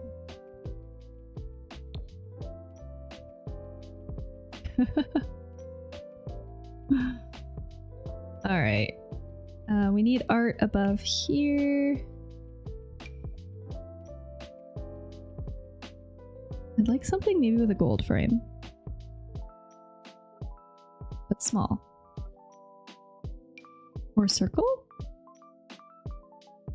Circle's kind of cute. Wait, hold on. There's a lot of options for this art too that we could kind of take a second. I mean, I do kind of just like the floral ones.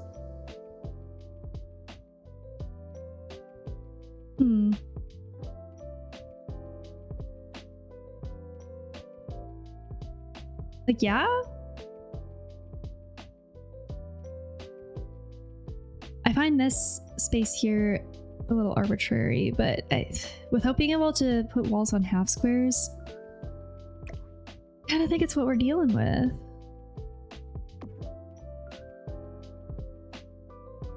So it's fine. And I don't think we need any window coverings.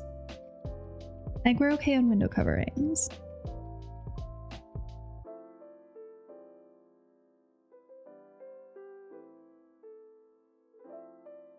So, yes, I guess. One final inquiry though, is the light it? Is this it? The other option...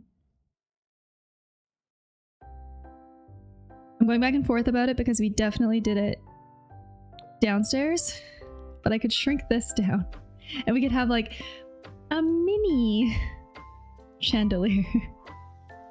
Downstairs we did the full-size one.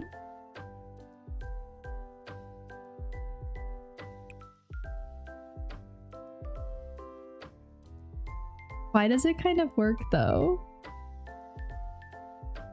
This one's too yellow, but like, yes?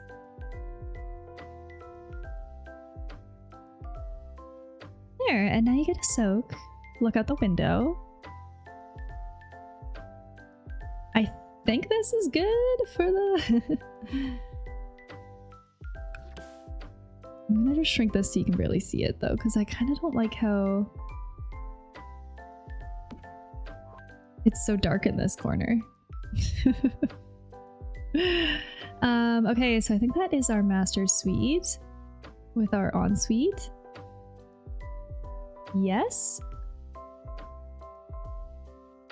Now, the last thing I'll probably do today, because I think it's quite small and I think we can carve enough time out to do this really quick, is the study that I want to do here.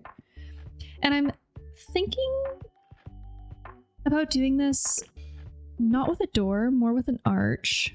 Let me look at the arches.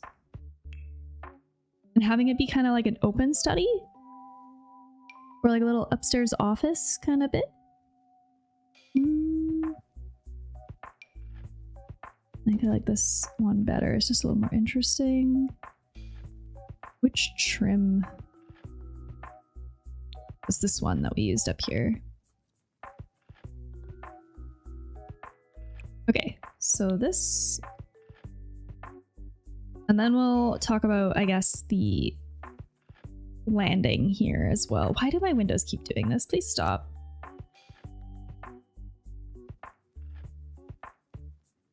So now there was one reference photo that we came across and I can't remember where it was. Hold on. I feel like there was one that I saw while we were perusing either for bedroom or bathroom stuff. And I was like, ooh, yes, for the study, this would be dope. Now downstairs in the formal living room, we did kind of like the sexy black wainscoting. Made it dark.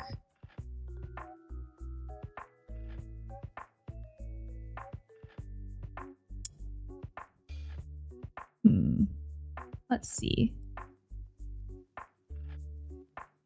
I don't remember where it was.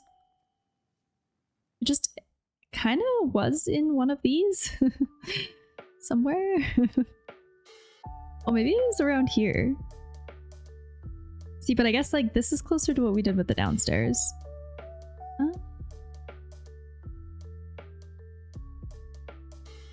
Let's see.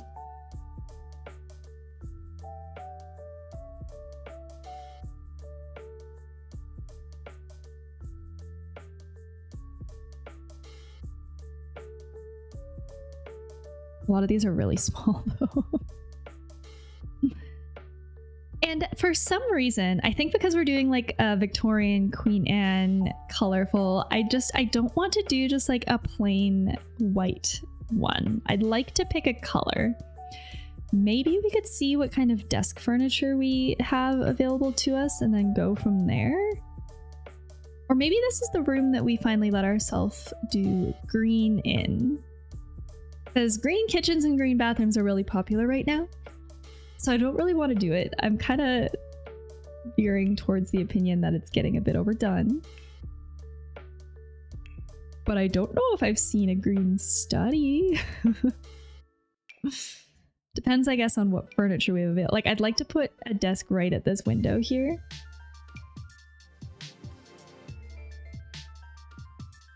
But we want... Ooh, this one could be cool.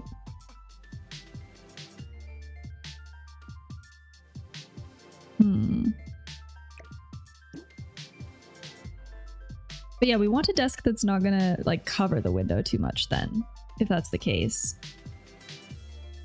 And some of these, like this isn't bad. They don't have any fun colors for it. And I think I kind of like to do a colorful one.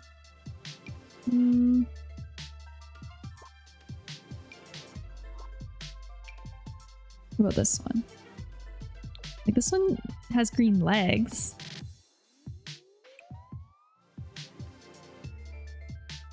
The green legs are kind of cool.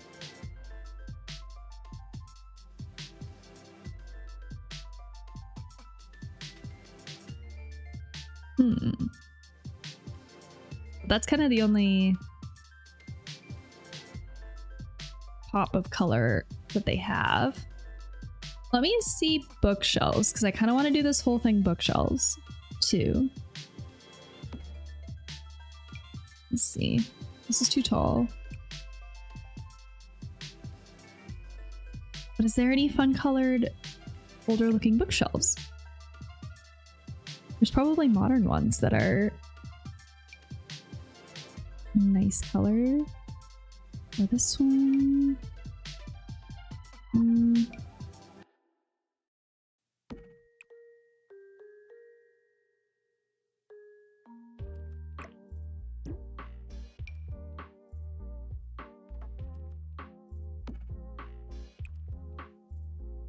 They're all just wood. They're all just wood bookshelves. Predictable, safe, normal colors. That tells me that we should do the colors in the wall.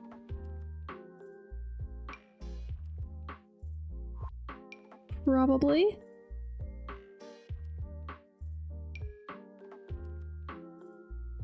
And I like the feel of this one, but I kind of want this room to look built in.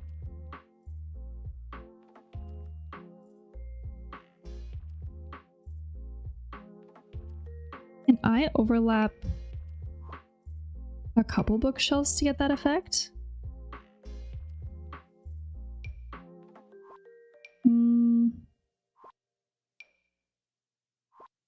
Alternatively, I could just use this one and then just like the whole way across.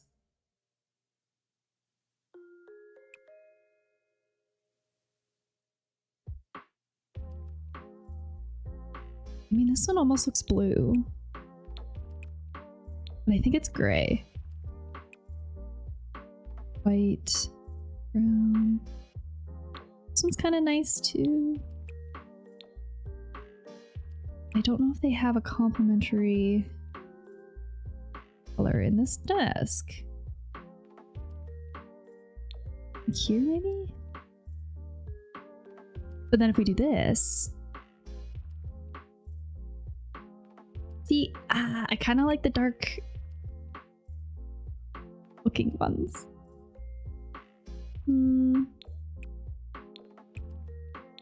Just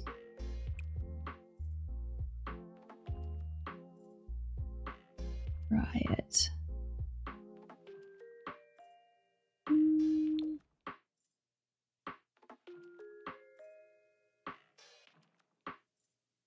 Okay, now we play with wall finishes. Wallpaper, maybe?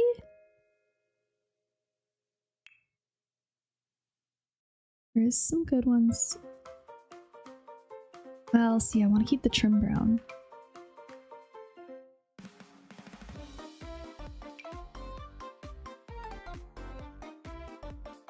I don't have to keep the trim brown.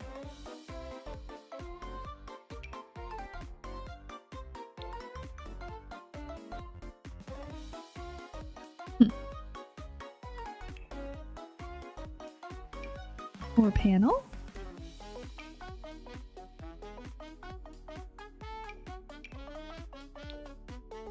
Not the dark wood. Panel?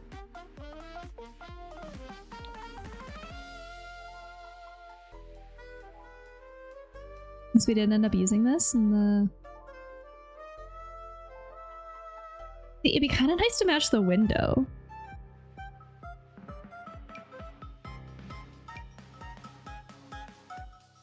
Oh, what if we did a cool color in this?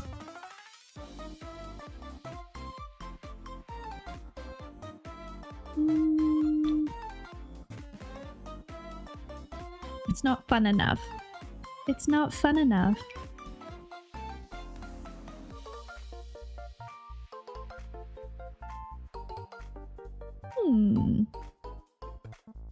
Okay, I need to go back to my reference images. I feel like we're straying a bit far.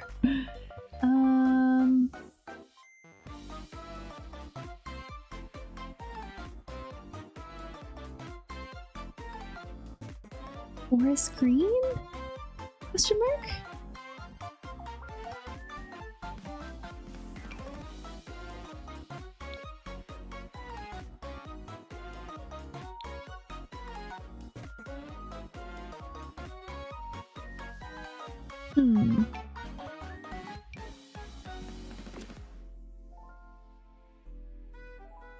I mean, I kind of do like this wallpaper. We've used it before in our Colonial Revival. It was like the formal living room wallpaper. And it kind of worked. But then we're going more in like a brown, which I guess isn't the worst. It's less modern feeling though.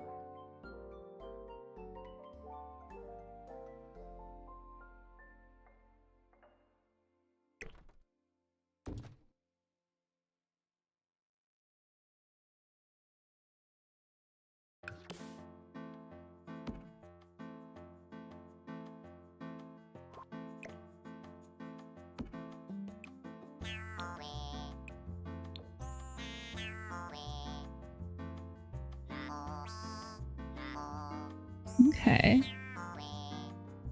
Yeah, I'm picturing this like a computer study. I do want some kind of PC to set up on you. Why are they all so ugly? Maybe we just do a laptop. Oh, it's so small. Oh. All these computers are just so...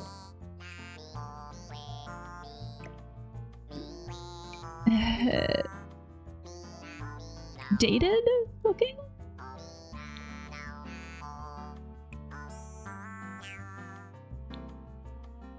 They're so dated looking.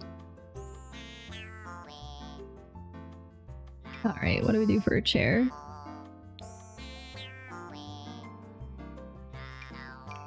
We do big gamer chair.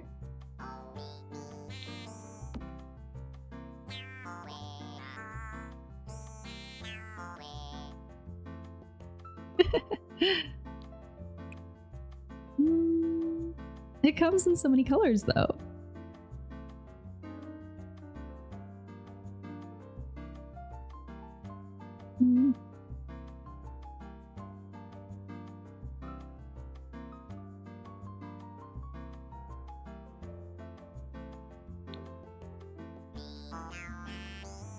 I guess. And I did want to do a reading chair in here.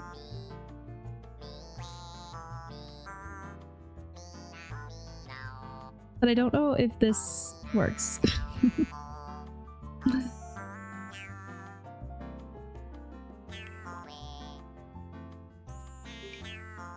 Sofas are too big. It'd be cool to have a lounger. And I think I can find one in outdoor furniture. But I don't know. Yeah, it's gonna look like outdoor furniture.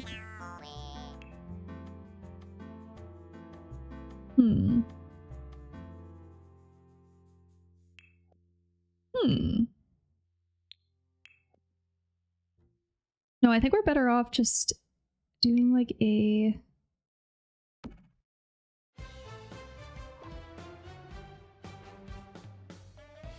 See, this is where it would be nice to have the mods where I know you can kind of like slightly rotate things, but not all the way. That would be kind of nice. One sec.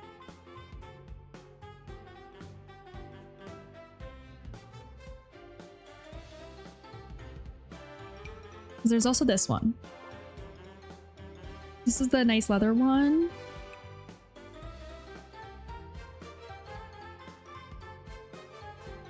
Or the big comfy one. Kind of like the red one though, I think.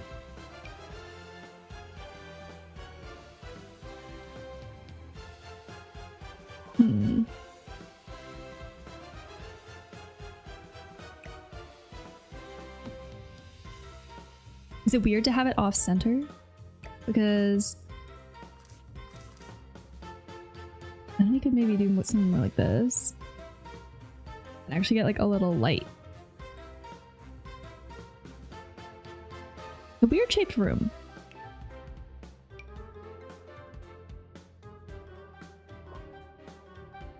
It do be weird shaped.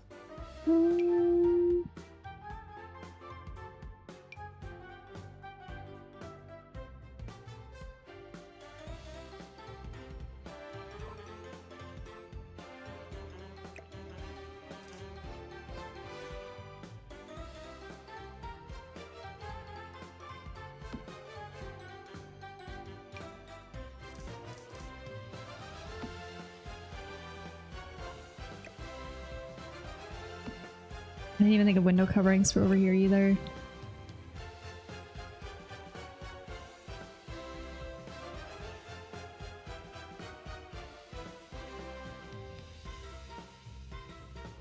We just add more books. More books. Another shelf. Just the cluttered book room. I wish this was a little bit skinnier. They're all quite large.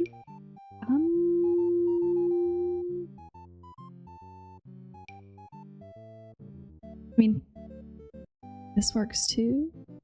Drink. I do like this bookshelf design. See? Yeah, that's a bit skinnier, a bit more low profile. You know what? I'm rolling with it. I'm rolling with it. House is turning out beautiful. Thank you. Thank you. Yeah, I think this is the last room I'll do for the evening. It's tricky when there's so many woods, though. I'm like, I feel like I'm making my head spin trying to match wood hues with wood hues on wood hues.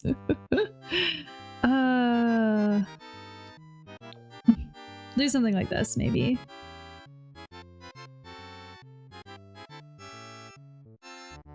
Something like that. Can I put a little plant on this desk? Will it let me do that? Will it let me? Yes. Okay. Perfect. Love to see it. Love to see it. That one's too big. I want another tiny... There's tinier pots. I know there is.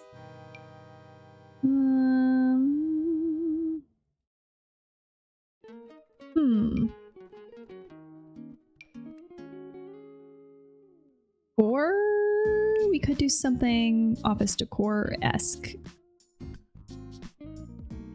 Like clutter, notepad, things of the sort.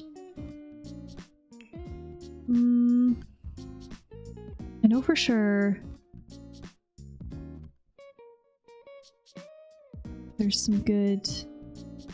I mean, we already... Okay, well, we already used this in the bedroom. Oh, this is the phone keys. I do like to place it at least somewhere. It makes the house look so much more lived in. Just adds so much, you know?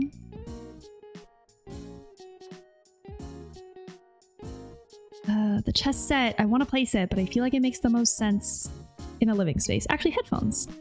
There. Nice.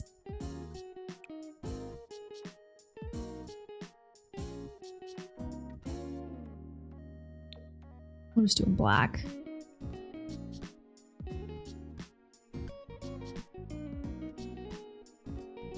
Okay, so we have the light now, so I think we'll just do two like this. And then, do you think a rug would go in here pretty decently? Like if I shrunk something down?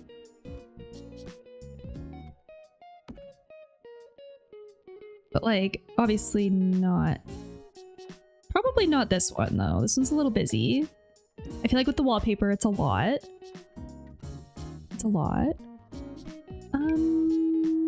I mean, we could just go safe and go plain. Sometimes I feel like it's so easy to forget that you could just do something simple. Actually, how about shag?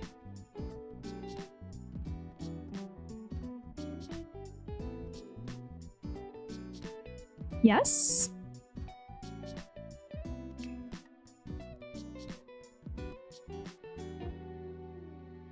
This does feel like a good spot to do... Well, here. This one... Could be nice with a black frame.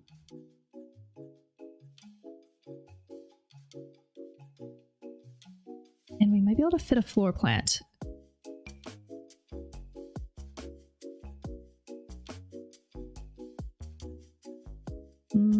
Not this one though.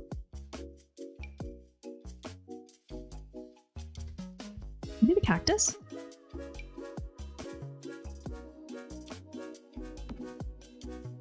Something about the cactus just feels kind of smart, you know? Kind of smart.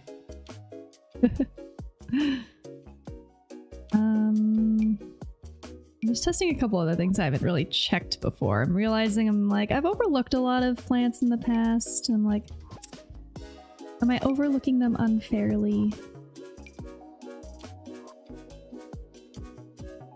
Should I be giving some more? Okay, I love this one.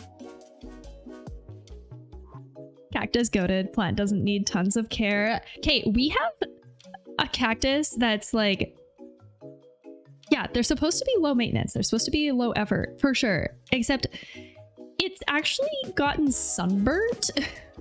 And I didn't know that that could happen to cactuses. And I've heard that it like is kind of from, I guess, moving too much. Oh, actually, this is a nice window covering. Maybe I'll do the plain one though.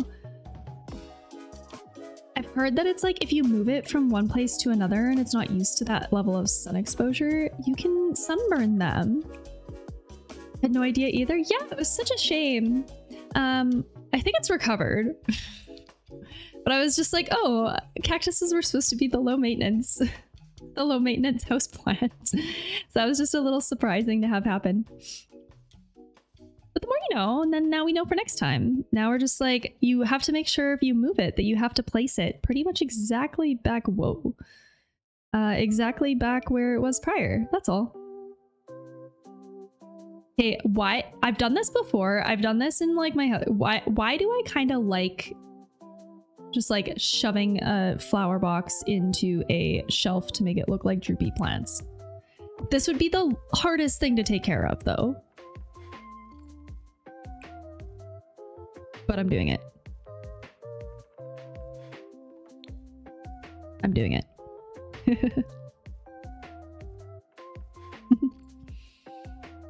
How's your Friday going, Mullet? Are you just hanging out, chilling, laying low tonight?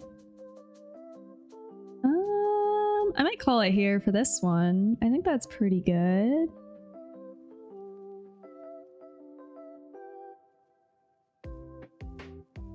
I kind of want to put the hanging plant in the corner. It's too easy to place plants down and they do so much.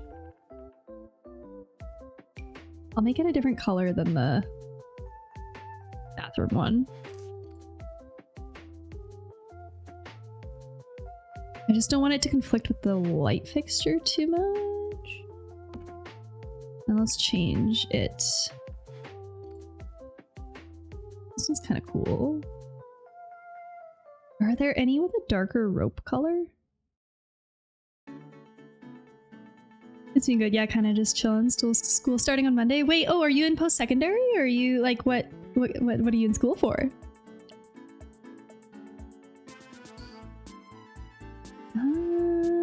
Or like were you on break? I guess because it's March.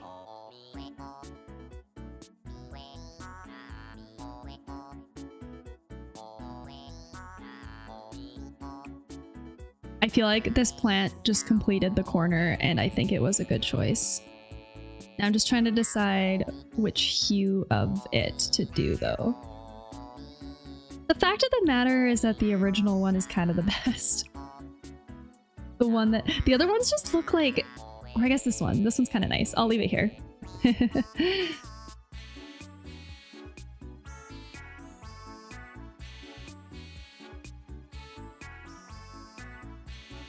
Okay.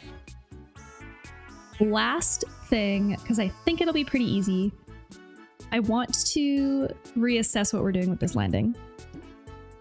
Also, the lighter wallpapers just get blown out and I think they look terrible. 8-week prep course, getting into trade school once I finish that. Coding! I want them tech bucks. Dang. Wait, so... Your 6-week prep course is for coding, but then you're going into trade school? Like which trade? That's cool. Okay, let's pick a wallpaper because I know we have this one and I think it would maybe make more sense. I don't know, do we just go simple? Do we go paint? I kind of like the idea of carrying the mauve, but I don't really like... I wonder if I can get this swatch color without the decorative trim, you know? You know? And I don't think it's actually technically mauve. It's, I think, it's brown. Yeah, I think it might look nicer to just do a plain. And then it almost looks like that trim. It looks like it's like joined. So yeah, exactly. Need the 6 weeks to be eligible. Front-end development, looking at some other stuff too, but yeah, learning towards that at the moment. I enjoyed front-end dev. I did a couple crash courses on it. I did a few coding courses in the past, and the front end was the most fun, I thought. This is really plain. This is really light.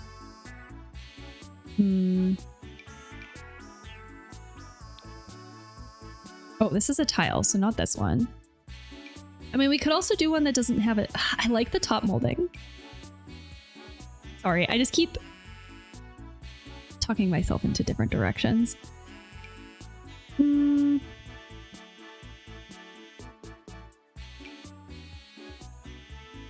one thing that I liked about the front end stuff too is like you could actually see the results of it better.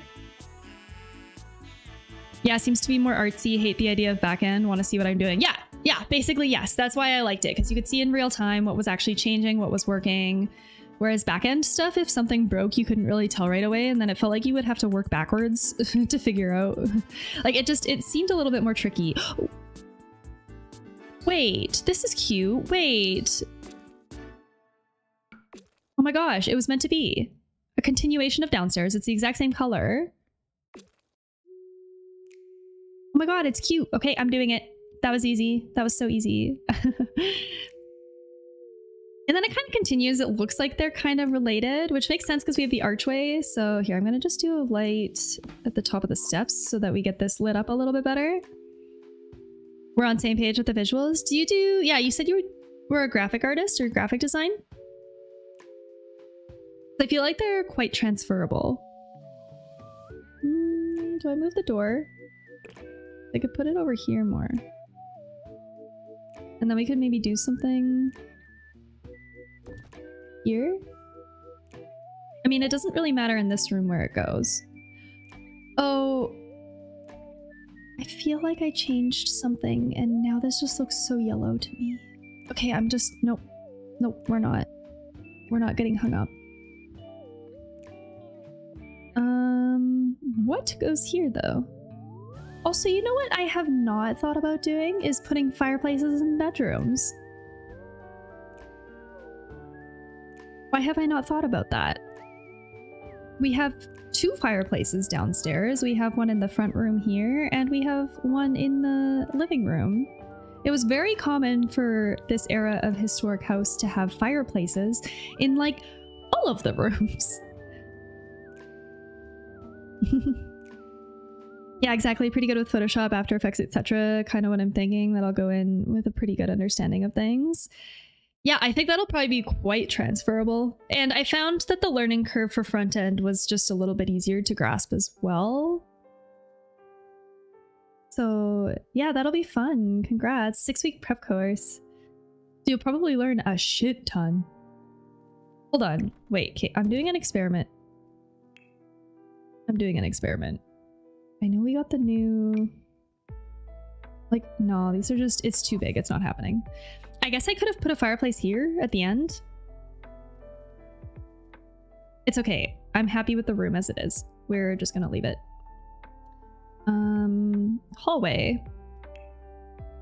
It's kind of a weird shape, so I think either... Probably not a circle rug, but maybe a square one. Hopefully, yeah, do you use it all for work? Coding skills, I mean.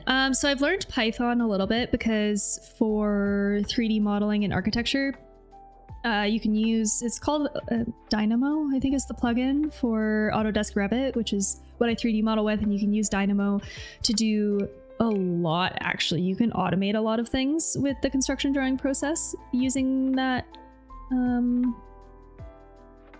feature. But to be honest, like, because coding's like a second language, basically, you kind of need to keep doing it for it to stick. And unfortunately, for most of the work that I was doing, clients didn't really, like, we weren't really doing work that required that level of coding. So I've kind of lost it, basically, is what I'm trying to say. It never really stuck. This is kind of cute. But I wish that it did, because I did quite a lot of coursework on Python and Dynamo scripting. I think there was probably like a 1-year stretch where I did it a lot. And that was more just because my architecture firm at the time was investing in us knowing how to do it. But then yeah, unfortunately, when push came to shove in like real practical application, it just didn't really have a use. So if you asked me to use Dynamo now, or like to do any Python scripting, I would not be able to, probably. It's been so long. I'm sure I could probably refresh my memory, but it would take a minute, that's for sure. But yeah, no, I did some coding courses just for an entrepreneurial business idea, I guess, that I had.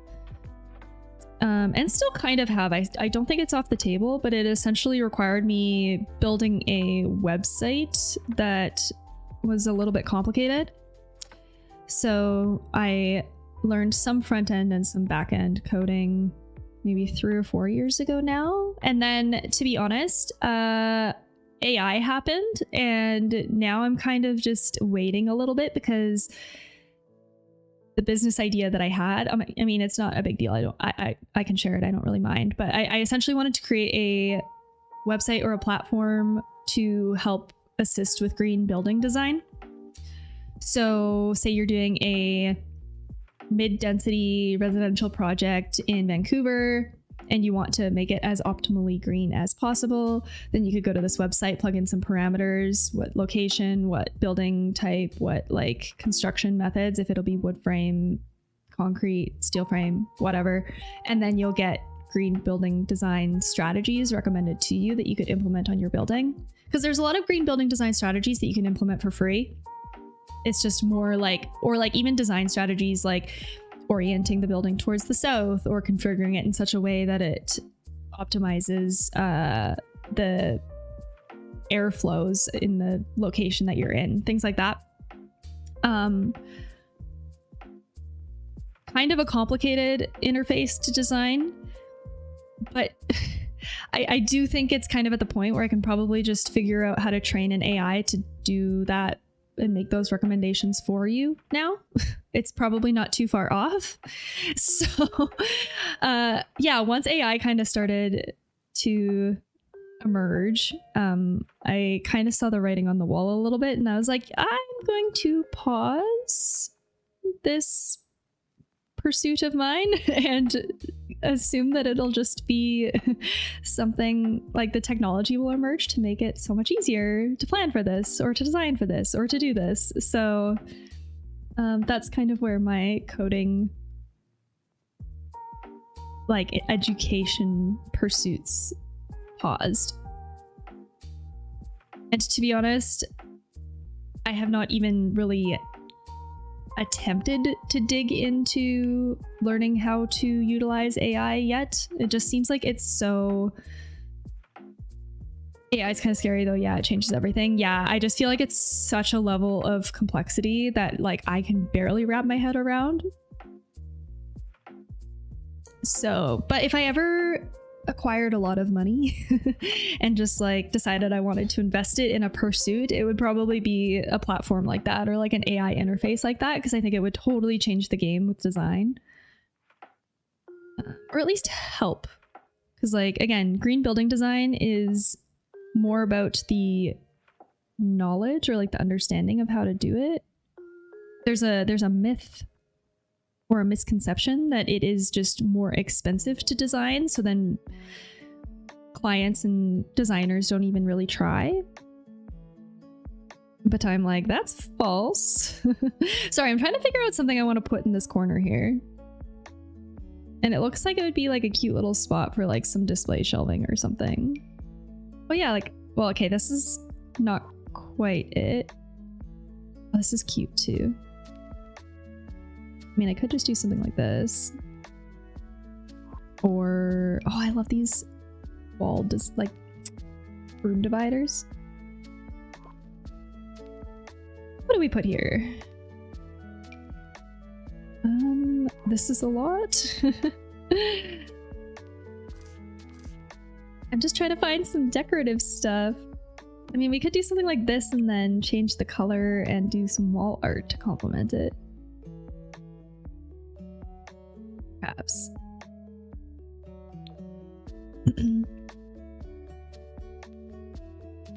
yeah, I don't know. It's very interesting. I feel like the exponential leaps and bounds that we're making in AI development is a bit quick to grasp at this time. I don't know at what point it kind of starts plateauing or if it will, because I'm told we're also maybe only a couple of years away from, what's it called? AGI? Like sentient AI, basically, which is absolutely bonkers as well to me.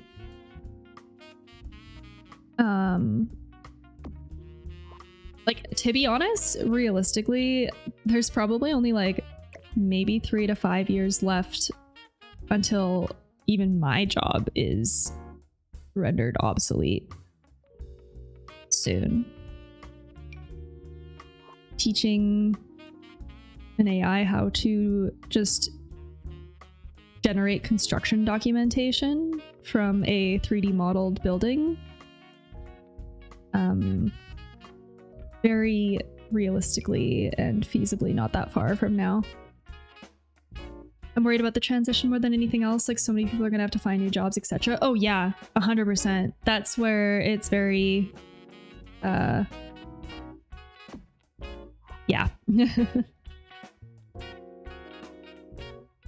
As it is right now, people aren't liberated from work by tech, they're replaced. Yeah, exactly.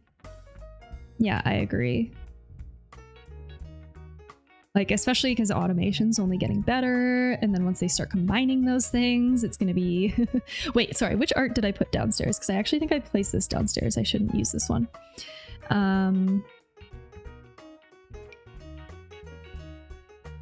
But yeah, no, it's so true. And what's really disappointing, unfortunately, I think I had always assumed that AI would come for the monotonous and the mundane work first, and it was very surprising to see it come for the creative jobs first, which is really disappointing.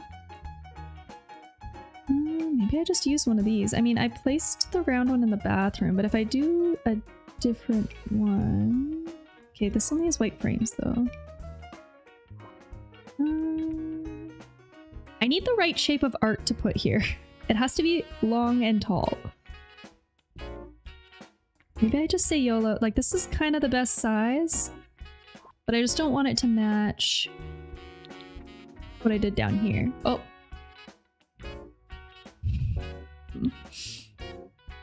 Yeah, so I did this white one with the flowers, and I think that's the one I was like trying to do. Yeah, AI art, etc. I mean, like, the optimist, or like the optimist in me kind of hopes that it's less about replacing jobs entirely, and hopefully,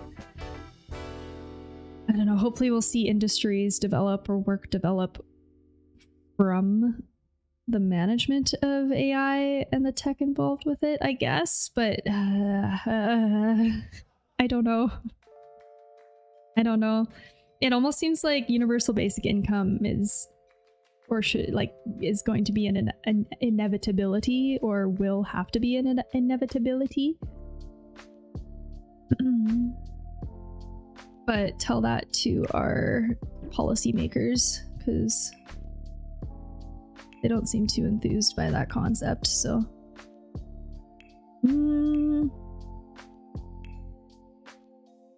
I'm making the arch just a bit smaller, because... Oops.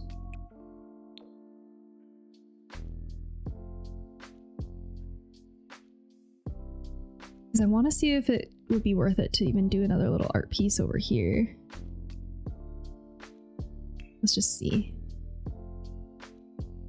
I could do like a non-painting. We do have art at our disposal that is not... Wait, what the heck is... What are these things?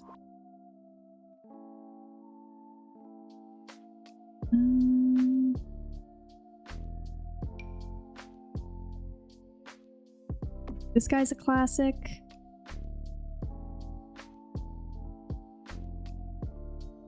Nice. I think that's a good start on the main or on the second story. That's a good start. I have crested the 4-hour mark though, and if you know, you know that I do not like to stream longer than 4 hours. It'll work out. Hopefully just crazy leap of evolution, probably as big as the Industrial Revolution. That's my speculation as well. Like, I think we're gonna see there'll be a settling. Like, if I remember correctly, I think I learned about like when the advent of the internet emerged, there was a huge resistance to it for fear, again, that it would cost too many jobs. I think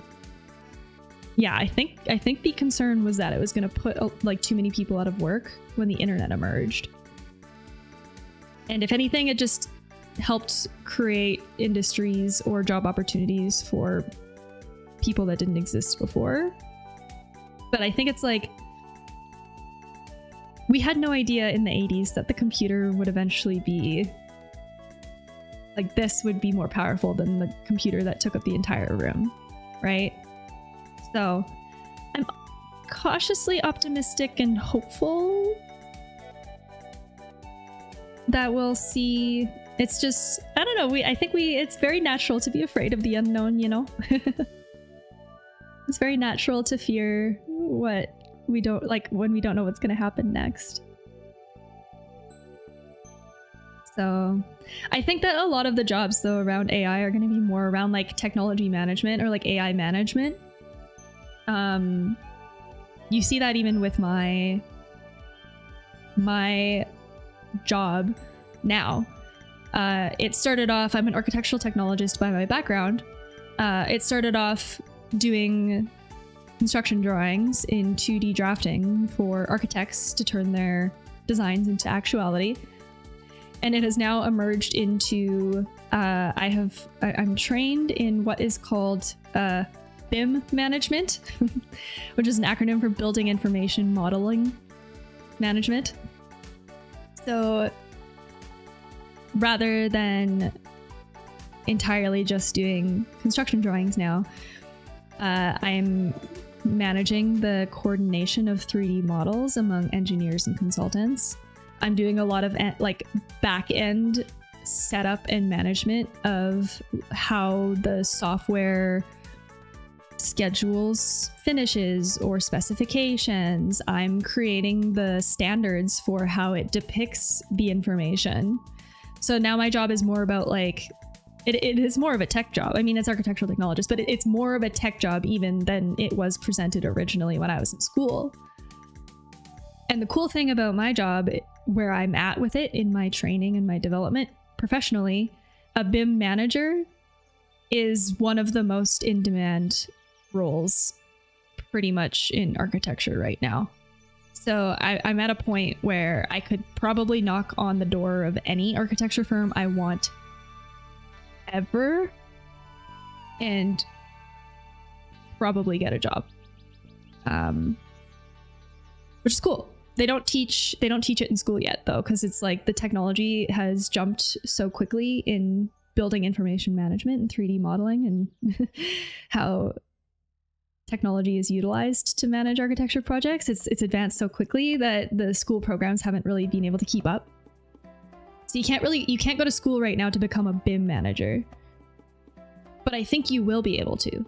It'll probably become a 4-year degree program, or at least like the architectural technologies programs or any of the architectural drafting programs will move into that direction instead.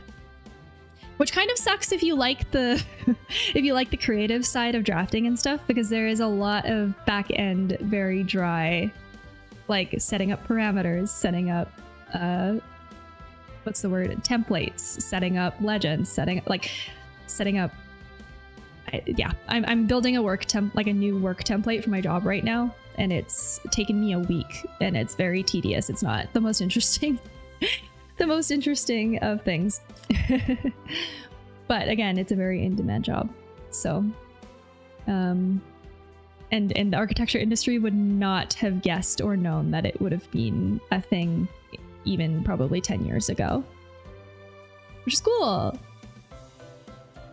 Kind of like there's a new emerging field. I think it's called, what's it called? There are people that specialize in how to write prompts into AI to generate the information and the outcome that they want. They're called like prompt engineers or something like that. And they're people that literally that just know how to phrase information to have AI give it the outcome that it wants, which is, I don't even know, like, are they going to eventually teach that? Is it going to be like a program that you take in school to learn how to do?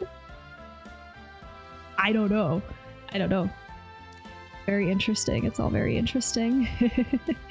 I'm gonna save it and I'm gonna call it here though. I think that we made some pretty good progress today. We reconfigured our second floor. We've done the master suite and the study. We have 2 bedrooms, a bathroom left. And then that is gonna be the entirety of this house reno. We're very close. Probably only like 1 or 2 more streams. 1 or 2 more streams. Oh my god, the window again. So if you didn't catch the beginning of stream, I was sharing my next project. So I'm expecting to be live again on Sunday, because in addition to architecture and home design stuff, I also work in the arts and culture space. I have an NFP that I help manage in my city, and we do events and pop-up parties and a bunch of stuff that features emerging and underrepresented talent.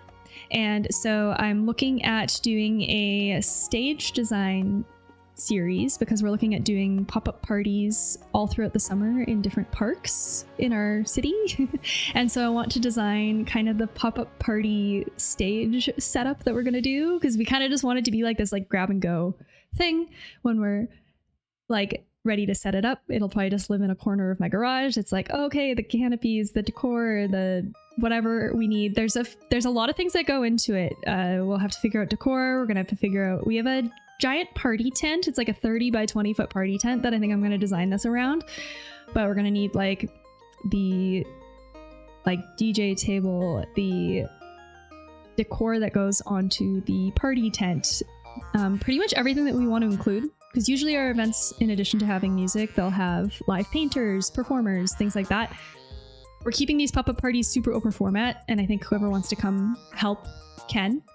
But I think on Sunday I want to start planning this pop-up party stage kit thing that will, it's not gonna be super huge. It's gonna be kind of this 20 by 30 tent, but I think that'll be fun. So that'll be kicked off on Sunday, probably around the same time I was live today, like 3:30 p.m. MST. And I try to post my schedule on my Instagram or my YouTube community tab if you'd like to keep up. Otherwise, thank you so much for hanging out. I hope you have a good rest of your weekend, and take care, guys. Bye!